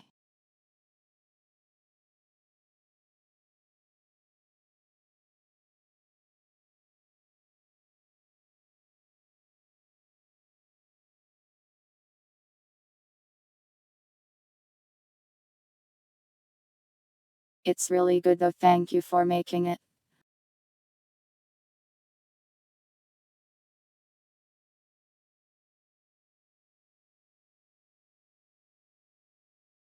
I mean, if you guys think the eye color is fine as is, I am fine with it too. It doesn't have to change. I don't really understand colors at all.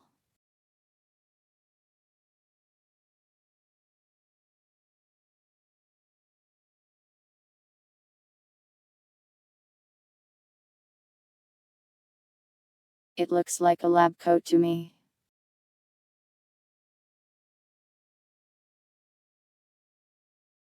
But then again, idol girl who dances in lab coat, also cute.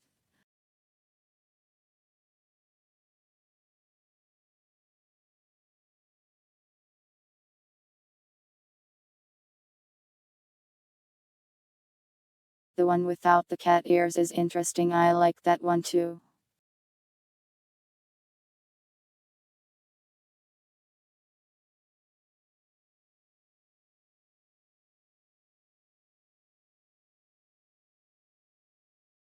Thanks for making it though. I am glad you liked the character.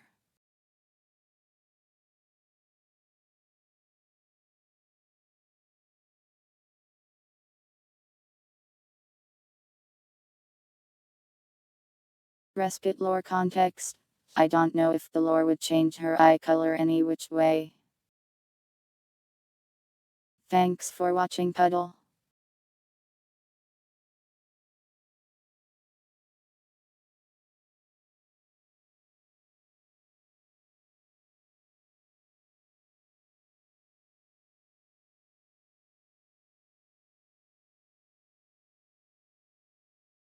Do not up my furry percentage, stop that.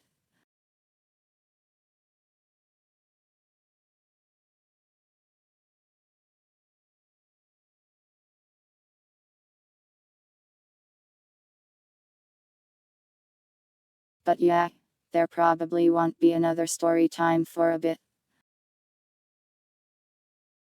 The current plan was to alternate on months.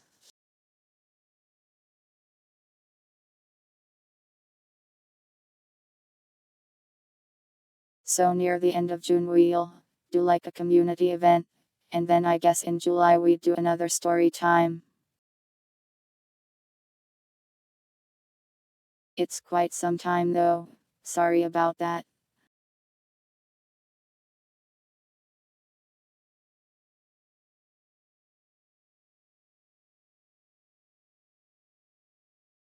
It's not exactly that it takes a lot of work, it's hard to describe. It's more like it takes a lot of mental energy.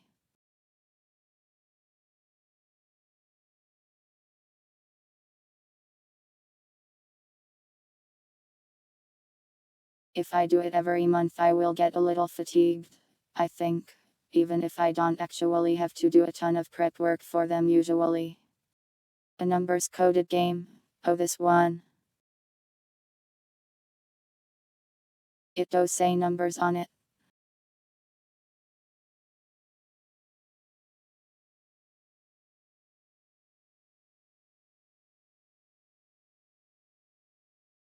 I've seen people play this game, but I don't really know much about it.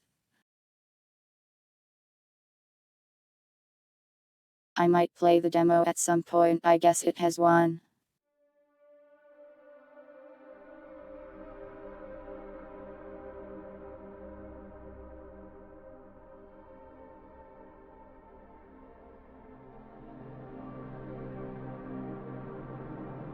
But yeah, it's also like, it kind of stresses me a little leading up to it.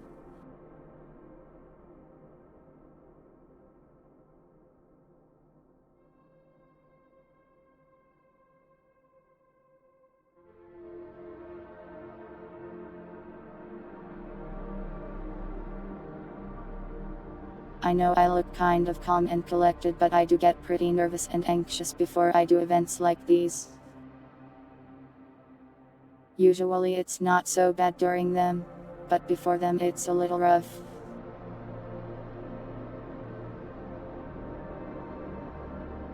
So, I should make sure I give my brain some time to relax and not scream.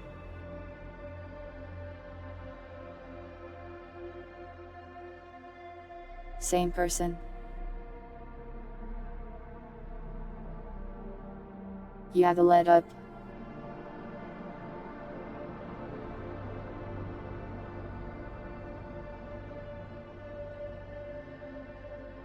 You're that curious? I'll just go make the redeem for now, I suppose.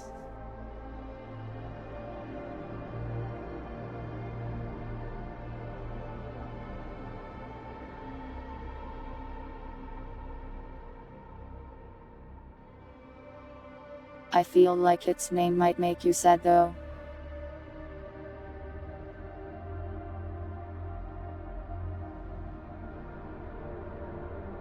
I feel like I am about to deal emotional damage to some of you.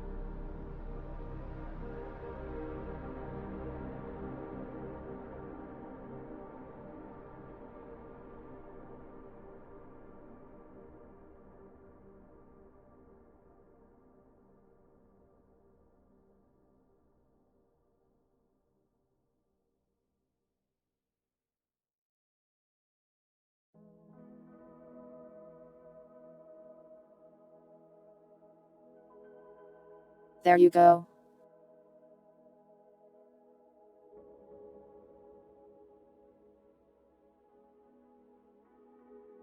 You redeemed it immediately, but I am already that one. What do you want me to do?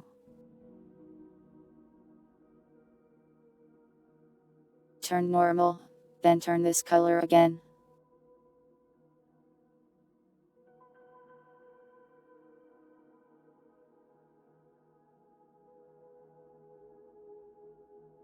A community respite and a story time. I'll die.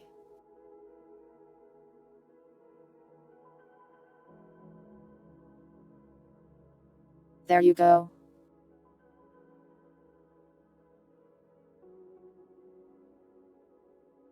Why is it named Forgotten?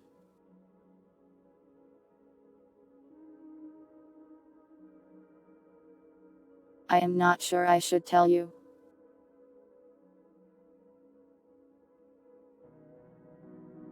It will spoil the next story time if I do. So please wait 2 months. Wow, that's a long time, sorry.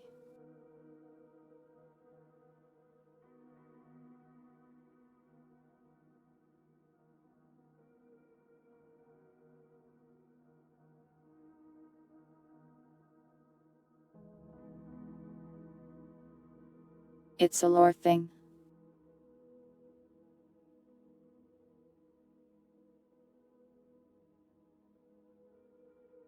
I planned that far in advance.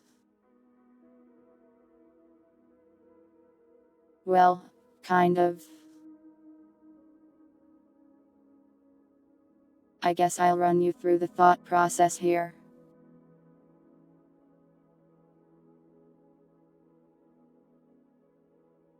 So, I actually intended to tell a completely different story today.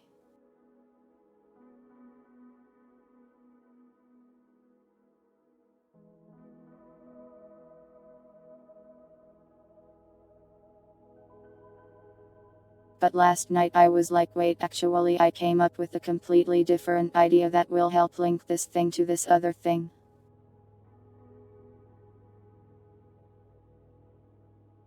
So I did that.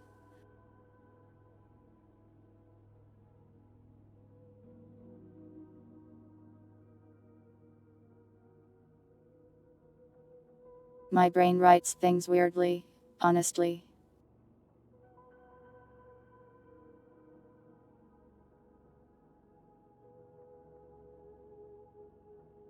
I came up with one idea and from that idea sprouted other stuff.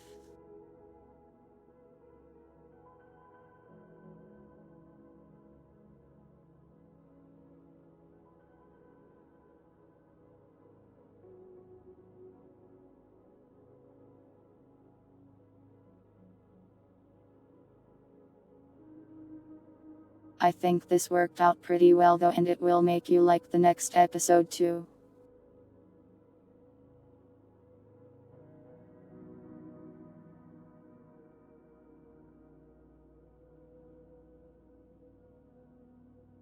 This time I promise it won't be as depressing, probably, maybe, hopefully.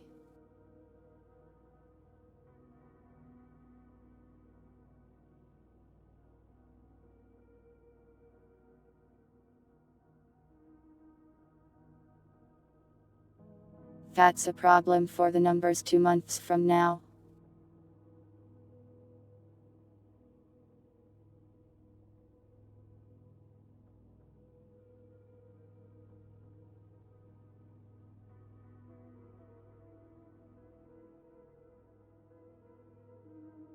Next month we'll be doing one of those Voices of the Void things again, but on a different map, and I'll try to add more features and stuff.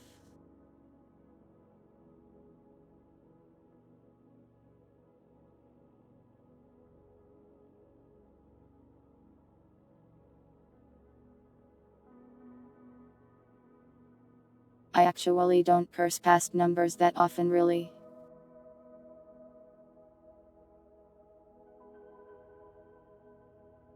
Oh Puri, can I use this sketch on the schedule?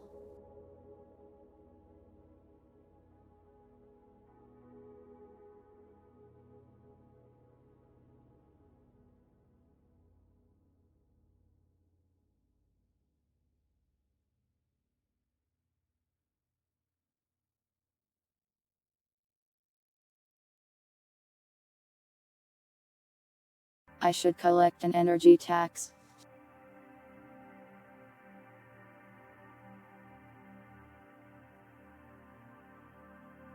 I don't have the means to steal your energy, just your snacks. I can. Thank you so much.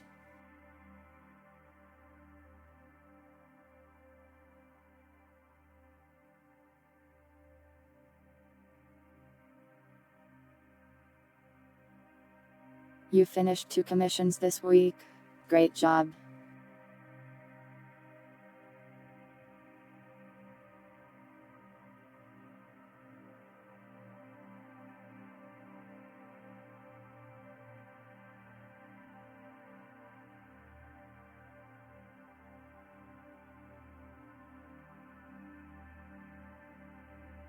You don't have to push yourself too hard for my sake. Though of course I am always happy to receive art.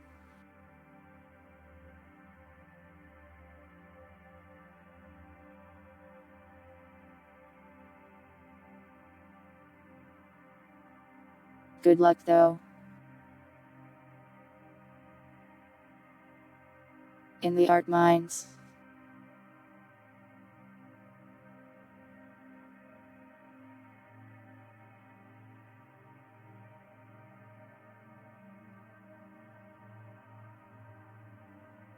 Sun tax. You want me to tax the sun, or is the sun going to tax me?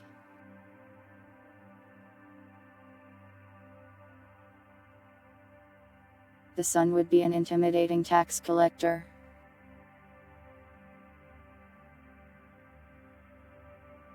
Can't go outside during the day ever again. Or he'd tax you.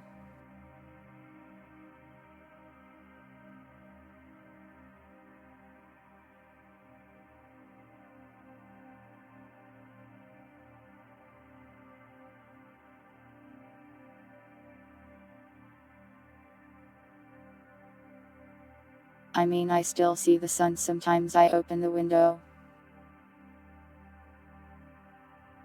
I just sleep through most of the day.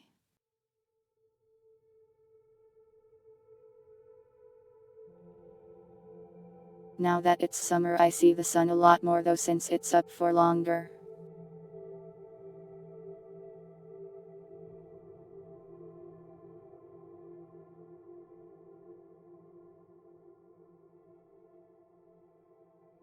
In the winter it kind of sucks since I sleep and then I wake up and then it's dark already.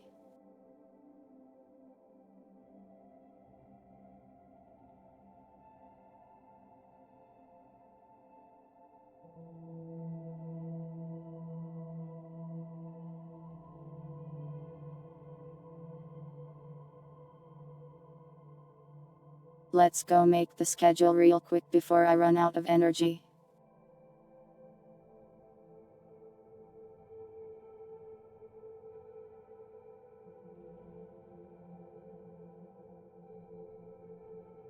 Did you just call me a succubus?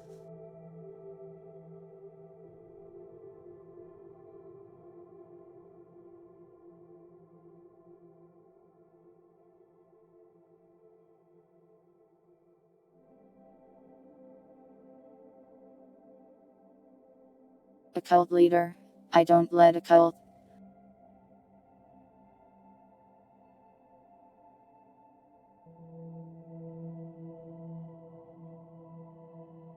I am a cat.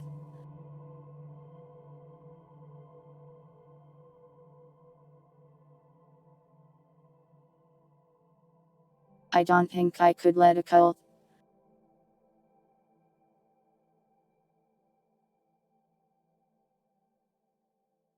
I don't want to scam people, and that's what like 99% of cults do.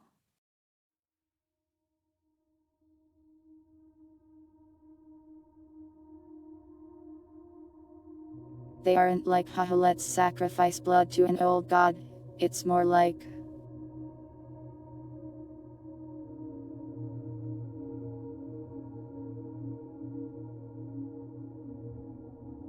buy this water that I put a particle of God into.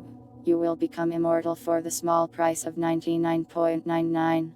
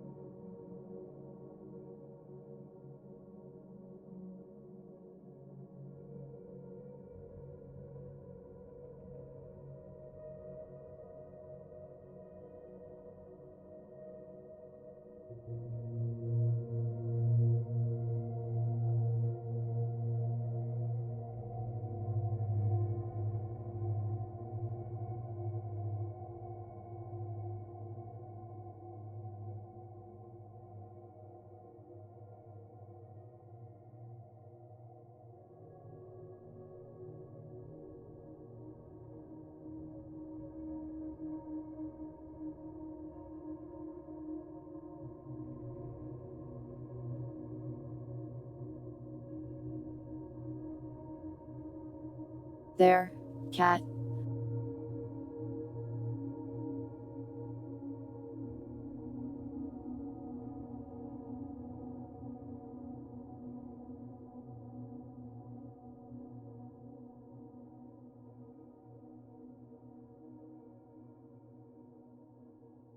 Ritual sacrifice in 2025. I think that might be a bad thing, but I guess it's at least interesting.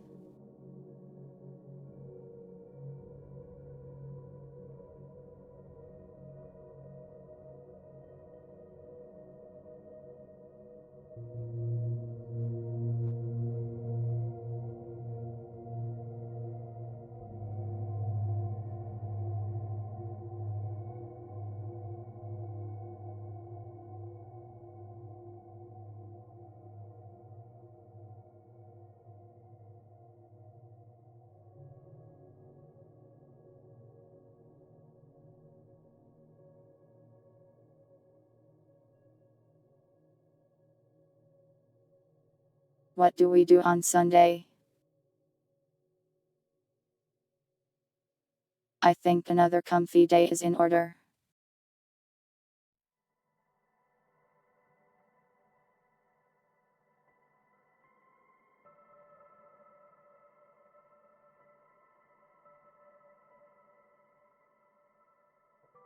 Could it be worse than what's going on now?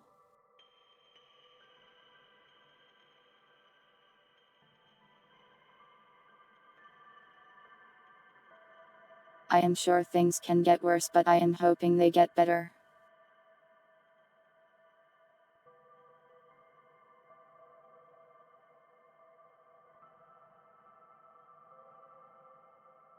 Welcome Tangaroos. Pretty good.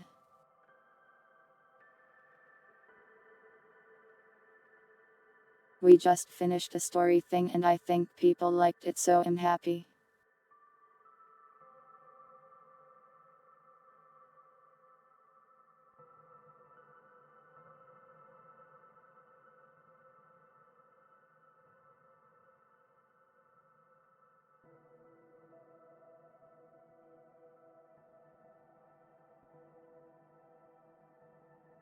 Yeah, it's interesting to see the difference between the ears and the earless. Earless researcher is also cute though. Both cute in their own ways.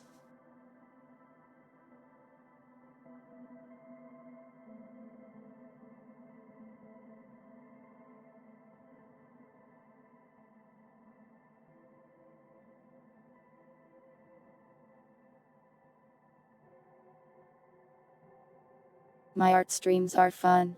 They're a bit stressful. Sorry I don't do them much.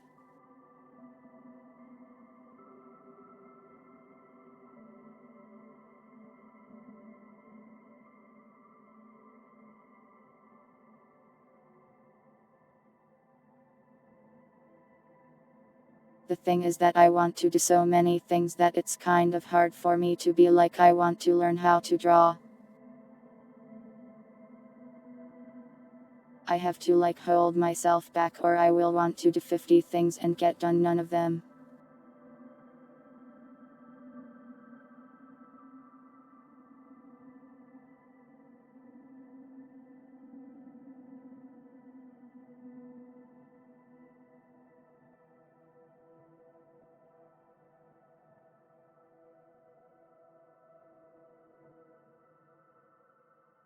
The earless researcher. This is going to sound weird.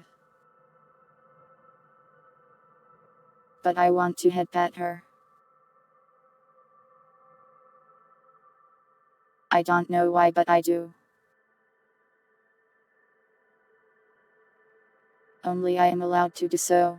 It's me after all.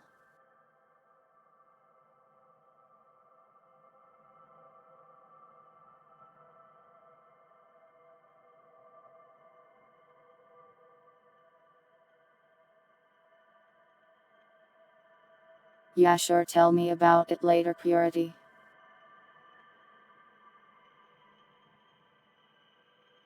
What have I done? You're all dying in the chat now.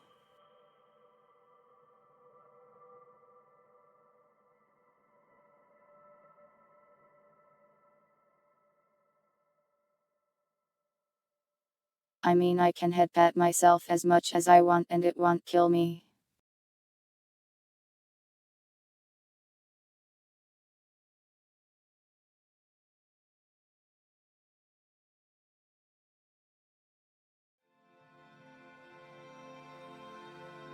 True purity is also allowed.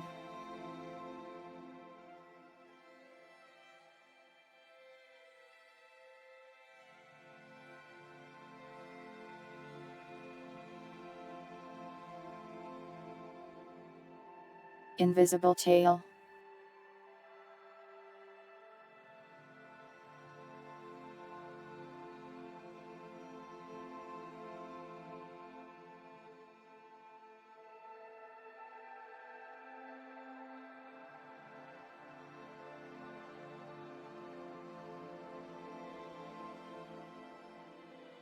Is that what you wanted?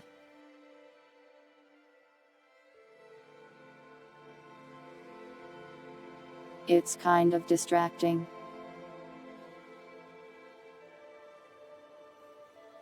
Anyways, the schedule here.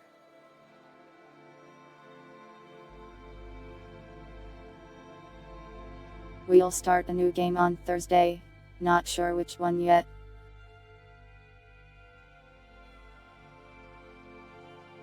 I'll see if I can get Silent Hill 2, not remake, working on Friday. Sunday will probably be Voices or something else that's comfy that I can turn off my brain for. We'll finish Dawn of War on Wednesday.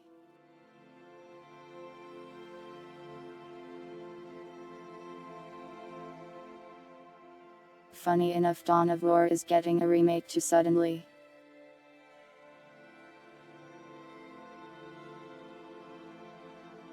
So maybe I'll save the Imperial Guard campaign for when that comes out. The artist you showed earlier is streaming right now.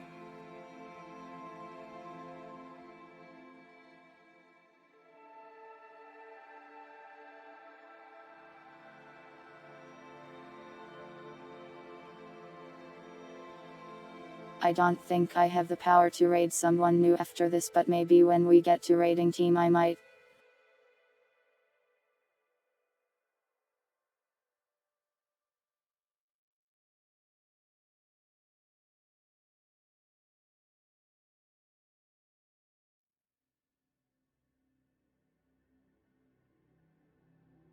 Dawn of War is a Warhammer 40,000 RTS.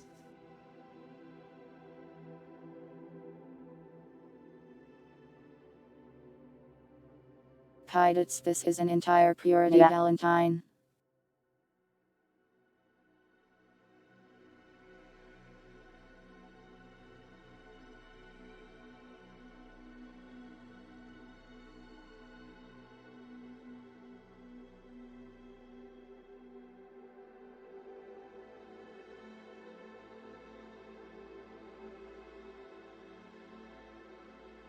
Well, there you go.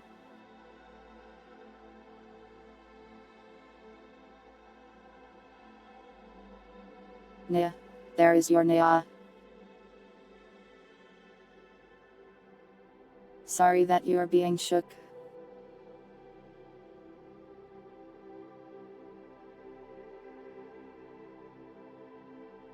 But yeah, that's the schedule for next week.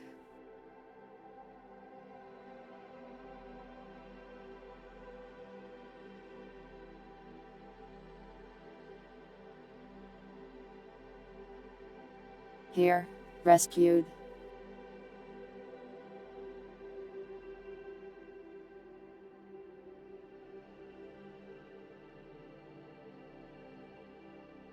I think there might be something wrong with shaking baby's dogs.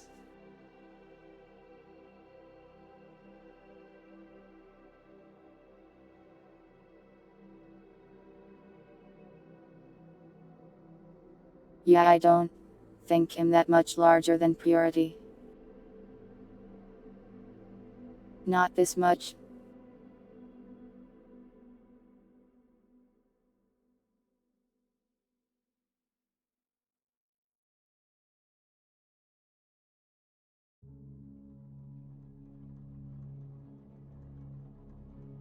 What was I saying?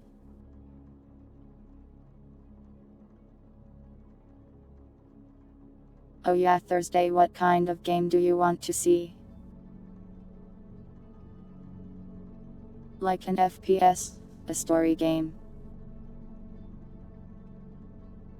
Something wacky.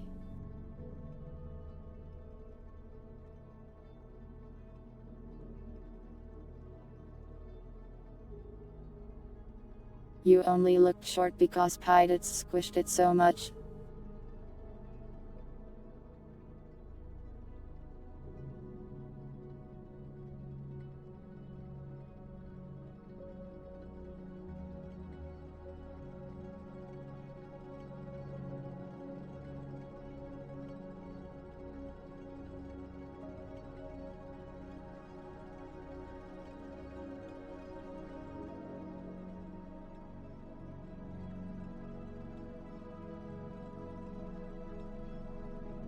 I think it's only fair that pirates get squished to pay for their crimes. Welcome, Valentine.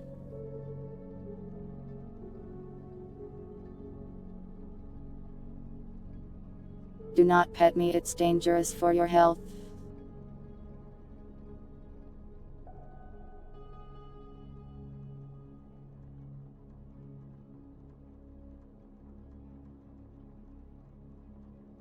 Speedrun a walking simulator. Would that really be fun to watch? I don't think I'll do another boomer shooter for a while, we just beat one.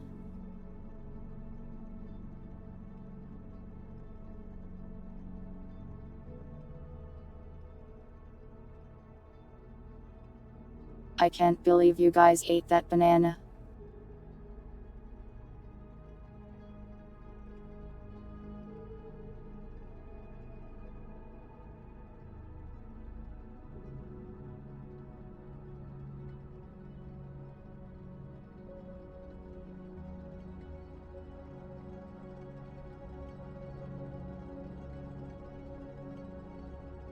Usually walking simulators pace themselves so they don't do that, but I'm sure there's plenty that do.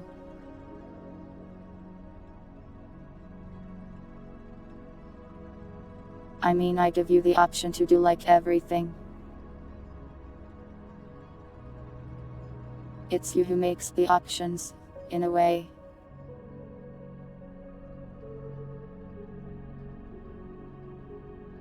Were you not supposed to?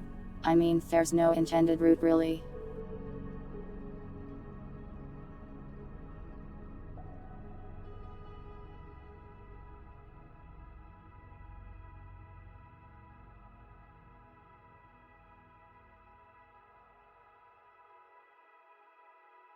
It's improv, so I put some guidelines around, like you can leave by doing this, but everything in between can go in 100 different ways.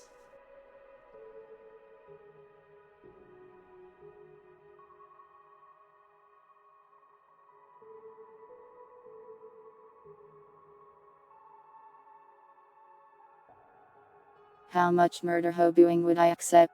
If you just started hacking and slashing the random scientists, you would have been shot to death very quickly.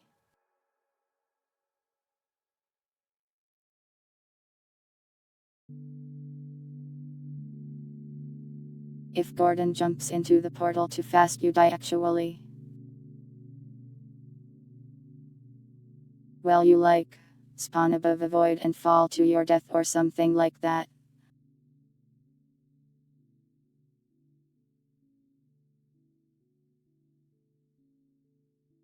You'd win. Powerful. Doll's Nest, Outer Wilds.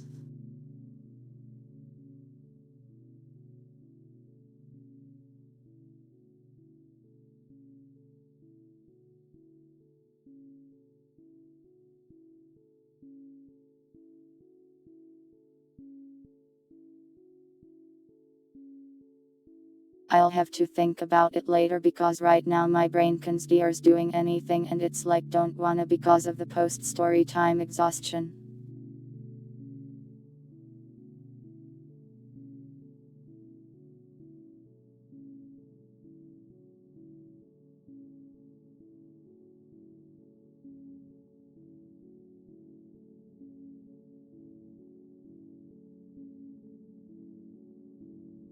You typed it wrong.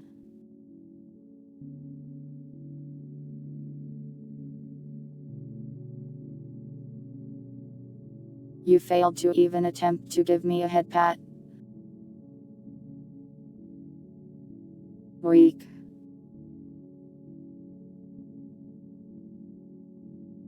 Got him.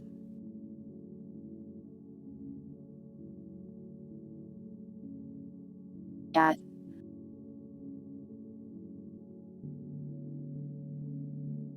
I am weak. You're right.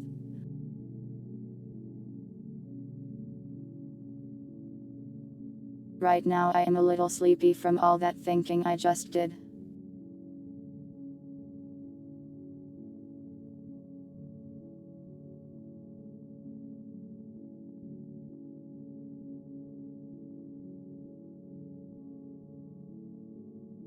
As for the other numbers news,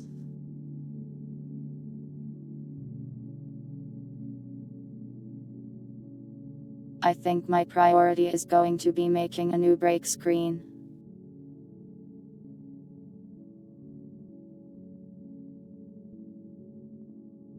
Not sure how long that will take me. I've got some good ideas now though, I think.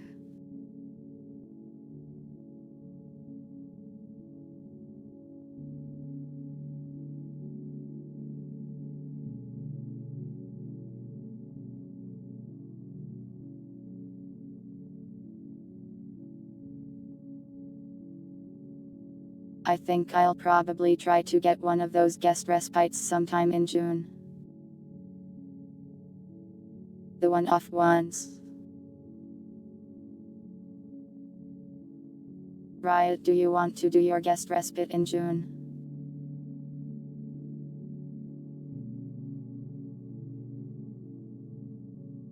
With Kasi.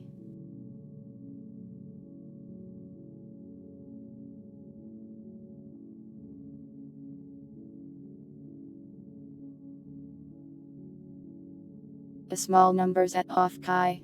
Are you going to bring it around and show it to people?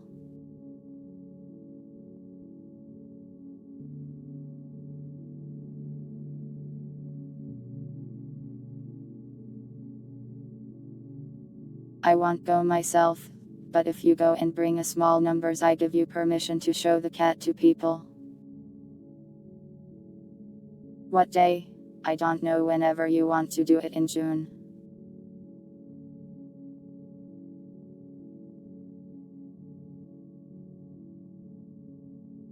We can talk about it later if you want.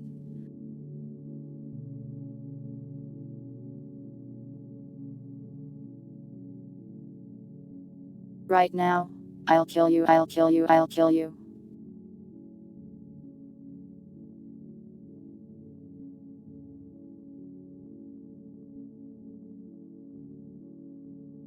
A life-sized numbers cut out to steal.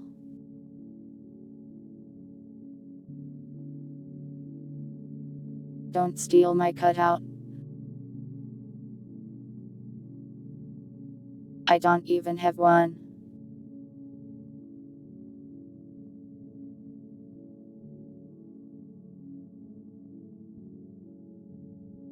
I'd like one someday though, that sounds fun.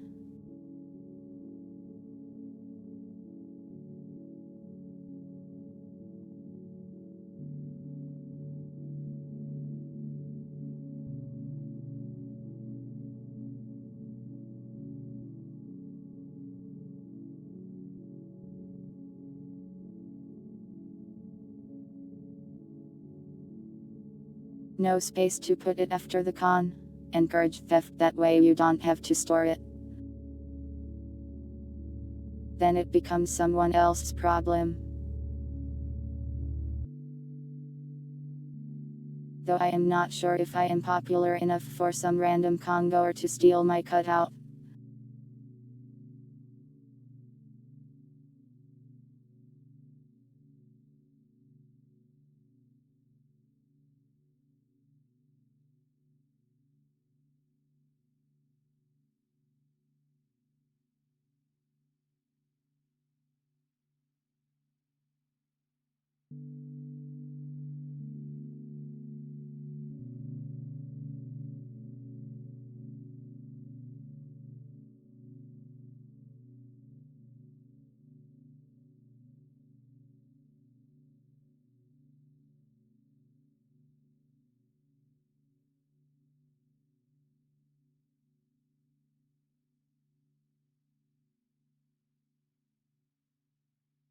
I guess small purity is being framed for cutout theft now.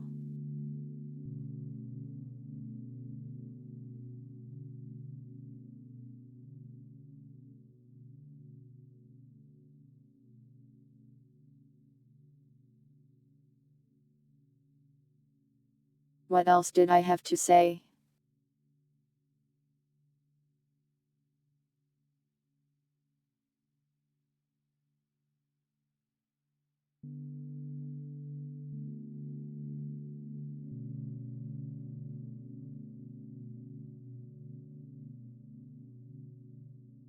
Lately I've been a little bad at working on stuff, but I think I've rested up enough that I can accomplish things. Whoa, $50,000. That's a lot. If a cutout was worth that much, I would also steal them. Programming news. I have a bunch of ideas, but they're all hard to do.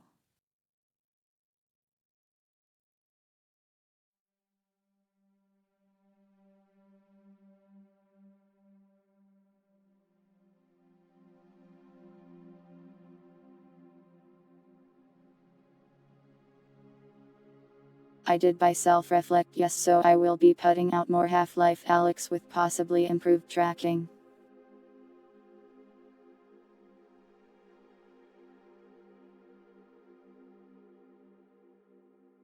Self-Reflect is the 3D tracking program that you can use on your iPhone, and it works pretty well.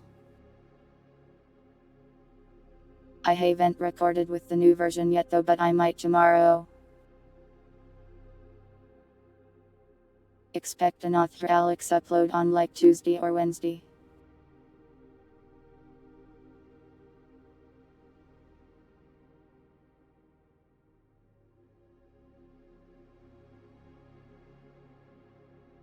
City project. Haven't touched it much lately. I think I might get something else done first before I really get into it. I won't spoil that project though. I have seen the lapwing tracking and how every posts Ryan Gosling when they see it.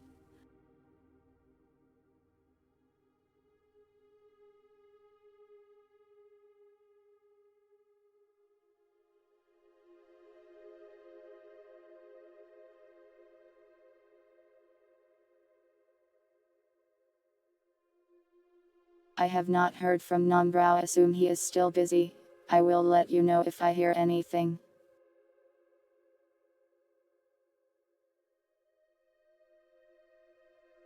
What does Lapwing and Ryan Gosling have to do with each other?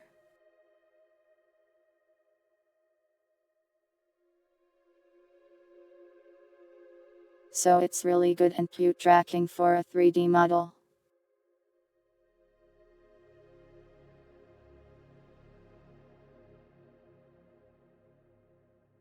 So people watch it and they go. I don't really know how to put it.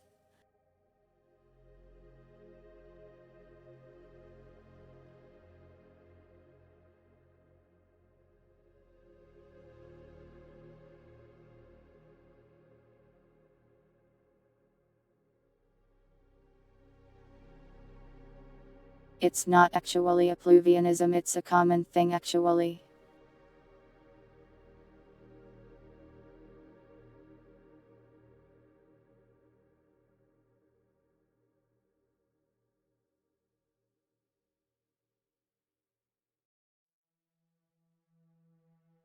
Yeah, a lot of clips from that Blade Runner movie.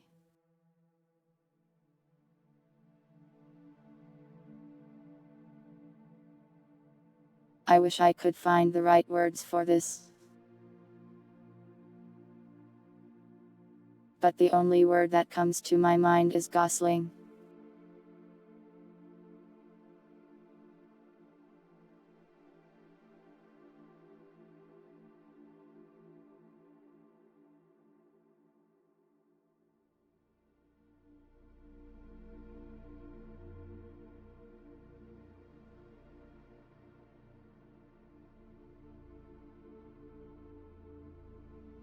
Basically, it's like you see a nice lady and it makes you sad because you're like, God, I wish I could spend my whole life with that smile. But you cannot, so you're just like Ryan Gosling face.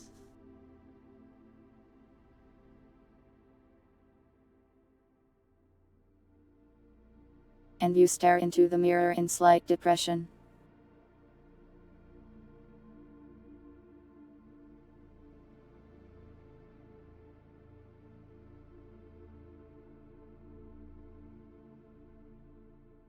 Yeah, it's kind of like a lonely feeling, I suppose.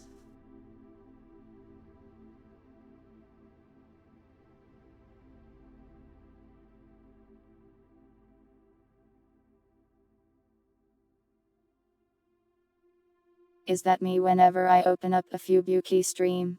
No. It's more like what a nice fox.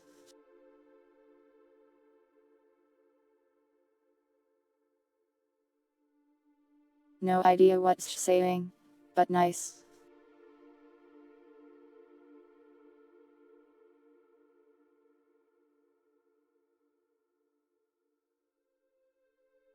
Lapwing is a type of tracking that someone made for a specific 3D model.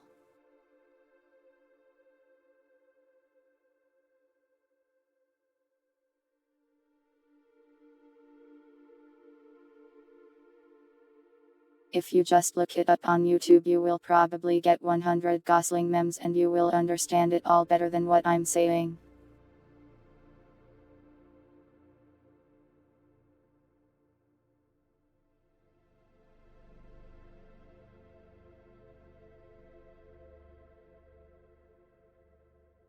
Or at least the comments will have 500 people Gosling posting.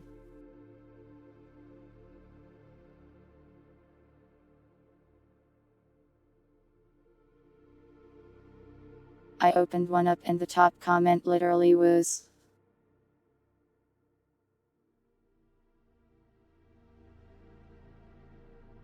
"There is no Ryan Gosling reaction image that can fully convey the feels."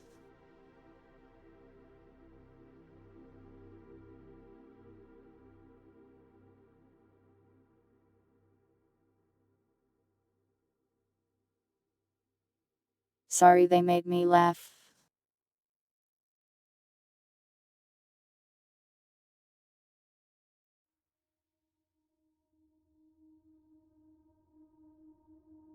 It might also be like that dogs. I am not an expert on Gosling posting, admittedly. Pretty soup. I could go for some soup right now.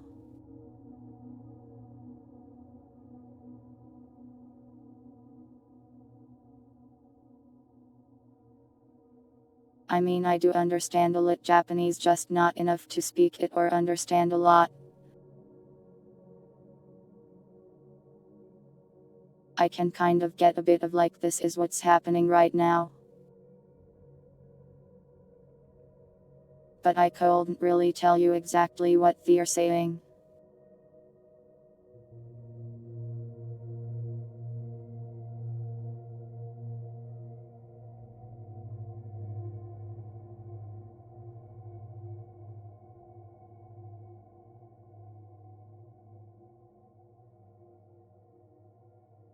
I think that's all the numbers news.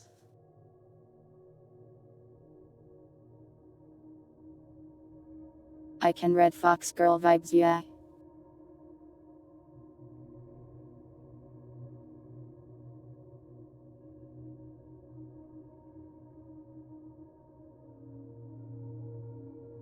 Anything else you guys want to say about the story time or anything?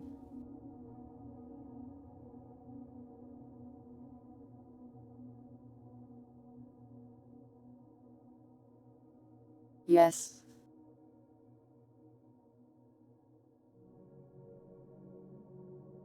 It was good. I am glad.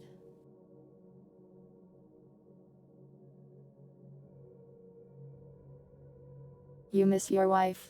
You never married her.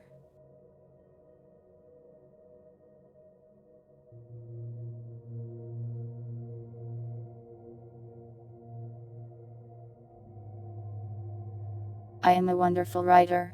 That really means a lot to hear, to be honest. Thank you.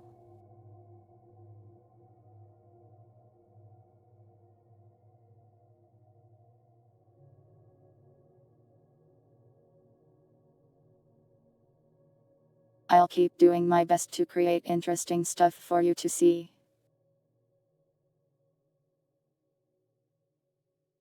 A non-3D version of my model without the hoodie? I don't think there is.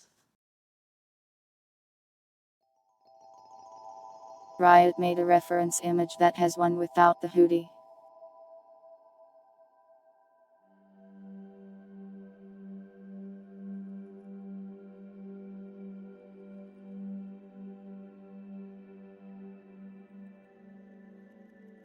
You can see it in the Discord in the references channel if that's helpful to you.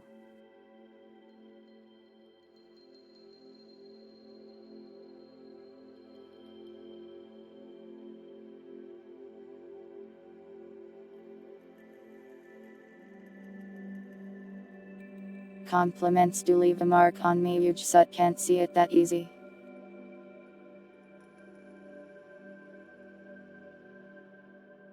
Don't do it too often though, I'll cry.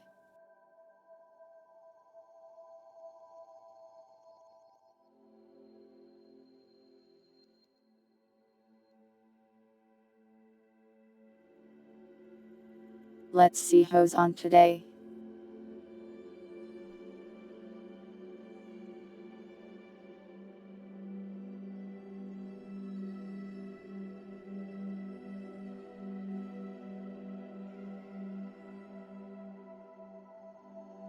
I am rapidly retreating.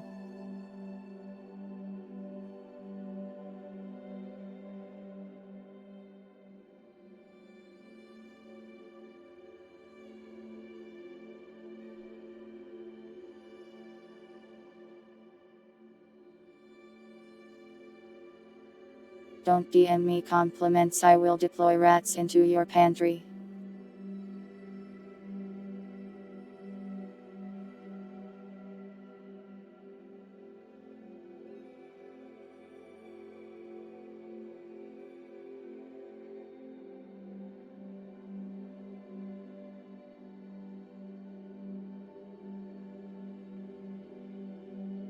That's okay, Purity, I do really appreciate it.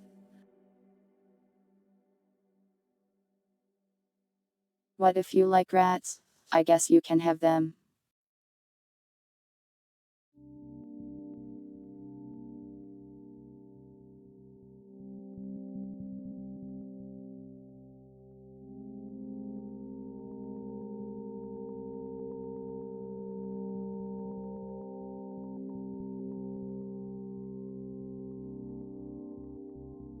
You can compliment me in DMS, I don't really mind, I just wanted to attack someone, sorry.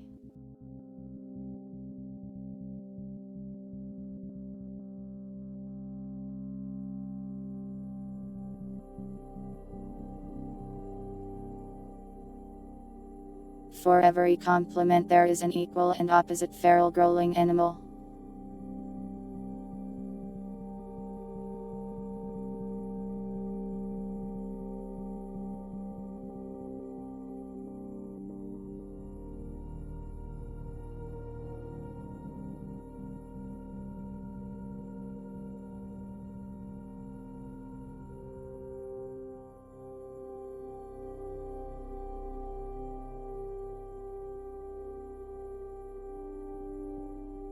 I think we'll raid Grimmy, I don't have the power to raid someone new. Too sleepy now.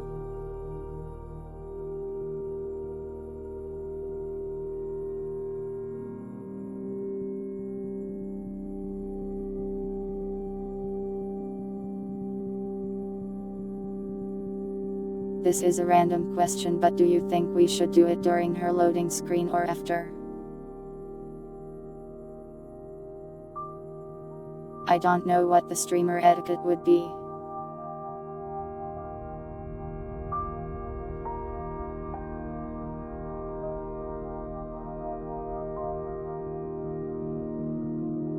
Forgotten cat raid sounds like a nice raid message.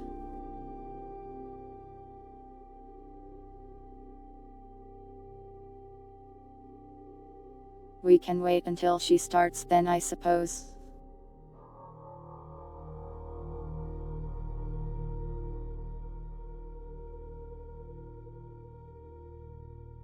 But that means I now have to awkwardly sit here and stare at you after you all thanked me for the stream already. That's true, dogs.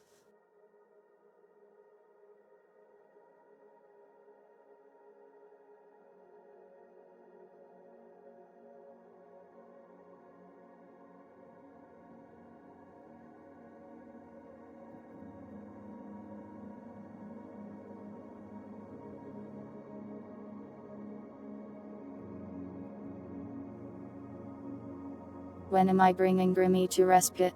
I think she said she was interested, but she has like 100 and constantly growing hours of Subathan. So, I think she's probably going to be busy for a while.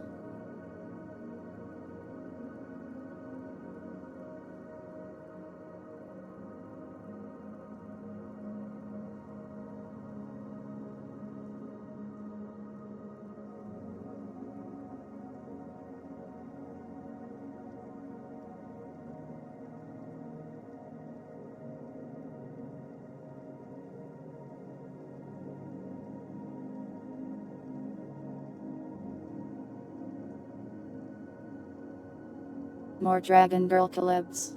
Grape is busy right now, so when she's not busy we'll do more.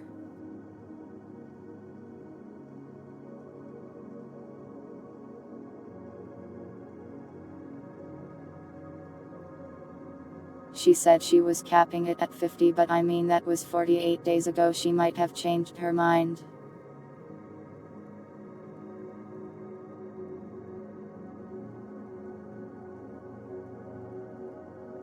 I don't know.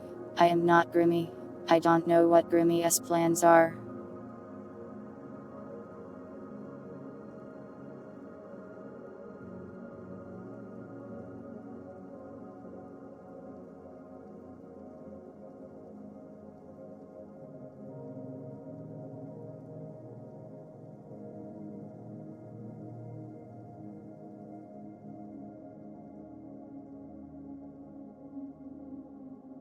Someday I'd definitely like to have her play a respite or the Voices of the Void thing though.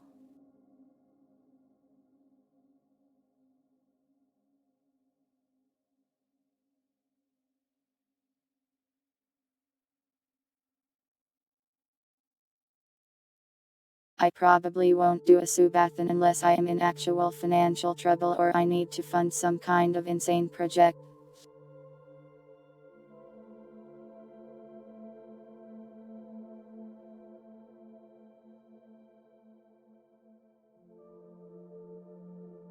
But things are okay for now, we don't need to do one.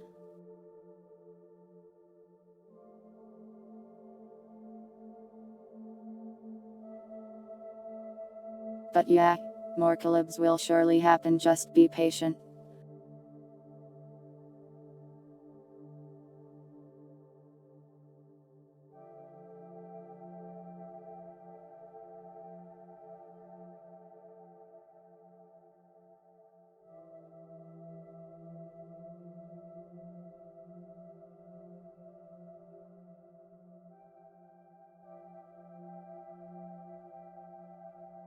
Anyways, rating time.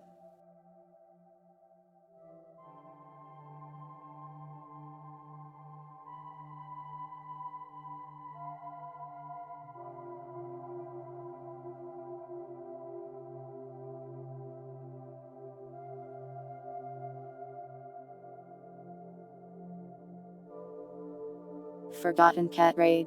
X7192 Jam X7192 Jam X7192 Jam.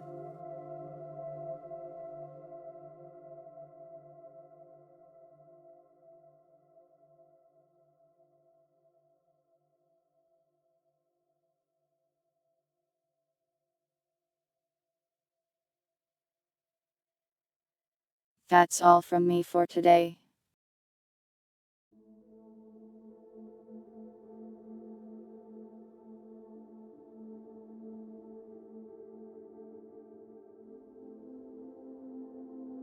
Thank you all for watching. Whether it was live or the VOD, I hope you all have a nice day and or night, and I will see you next time.